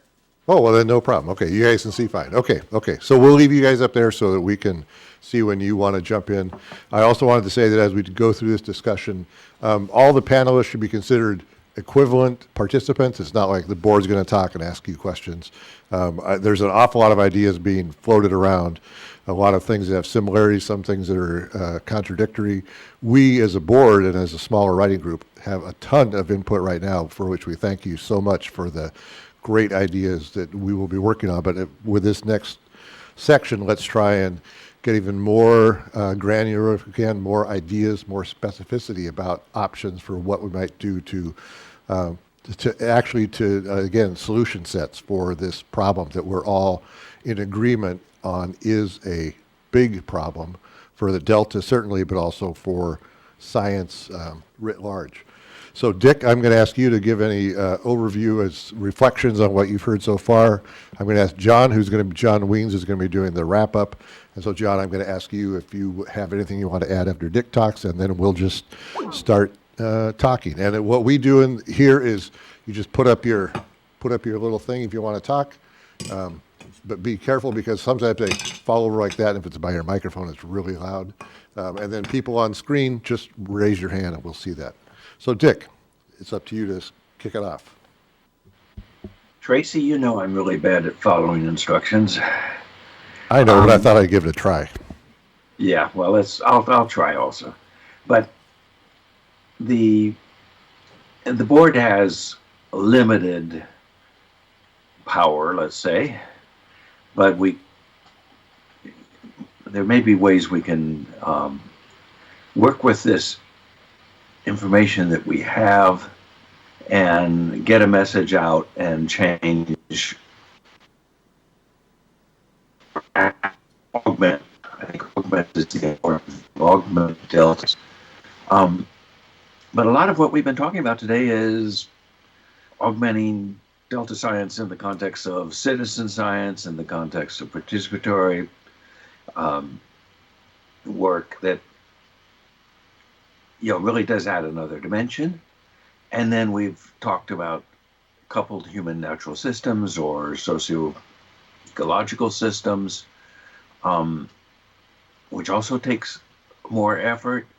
And so we have a lot on our plate to move forward. And I think it's all important, but the question is, how do we move forward next? And in Tessa's comments, she was working towards what might be a report, and what would a report need.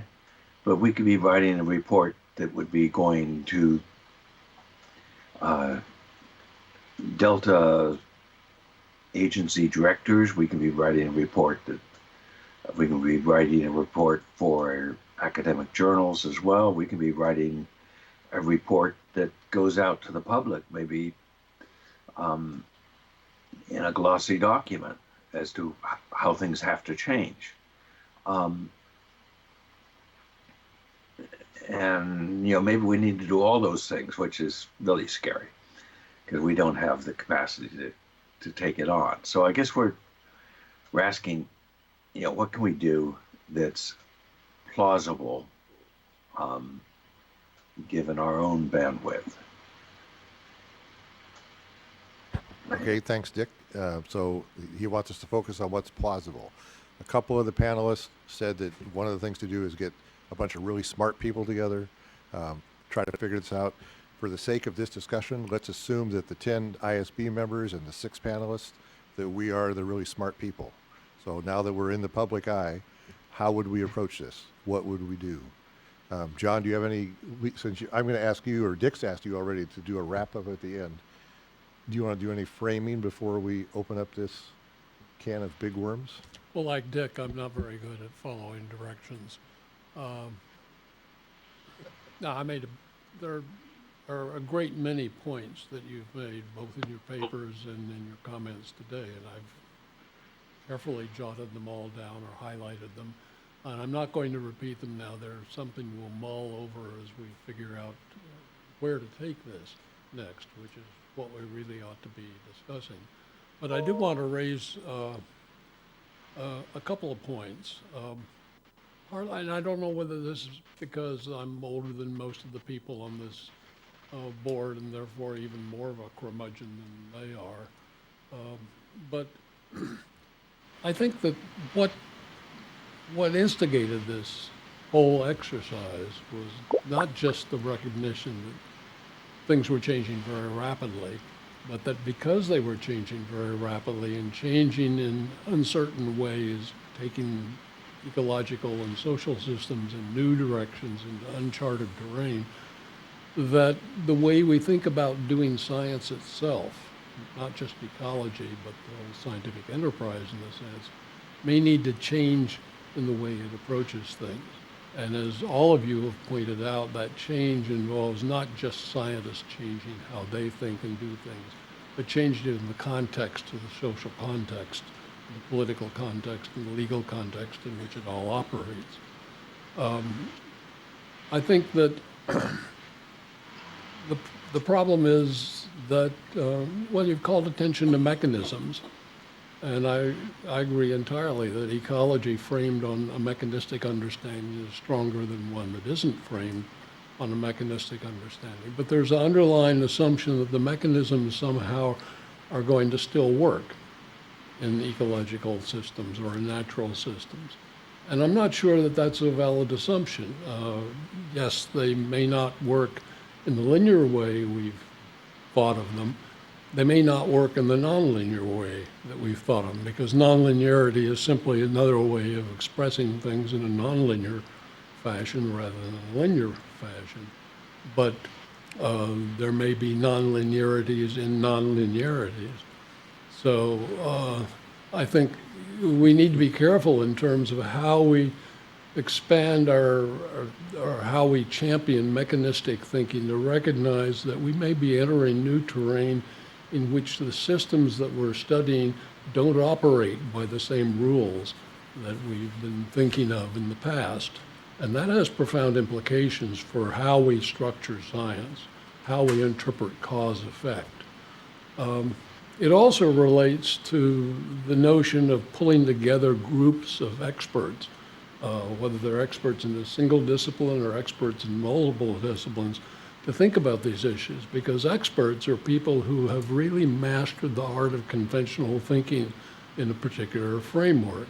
And my experience is that most of the experts I have known are fairly resistant to changing their way of thinking about systems, because their success is based upon being tied to that. And that relates to what several of you have mentioned in terms of the disincentives that are out there in terms of really pushing the boundaries on things and trying to think in novel and different ways. Now, I'm as guilty of this as everyone. I found myself paralyzed when it comes to trying to think in ways that I've not thought before. I can't think of those ways. So I think these are points that I think are underlying this overall exercise. And I think when we think about where we want to go with this exercise that started with this discussion paper and then the comments today, I think we need to think about how far we want to go with this, and how, is it too bold and too forward-looking to begin to question the entire scientific enterprise? I think in an earlier draft I contributed something to that effect, and I got some responses that if I was to pursue that pathway, then I would be basically saying that the Delta Science program was a waste of time, and we shouldn't be bothering with that. And that's not the message we want to convey. We just need to expand the framework, and I think there are some ideas about doing that. I like the idea of a Science for the Future enterprise. I'm not sure that that would really get at the problem, but it would be an interesting experiment to try. So those are my synthetic remarks. Jeff had to go first, and he kept it short, and now he had to wait forever. Now he gets to speak. Jeff, and then I was Sam. quite disciplined, wasn't I? And then Vince. Let me offer an observation, and it may or may not be helpful. It might even be maddening. And that is, what is it exactly you are trying to accomplish here? When I read the paper, it wasn't actually clear to me what it is you wanted to do. Now, I understand, okay, Dick's in the camera over there, but no, I understand the broad need, I don't think any of us disagree with this notion that things are changing rapidly, we need to adjust the science, etc. To what end? And when I say that, you could organize your thinking into something that you might bite off, which is a little smaller, by starting to ask, whose mind are you trying to change? I mean, be specific. Is it the governor of California? Is it the head of Cal EPA? Is it the head of resources? Whose mind is it? We just had Susan in here. Is it the Delta Stewardship Council? I think if you start by asking yourself, we know there's a problem. We've identified the problem. We don't necessarily have a solution yet, because we have to find out whose mind we want to change. And elements of that in what Margaret said, by the way. I don't know if you were listening to sort of the broad approach she was describing, and actually as well. But I actually don't know from what you've written so far, Dick. You're a faceless voice right now, but whose mind are you trying to change, and what behavior are you trying to elicit from them. It might be you want them to fund the San Luoma Memorial Science Program, $100 million. Memorial, huh? Well, I'm sorry, Sam. To the university, to either the Public Policy Institute of California or the University of California, Davis, to be specific. But I don't know. That's I think a little clearer statement from you all about what your goals are, who it is you're after, who's your target audience, and what do you want to change, might narrow your objectives, because right now your objectives are kind of broad. So Jeff, think on it. I mean, so I was going to ask you when you said that. So you see the problem. You seem to agree with the problem. Whose mind would you try to change? You just listed a bunch of people, said you don't know. So we'll come back to you on that. As to whose mind you would try. So Sam. And people on the video, you're not up on the screen right now. So if you have something to say, I think you should just cut in verbally if you need to. Well, just a quick comment to Jeff's question. There's a lot of value in raising awareness, and have somebody who's actually worked with industry and worked with government and worked in academic environment.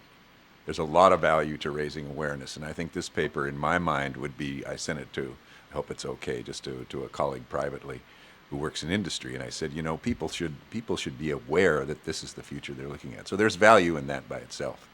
But there are a couple things, just response to a couple things that people said about the challenges here. If we're thinking about the science enterprise as a whole, John, I've seen in my life, and I'm sure you have too, I've seen people blow it up and start all over again. And what you always come back to, I've never seen it, I don't know of any instance, you can maybe point one out to me, where you don't come back to the same thing you had before. Because kind of that's the way the human mind works. So how do we do something really creative? I mean, I had all the things that we talked when I threw out this idea, which was primarily for discussion's sake.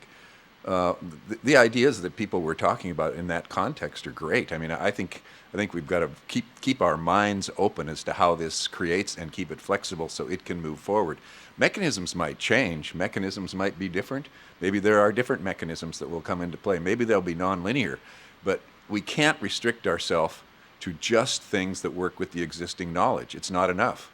So we have to grow that knowledge. How else are we going to deal with the mechanisms? If they're changing, so be it. But we have to learn about them. And how do you get more science? How do you get science fast?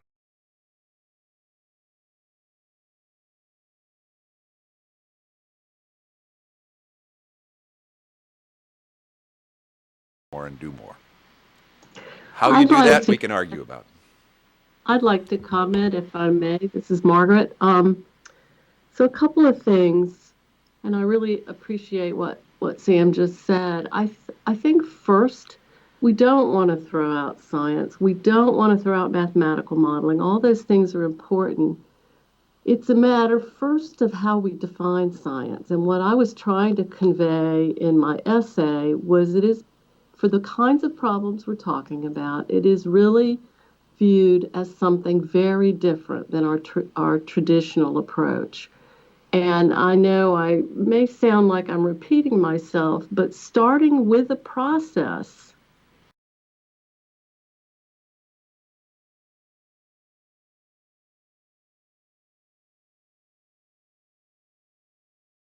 exercise to identify what the theory of change is. This is something we do at Succinct. And that is more than identifying social changes. It's actually about what you want to accomplish and some initial ideas on how you might go about that. But you do first need to start with a sense of, you can call it a simple model, you can even call it maybe a toy model. I called it a conceptual model. Where you want to set your bounds, what you think the dominant, let's call, like in a systems language, compartments and linkages are, which have to include some of the social drivers, and it all has to be framed around some constraints which need to be identified by so-called stakeholders, which can be policymakers, those who have the power to make decisions, is absolutely essential. And the science now is really about scholarship and expanding that to have approaches in which both the social and the biophysical components can that sort of framework is developed, and I would suggest, I mentioned, a team with the expertise and the open mind to handle that process, then you have a science, or I'll call it scholarship framework, that the board can move forward on saying, okay, can we divide this into tasks? How can we ensure that those are constantly brought back together and that they can change as a function of those interactions? So I think what's needed next is this path to get to some of the fundamental scholarly, potentially smaller projects that could later be done. So we're not throwing out science. I would call it scholarship now. I call it socio-ecological or socio-environmental scholarship, and guided by a framework of a theory of change. Thanks, Margaret. Vince? Steve? Yeah, I want to thank you too for all of the wonderful insight you have. I think I'll first make a comment and then ask a broad question. The comment is that there are some frameworks that can be used to develop a different sort of approach to doing science, to get away from the crime scene analysis or what I call sort of explanatory research. And that is the whole concept of doing like ecosystem forecasting and develop models that are looking forward, and that has a close interrelationship with the stakeholders and managers to try and figure out what you need to know and at what time and space scales, and then develop the scientific program to be able to make those forecasts. And I say forecasts rather than predictions, because forecasts become operational. So that's my comment. The question is, many of the things you've said are excellent, but they apply in any sense of what we're doing. They apply even if it's a slow environmental change. We need to look at mechanisms. We need to use mathematical models and incorporate management and so forth.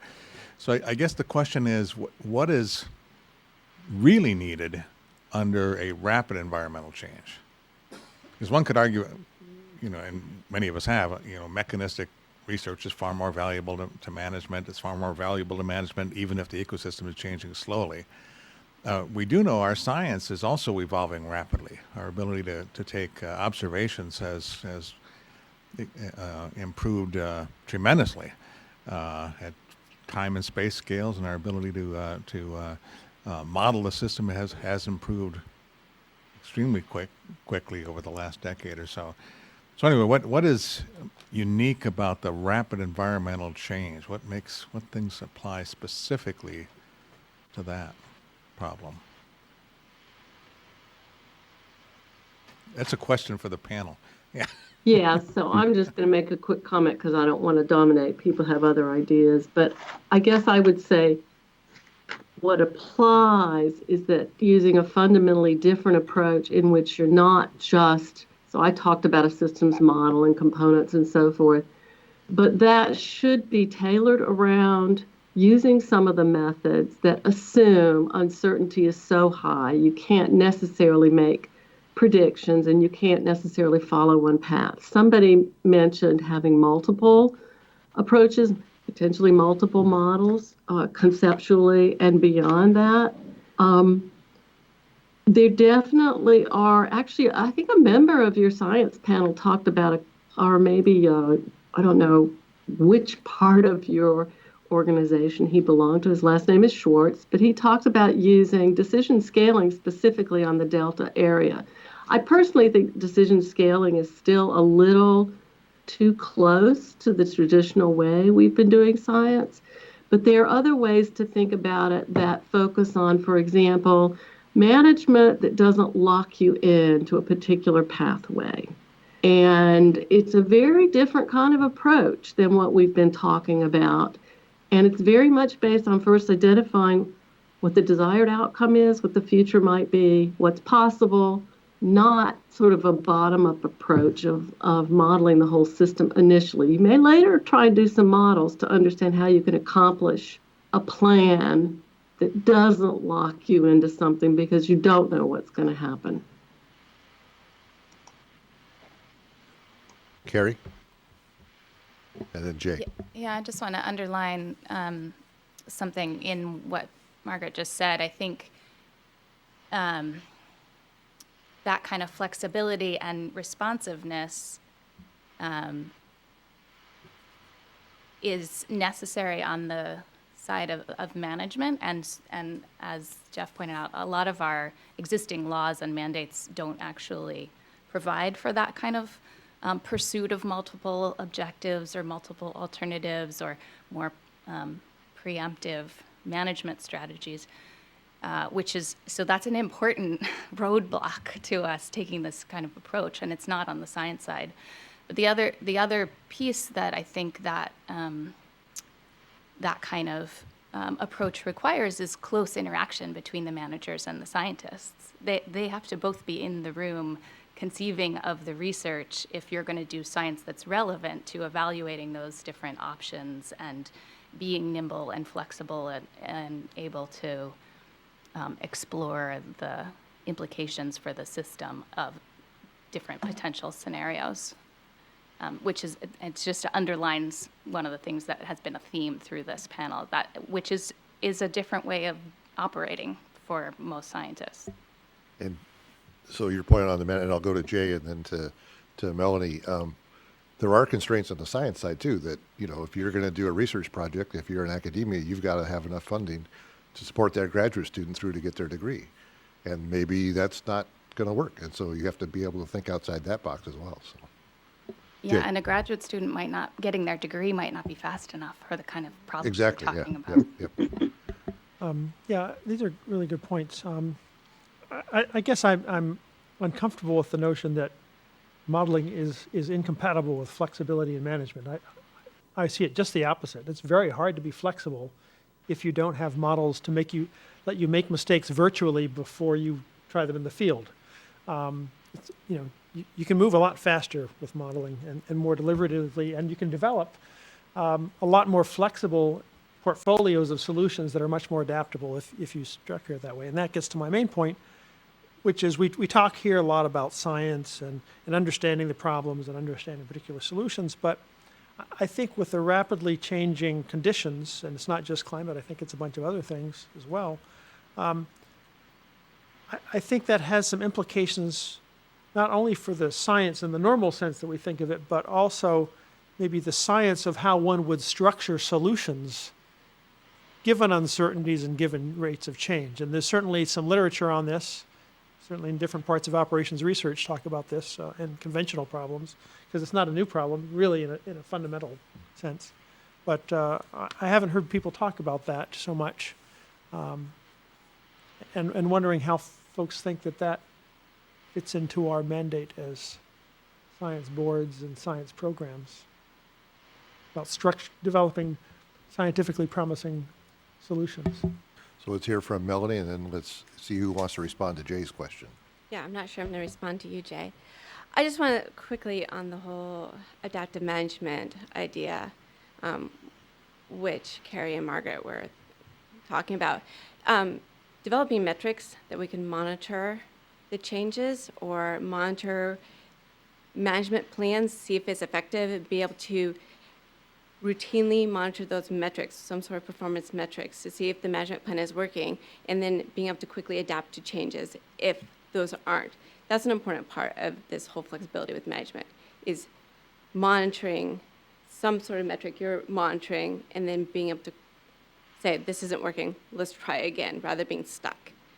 The other thing I would say back to the whole mathematical models, they're a tool. They're a tool. If we're talking about rapid science, test ideas out, identify what could be critical factors, and then go out and quickly test them in the field. They're a way of focusing research that we don't know about. What do we not know about? What do we need to know? So we can focus on doing the research that we need to address the problems quickly. The numbers in themselves don't mean anything. They are showing relationships, phenomena that we may not be able to see today, especially if we're seeing unprecedented changes. So they're a tool to help focus, to build develop hypotheses that we can go test and inform ourselves more and develop better ideas about what's going to happen and how we can manage it. Sam's got his up, but I wanted to check. Tessa, you activated your video. Does that mean you wanted to, your hand is raised? It is. I just wanted to comment on two things that just came up. One is that one of the challenges we're facing is not just that the change is rapid, and so it's challenging both science and management, but it's not like it's going to change for a while and then plateau. For the foreseeable future, we will have nothing but change. And so we're trying to understand and investigate and manage an environment that is changing rapidly, and the change is accelerating continuously. And I also just wanted to call out that the forest case study in here, I think, is particularly effective at describing what was just brought up, that you basically need a combination of monitoring and adaptive management done hand in hand. So you need the management to be nimble, but you also need information coming in via monitoring in order to inform that management. So we're hearing a lot of attributes of what the solution is going to look like. We're still not hearing the solution itself, but that's okay. Sam, and then Joe, and then Jeff, I think. Yeah. Just a pretty minor comment. I really like what Steve said. I mean, and what Margaret said and Carrie said about there are new ways of thinking about how we do this. Maybe new ways, as John mentioned, of approaching science in an entirety. So the question that we're facing is, do we just break up what we do now, or how do we do that? And again, I think the way you do that is you add on. You don't break up what you're doing now, because, as Melanie just said, we need monitoring. We need metrics and things like this. But so I think that's why we have to think of something that we add on to what we're doing now that directly addresses the question of rapid change. And all the creative ways of thinking about that, that's just the beginning. But this is what we need to begin.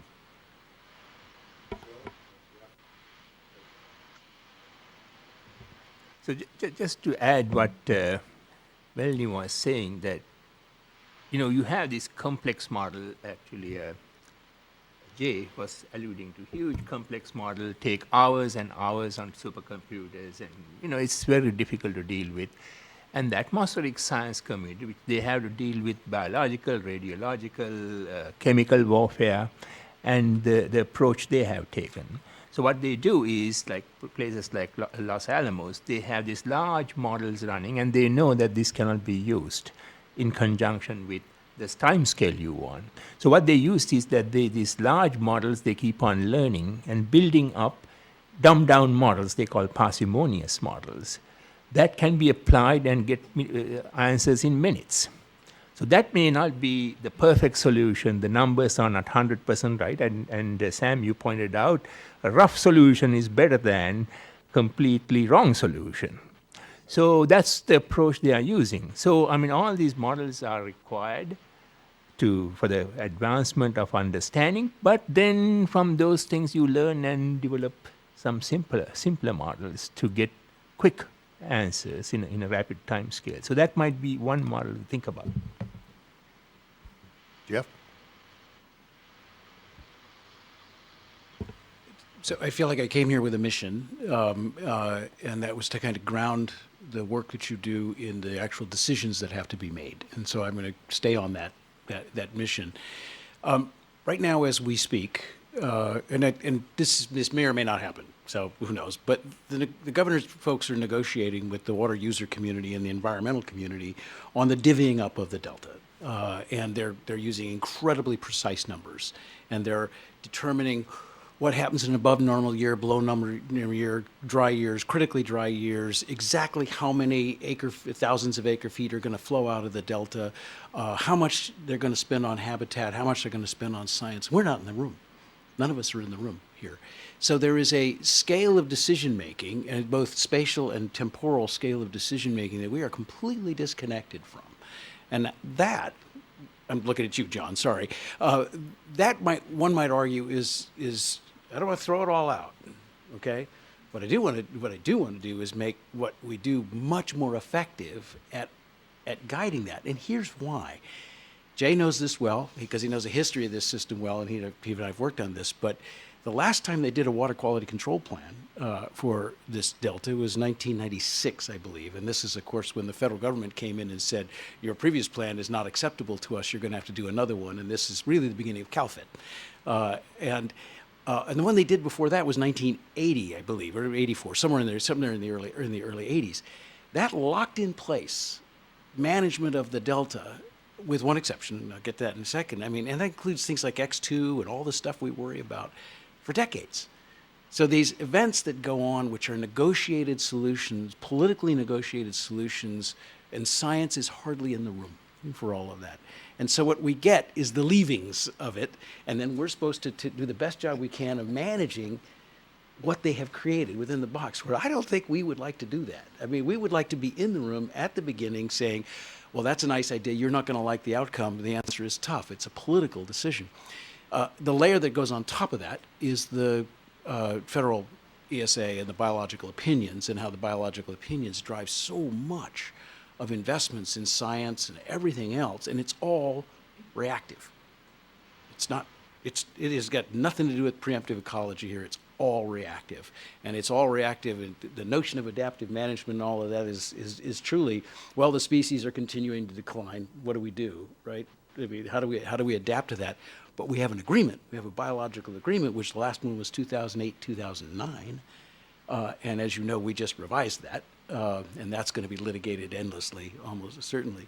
Again, without us in the room until a judge calls us there, and the judge takes over the role of lead scientist, and some of you know I really hate that. I really, I won't mention any names, but his initials are Oliver Wanger.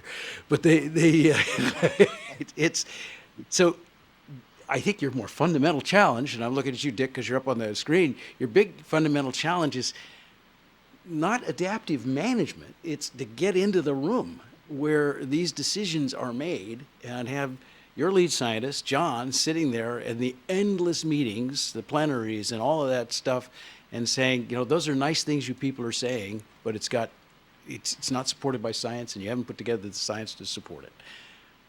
So again, that was my mission today, by the way, when I was coming here, was to ground the thinking in the actual decisions that are made and the people who have to make these decisions. That's why I say, whose mind are you trying to change? What room are you trying to be in? Because mostly what we have to do is react to what they did. And I think if things happen next week, you will be doing that.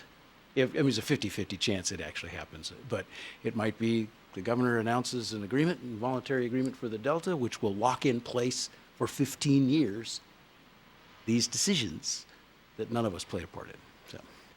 So if that happens next week, we can at least plan for 15 years after that. How do we get in the room the next time? I'm being facetious. But anyway, Carrie and then John. You'll be retired.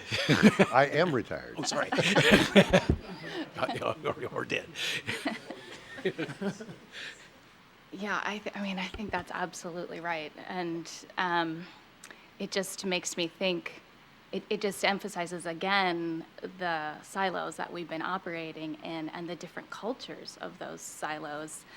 And the fact that you really have to look for that unicorn person who can represent science in that setting in a way that the policymakers understand, and likewise understand the legal discussion and the constraints and the operating rules that they're working under as well, which touches on the incentives for science and how scientists get trained and advanced and moved up the ladder. Also connected to that, I would just wanted to say one thing related to what Sam said, that I do think it's right that that you will get more bang for your buck faster by adding on to, rather than reinventing the existing or blowing it up. But I would really encourage you to add on with a commitment to also evolving, that you do it with a learning orientation, and that you're putting a big bet on this experiment with a real commitment to feeding back what you're seeing working from that experiment into the core enterprises that have been going, so that you don't just keep them, the sort of dinosaur going alongside the new evolving bird, whatever. Thanks, Gary. John, and then Melanie. I was going to say some remarks similar to that because I agree completely. We need to do what we do currently much, much better, but also prepare. We need to do both of those simultaneously, and we've been trying to think about that, like with the upcoming workshop that the Science Board has been pushing that's going to happen in April in terms of setting up science needs for more challenging future issues, but at the same time trying to identify science needs and link science needs to management questions for current issues is something that we're pushing with the update to the science section agenda. So trying to do those both. And then I completely agree with what Jeff has been highlighting in terms of thinking about how do we get the science much more engaged. Definitely the voluntary agreements are really important. Similarly, the state is likely to have a multi-billion-dollar climate resiliency bond within the next year that it would be really great if we have a climate resiliency bond that there's some significant science in there and it's not all just projects.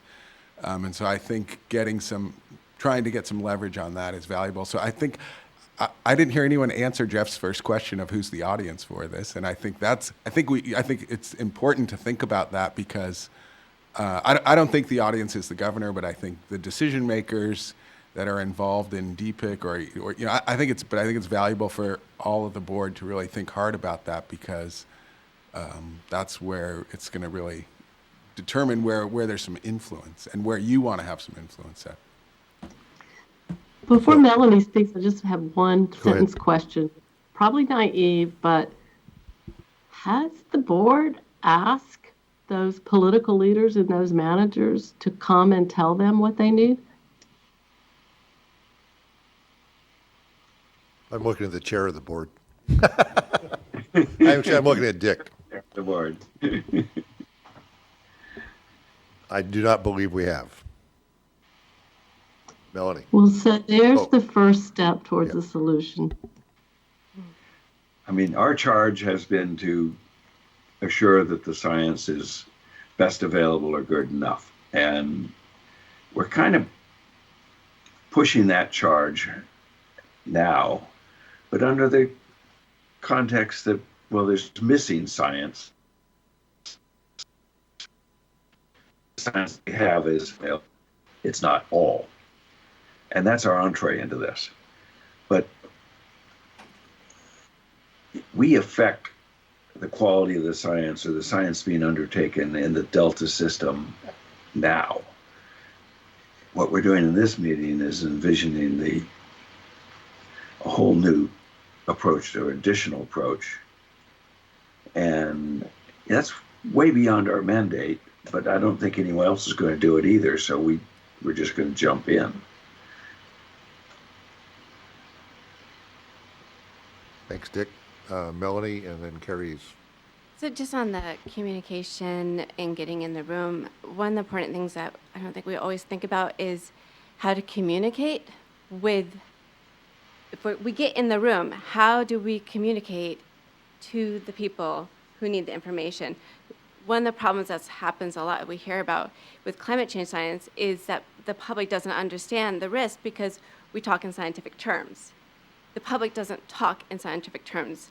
Politicians don't talk about in scientific terms. So we need to think about how we communicate, how we translate our work, our knowledge, so that they can understand it. The other thing along those lines is that I really think this group of the Delta era needs, as you're beginning to think about how to change the management, how to change the research, needs to document the work, what's tried, what works, what doesn't work, and publish it so that other groups can and other councils can do the same, can learn rather than reinventing the wheel over and over again. When I was thinking about this panel and what I was saying, that's one of the things that, and doing some reading that came up, is councils, managers, decision makers don't publish what they try and what works and what doesn't work, the success. If we're going to share, we've got to go beyond just getting more information, but sharing what we tried and communicating with other groups. Thanks, Melanie. Just as a point, we have, it was probably 2013 now, up in Puget Sound, where I'm from, we convened a group of scientists and managers from several big ecosystems around the country to get together and talk about lessons learned, what's worked, what hasn't worked. We did that again about 2 years ago here in the Delta. We're planning to do a third meeting. I forget where. Do we remember where, John? We're talking about another, so it's basically a science enterprise workshop. We're trying to get systems together, but, and some of us are publishing it, but. At the NSER meeting in Portland in August, there's a sort of a follow-up, an informal follow-up. That's a good idea, and it's one that, but it's not, in my view, it has not been implemented nearly as productively as it could be. So. Carrie, and then Joe, your thing I think is not still up. John, yours is not still up, is that correct? And then anybody else online? Joy, we haven't heard from you, but you should chime in if you have a chance or want to. Yeah, just one comment in response to John's comment about the fact that there are new funding appropriations that are being debated. I think that it's possible that you would have a stronger case for research funding if that the research that's being proposed is the kind of research that Jay was talking about that's really actually designed to inform and test interventions and solutions and seek the ones that are robust to the uncertain future that we face. And to me, that's a really compelling case for more research, maybe more compelling than the basic science in that sort of a resilience program funding. A minor point. Margaret raised the question of has the board asked managers what they want, what they're interested in. We have tried to do that in the past at times, and of course there's one answer that's always given: how much water do fish need? Over and over and over, and of course that's not an answerable science. Well, we have. I mean, it is an answerable. If you break it into a million parts, it is answerable in scientific terms. But Peter Moyle says all of them. Yeah, that's what I said too once in a meeting, and that raised some eyebrows. But I think that brings up a really good point, and it's part of this thing that we're talking about. How do we communicate? But that might be a use for this paper. I mean, this paper, because one of the things it's going to do is raise awareness of this change. It might be interesting for the Delta Stewardship Council, along with you, to use the paper as a way to ask leadership, what they see as useful out of this, and what they would think, what they would like to see from this. If this is the future, it's a basis for asking, instead of an open-ended question, asking a question that people can actually get their hands around. Because that's, in my view, that's in my experience, that's the use, or that's one way to address this management science interface. You've got to have something you can get your hands around. Open-ended questions don't really work very well. Yeah, and I was thinking, before you said that, in response to Margaret's question to us, we started this paper out of a frustration with what we saw, as Dick was saying, the constraints we were operating under as a science board. And we were saying, this way we're doing it isn't going to cut it. So we're trying to articulate the need, articulate some solution sets, if that's possible. But then the idea that we would, at whatever stage we get to in this process, that we could then bring this to whoever the audience is whose mind we're trying to change, and Jeff's going to let us know that in a little while, and say, here's the issue, here's why some big fundamental change or augmentation or whatever is needed. But I think we are trying to first get to the stage of saying, what is, how well can we articulate this basic science issue? So, Jay. What do you mean by solutions? You keep saying that, and it's it can be it's a interpreted. buzzword, I just mean we laid out in our draft paper, and Dick, jump in anytime you want. We laid out some things that we saw as potential ways to address the inadequacy of our current approach, and things that are, and you've talked about it as well. People are already doing this, coming up with innovative ways to try to speed things up, to look farther into the future. And so what I'm saying, what will, not so much a solution set, but what will we do? I'm saying, what should we do? What should the science community do? I'm asking. So first of all, I don't think that the managers and politicians are going to begin to understand that level of things. I think the biggest problem that I'm beginning to understand, and it doesn't surprise me, is first you need a solution in which to the problem that science doesn't seem to matter and it's not connected. And that's why my suggestion of the invitation, I understand that can sound naive. There's different ways to do it. So I like some of the comments that have been made. But to show that you're genuinely interested in helping them and to try and flip the tables and sort of get over this idea that, well, they don't listen to us, which some of you have already said, you know that's not the right approach. First, the solution that's needed is how to change the relationship between science and management, I think.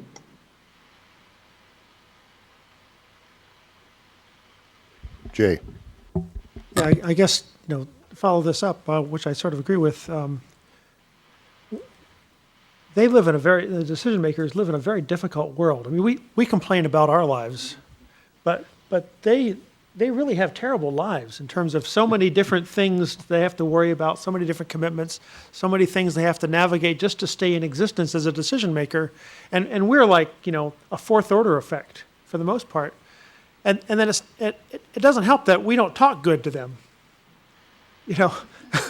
and they don't listen so good to us. So there's sort of both sides of this that we have to sort of work on, and it's going to take a while. Fortunately and unfortunately, there's a whole bunch of them, so that we'll have some success with a few of them, but will we have success with enough of them that we reach some tipping point as we sort of have overused? But in this case, I think it's true. If you get enough of them sort of talking the same way, then you can have some influence over time. But we have to realize that most of the time, certainly in the short term, we will fail in getting across to them because they have so many other considerations. And they have to convince so many people in order to do anything big, sort of like we do in a sense.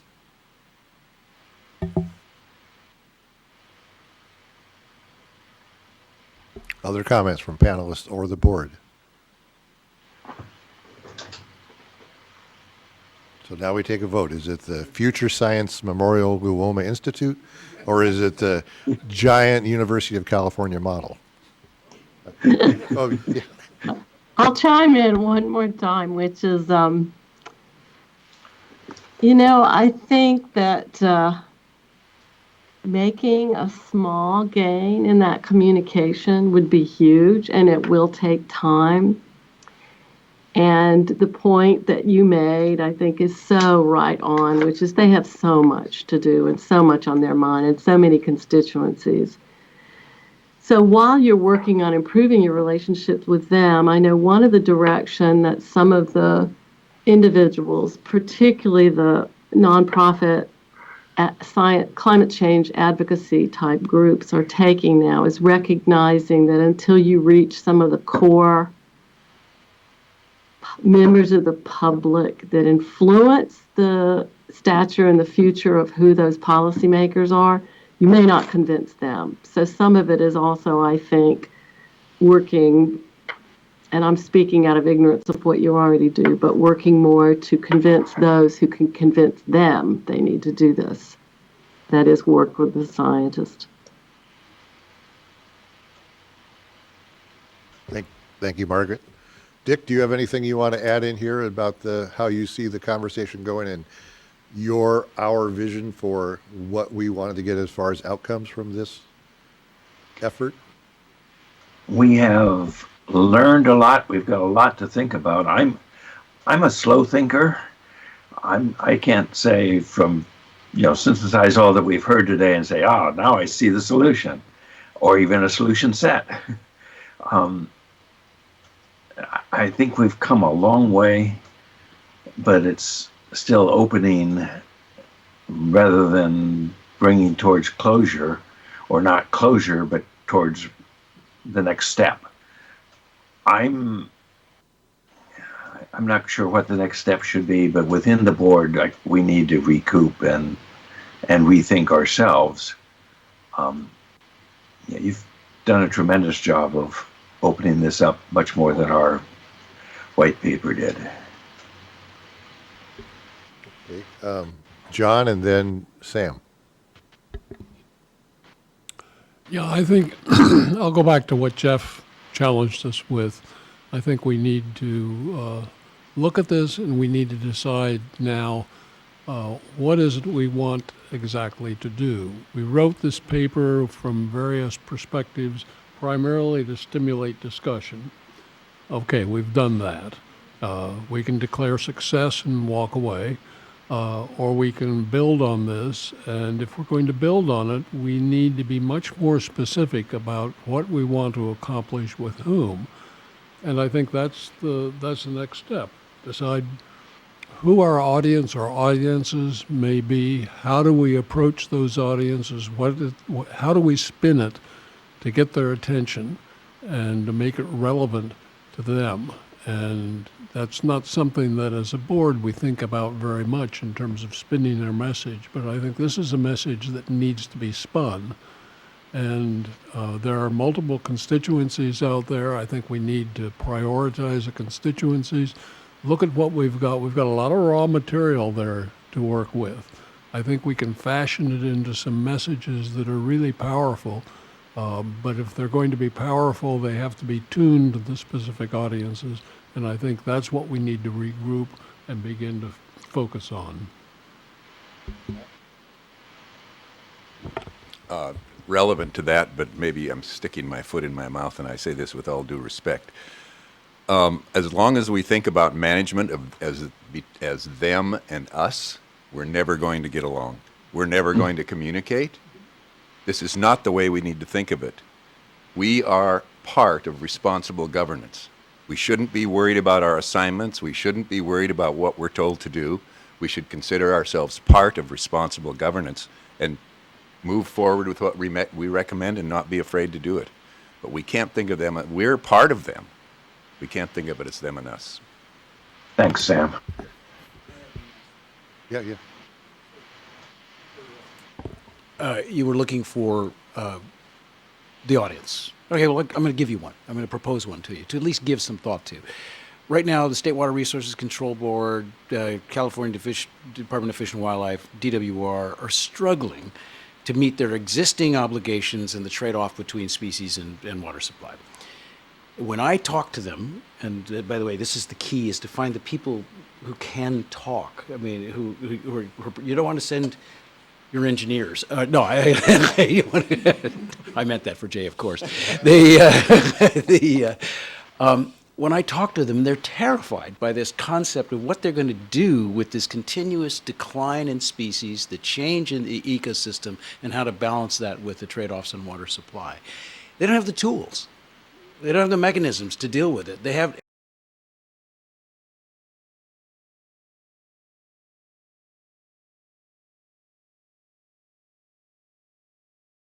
basically learn by doing it, learn by going.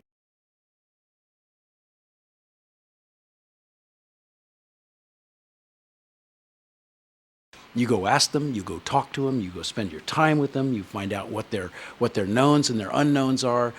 And what you will find, I think, or at least I have found often in the past, Sam, is, but first of all, you're right, it's not us versus them, but you find out what their needs are and where they need cover. You understand? Because there's some really difficult decisions, painful. That's what they look to us for. Yes, they need help in at least the cover to make those difficult trade-off decisions. That's one way to do it. They have, I can tell you right now, they have. There's a whole lot of activity on the state side in climate mitigation, of course, where California is the lead. Climate adaptation is now starting finally to emerge as important under this governor. It's important.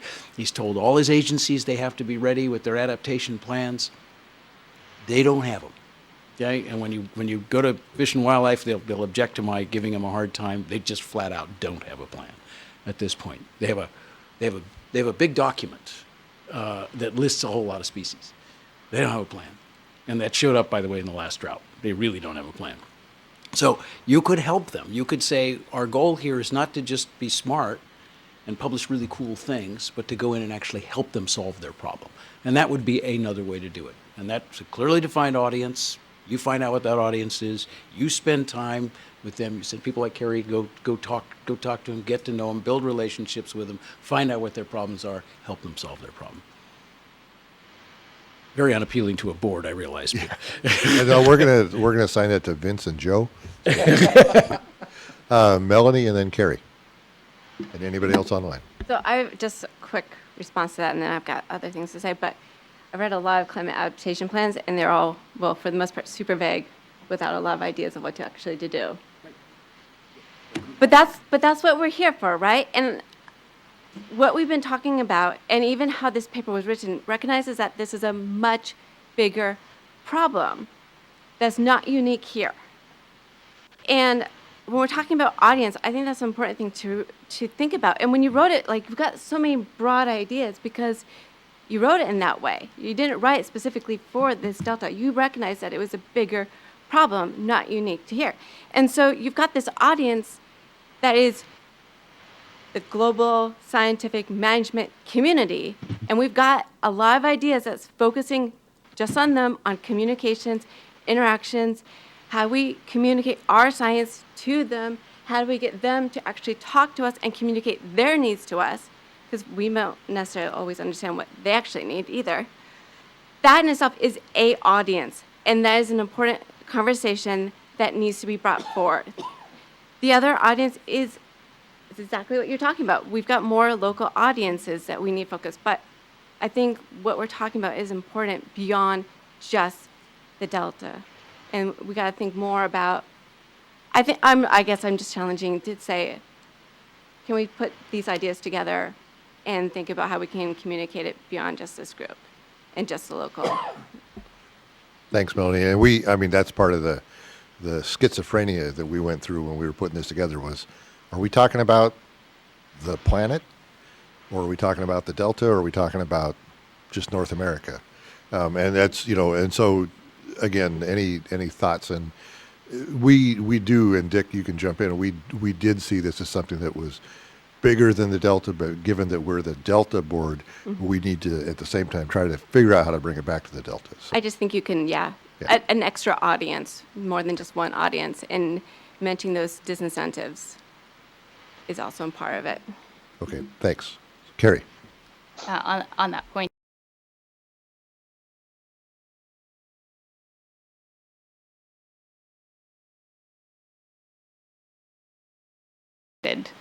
white paper that is intended to reach your Delta specific audiences, whether that's those who are making funding decisions or the management community or whomever. I just wanted to say something in relation to Jeff's point about managers as a potential audience. The process he's talking about is really about building trust, and I have been using frequently in my work with groups a principle that comes from the Black Lives Matter movement. It's one of their core principles, which is move at the speed of trust. Because you actually can't go any faster than that. So when we're talking about what makes these rapid changes unique, what do we need to do uniquely? Partly we need to speed up our trust building so that we have the capacity to move faster together.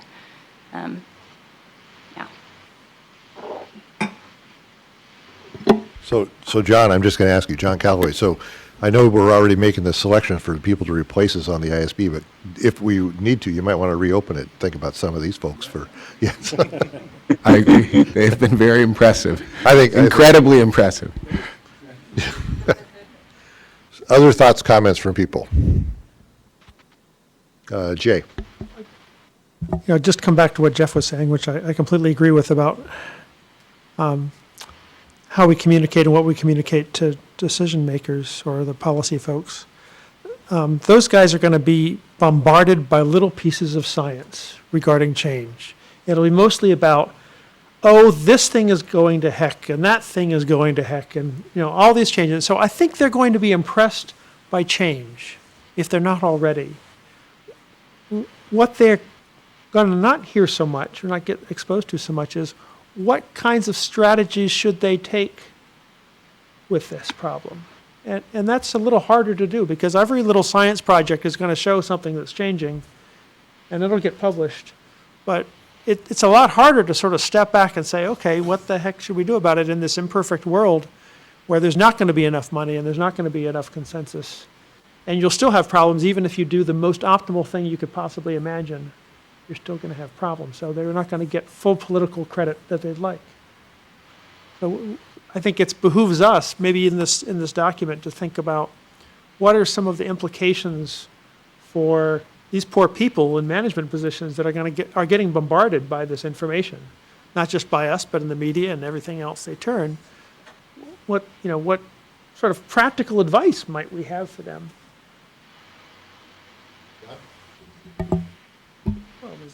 I think you do two things. One is you prioritize what you're going to do in a comprehensive, understandable way that includes multiple inputs. And the second is what we've talked about here today, that you begin to think forward instead of think present or backward. And both of those are hard. People don't want to prioritize, particularly rigorous prioritization, if it's not going to prioritize what they want to prioritize. And thinking ahead is a lot harder than thinking backward. So, but I think those are the things that need to happen. Joe? So one of the things always puzzle me is that we always talk about we have to do this, we have to communicate. But there should be a phase associated with or leadership associated with it, because everybody is a scientist, everybody cannot keep on, pounding on it. So there should be some leadership level that basically can interact with the upper management, the governor's office, that type of thing. Who should be that? I mean, maybe John might be able to give a little bit of idea. There's a lead scientist, a science council, but there should be some face associated with it, right? Yes, I agree completely, but I think the board has a lot of leverage. So I think the lead scientist definitely has some of that role, but I think the board can also weigh in and have some more influence beyond just the science program and the lead scientist. Or we could just tell you what. Well, I heard Joe self-nominate, so that's. Other thoughts or comments? Anything from people on the connected in remotely? Dick, have you had a chance, since we haven't bugged you?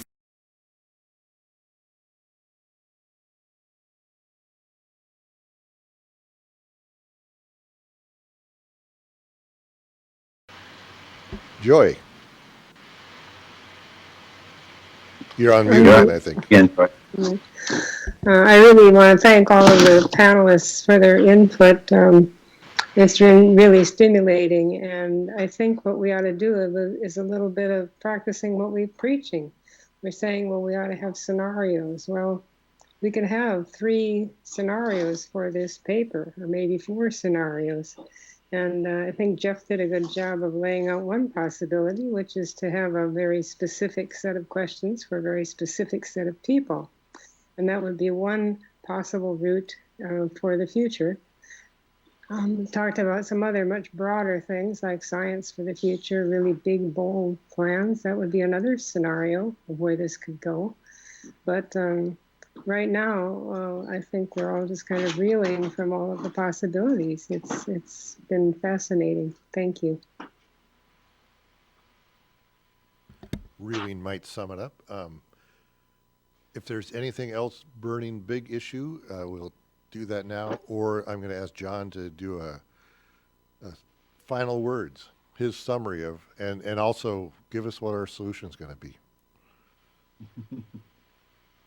Well, give us 4 solutions. I don't care. Just sum it up, John. Come on, bring it home. This has been great.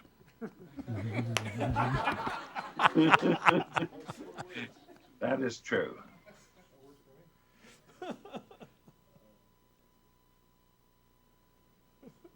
So, Madam Chair, is there anything you'd like to jump in with? I think one thing, and I don't want to, it's not the subject of discussion here, but I think as a board, next time we get together, we really need to talk about the science needs assessment that is going, that Steve and Jay primarily are working with DPIC on. DPIC is the Delta Plan Interagency Implementation Committee.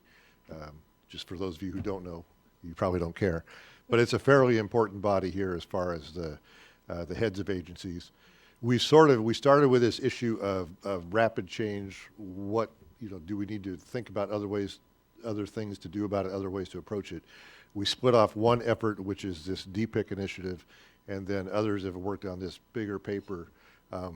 They're sort of diverging, but we need to, I think we should at least try to see if we can bring them back together to some convergence so that we don't hit too many of the same people with very different ideas coming out of the same central core issue. So that's something, but I don't think that's not for the panel to, you guys don't want to hear about the DPIC process right now. So, but other than that, that's what I think we as a board need to do. And as Dick said, we need to evaluate this. And as Joy said, we need to really think about what are some productive ways forward and quickly. And let's not take too long. So Steve, go ahead. Just to comment on that, and following up on Joy's comment about scenarios, the climate change scenario, which is what the workshop's all about, could be one of those scenarios. Vince?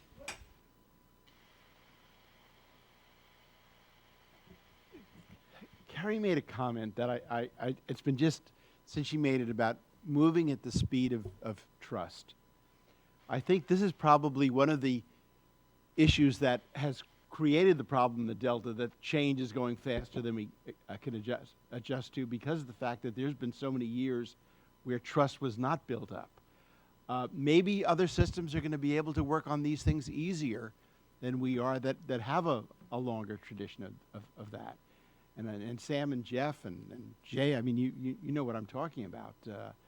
And that may be why we can't adjust fast enough, because we don't have that. We've been building or trying to build it for a long time, but maybe this is one of the things that we want to be thinking about as well. But thank you. I'll step in on that. And the trust that was negotiated 20 years ago, or even a little before that, was with better science, we can get more water and improve the Delta. And that was a trust that neutralized north and south across California, but it put the scientists in a tight spot that we were obligated to come up with a science that would show how you get more water delivered to the south and central California, and how you could also improve the Delta environment. And meanwhile, there's been tremendous changes going on, and I don't think we've left any party happy. But then it's not us as scientists that should bear that burden. It was a trust that actually put too much burden on science, and so we need to negotiate another trust, another compact, another Mayflower compact, and I'm not sure. I think things are going to have to break a little bit before we can actually do that. But this may be less into showing why we need trust is if we start talking about rapid change and its implications for future management. I was just going to add, I think Sam mentioned the CSAMP and CAMP. I think that's where there has been a lot of trust built there. It seems like, with all of the many current things happening, it's putting a lot of tension on that. But it seems like that's where there's an opportunity where scientists, policymakers, managers really do get together in a variety of ways and speak. That to me is probably the venue that's the most valuable currently. Go ahead, Sam. No, Jake. It is I think a really valuable menu. The structure of it is a valuable lesson in kind of social science as to how you build. I think there are also lessons in how you try to transfer and the challenges of transferring science to policy. But the structure is, for people who don't know, involves all the agency heads and the heads of the stakeholder groups, the NGOs and the water users, meet once a quarter.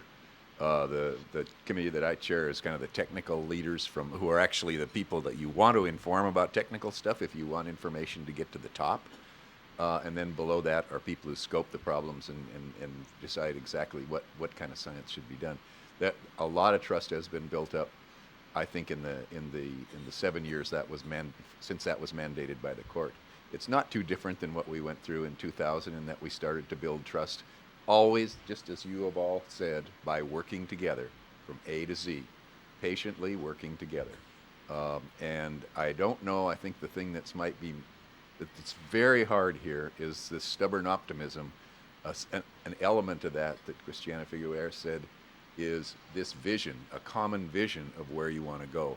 And that's where we have the problem, because some of us have a different vision than others as to what we want out of this system. So we have been working on that. It's just a really difficult problem, but I completely agree with what Carrie said. I really like that comment a lot about we can move only as fast as we can build trust. So these are challenging times at the moment. We've just got to see how we work through it and try to manage that conflict. Okay. One of the things that's always impressed me working on the Delta, and we've had some pretty controversial things that we worked on, is that people might not have liked what we had to say, but they always trusted our science if we did it well, and if we talked to them, and if we took the time to really talk to them and understand each other. And so I think the science community writ large is in an unusual position, because given the potential conflicts and in fact the mandated conflicts under the legislation of the different agencies and perspectives, there will be a high level of distrust. It's inherent in the structure of the system. But we live in a world where we don't trust a lot of people. You know, when you go buy a used car, you don't trust the other guy, but we still end up buying the car. And we have different ways we have to deal with it. And so things always move better if you have trust, but you're not always going to have that luxury. And you're not always going to have the luxury of waiting to develop trust as slowly as you would like, right? Sometimes you're going to have to think of ways of working around that, partly to accelerate the development of trust, but partly to prepare for things that have to be done anyway. Structurally, they're set up. There's not going to be a lot of trust, but there is a lot of trust in science if we prepare it well and we communicate it well.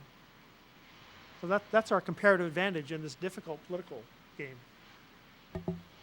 Just to add in again, I think Amanda Bull is here, and I think at DPIC, science is where there's consistent agreement. So given the challenging issues that they deal with, science is where they're always. So I completely agree with you said Jade.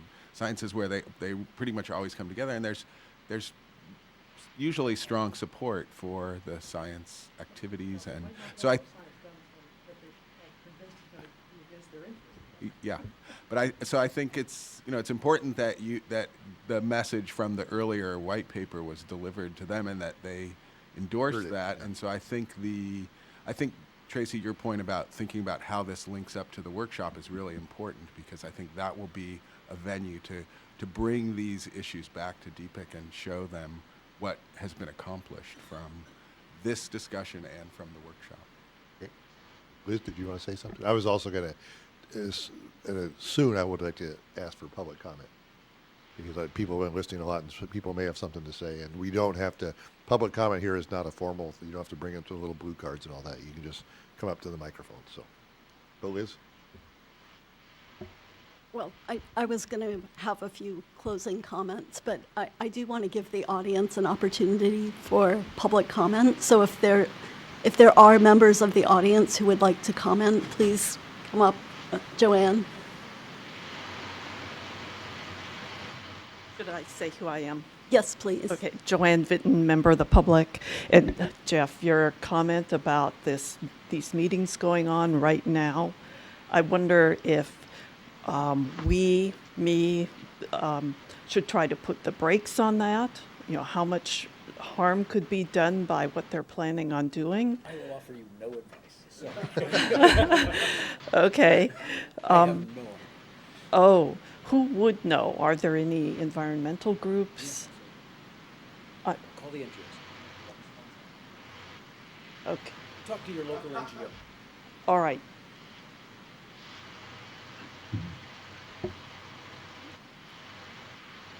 Anybody else from the audience? All right. Well, I would just like to close by thanking everybody on the panel. I'm a bit like Dick. I'm a slow thinker. So you've given me a lot to think about. I guess several of you commented on the need to change the relationship between science and management, or science and decision makers. And I think that's a call to the board, as well as the larger scientific community, to think about ways to do that. I also liked some of the suggestions, so to try to identify some of the influencers and try to build relationships with them. And Sam, I liked your comment about the fact that we are part of the responsible governance. So I'm taking that to heart as well. So thank you all for your thoughtful written and oral comments today. And for the board, I think we do really have to think about what we want to do. And it doesn't have to be one thing. I heard, we could have multiple products. We can target multiple audiences. We can remember that this activity was actually meant to inform the workshop that is happening later this spring. So reuniting those efforts, I think, would be helpful in moving forward. So thank you, everyone. So I think we're done with the meeting, right? Or Yes. So we Oh. actually. Oh, Great, go. go ahead. No, good. No, I was going to say we don't have any additional items on the agenda, but So now we ask for public comment on items that were not on the agenda, right? Yes. Okay. yes. So again, we have an opportunity for public comments, not only on the workshop this afternoon, but on any issue. And I'm not. Oh, we do have. Joanne. Microphone. Hey, this is Joanne Vitten again, and I'm still thinking about everything I heard today. And I guess I'm feeling like the speed of trust could be too slow, that everything is moving so quickly. In a democracy, I guess we're kind of stuck with, I shouldn't say stuck, but we have to work on consensus, but it just doesn't seem like we have time for that. And I'm almost thinking like maybe the DISB needs a lobbyist or some people who are really in touch with what's going on in government, what's happening at that level, so that they could be involved. So it seems a little bit like, I heard what Jeff said, that it's so immediate, but then there's a lot of talk that's talking about, well, what we're going to do over the next 10 years. And it just doesn't seem like we have 10 years. So. Yes. I think part of this effort was aimed at making sure we do something before 10 years. So I also would be remiss if I didn't thank Dick, because he really shepherded this effort and motivated and inspired the board to take this on. I think many of us we questioned whether this was within our scope or not, or how to proceed with the effort. So thank you, Dick. And I want to thank everyone also that we've been on the original board members have been here for 9.5 years, and this is one of the few times when we've really taken science and how it operates seriously. So this is extremely important meeting. well, with no further questions or comments, I'd like to adjourn the meeting. Thank you. Thank you all.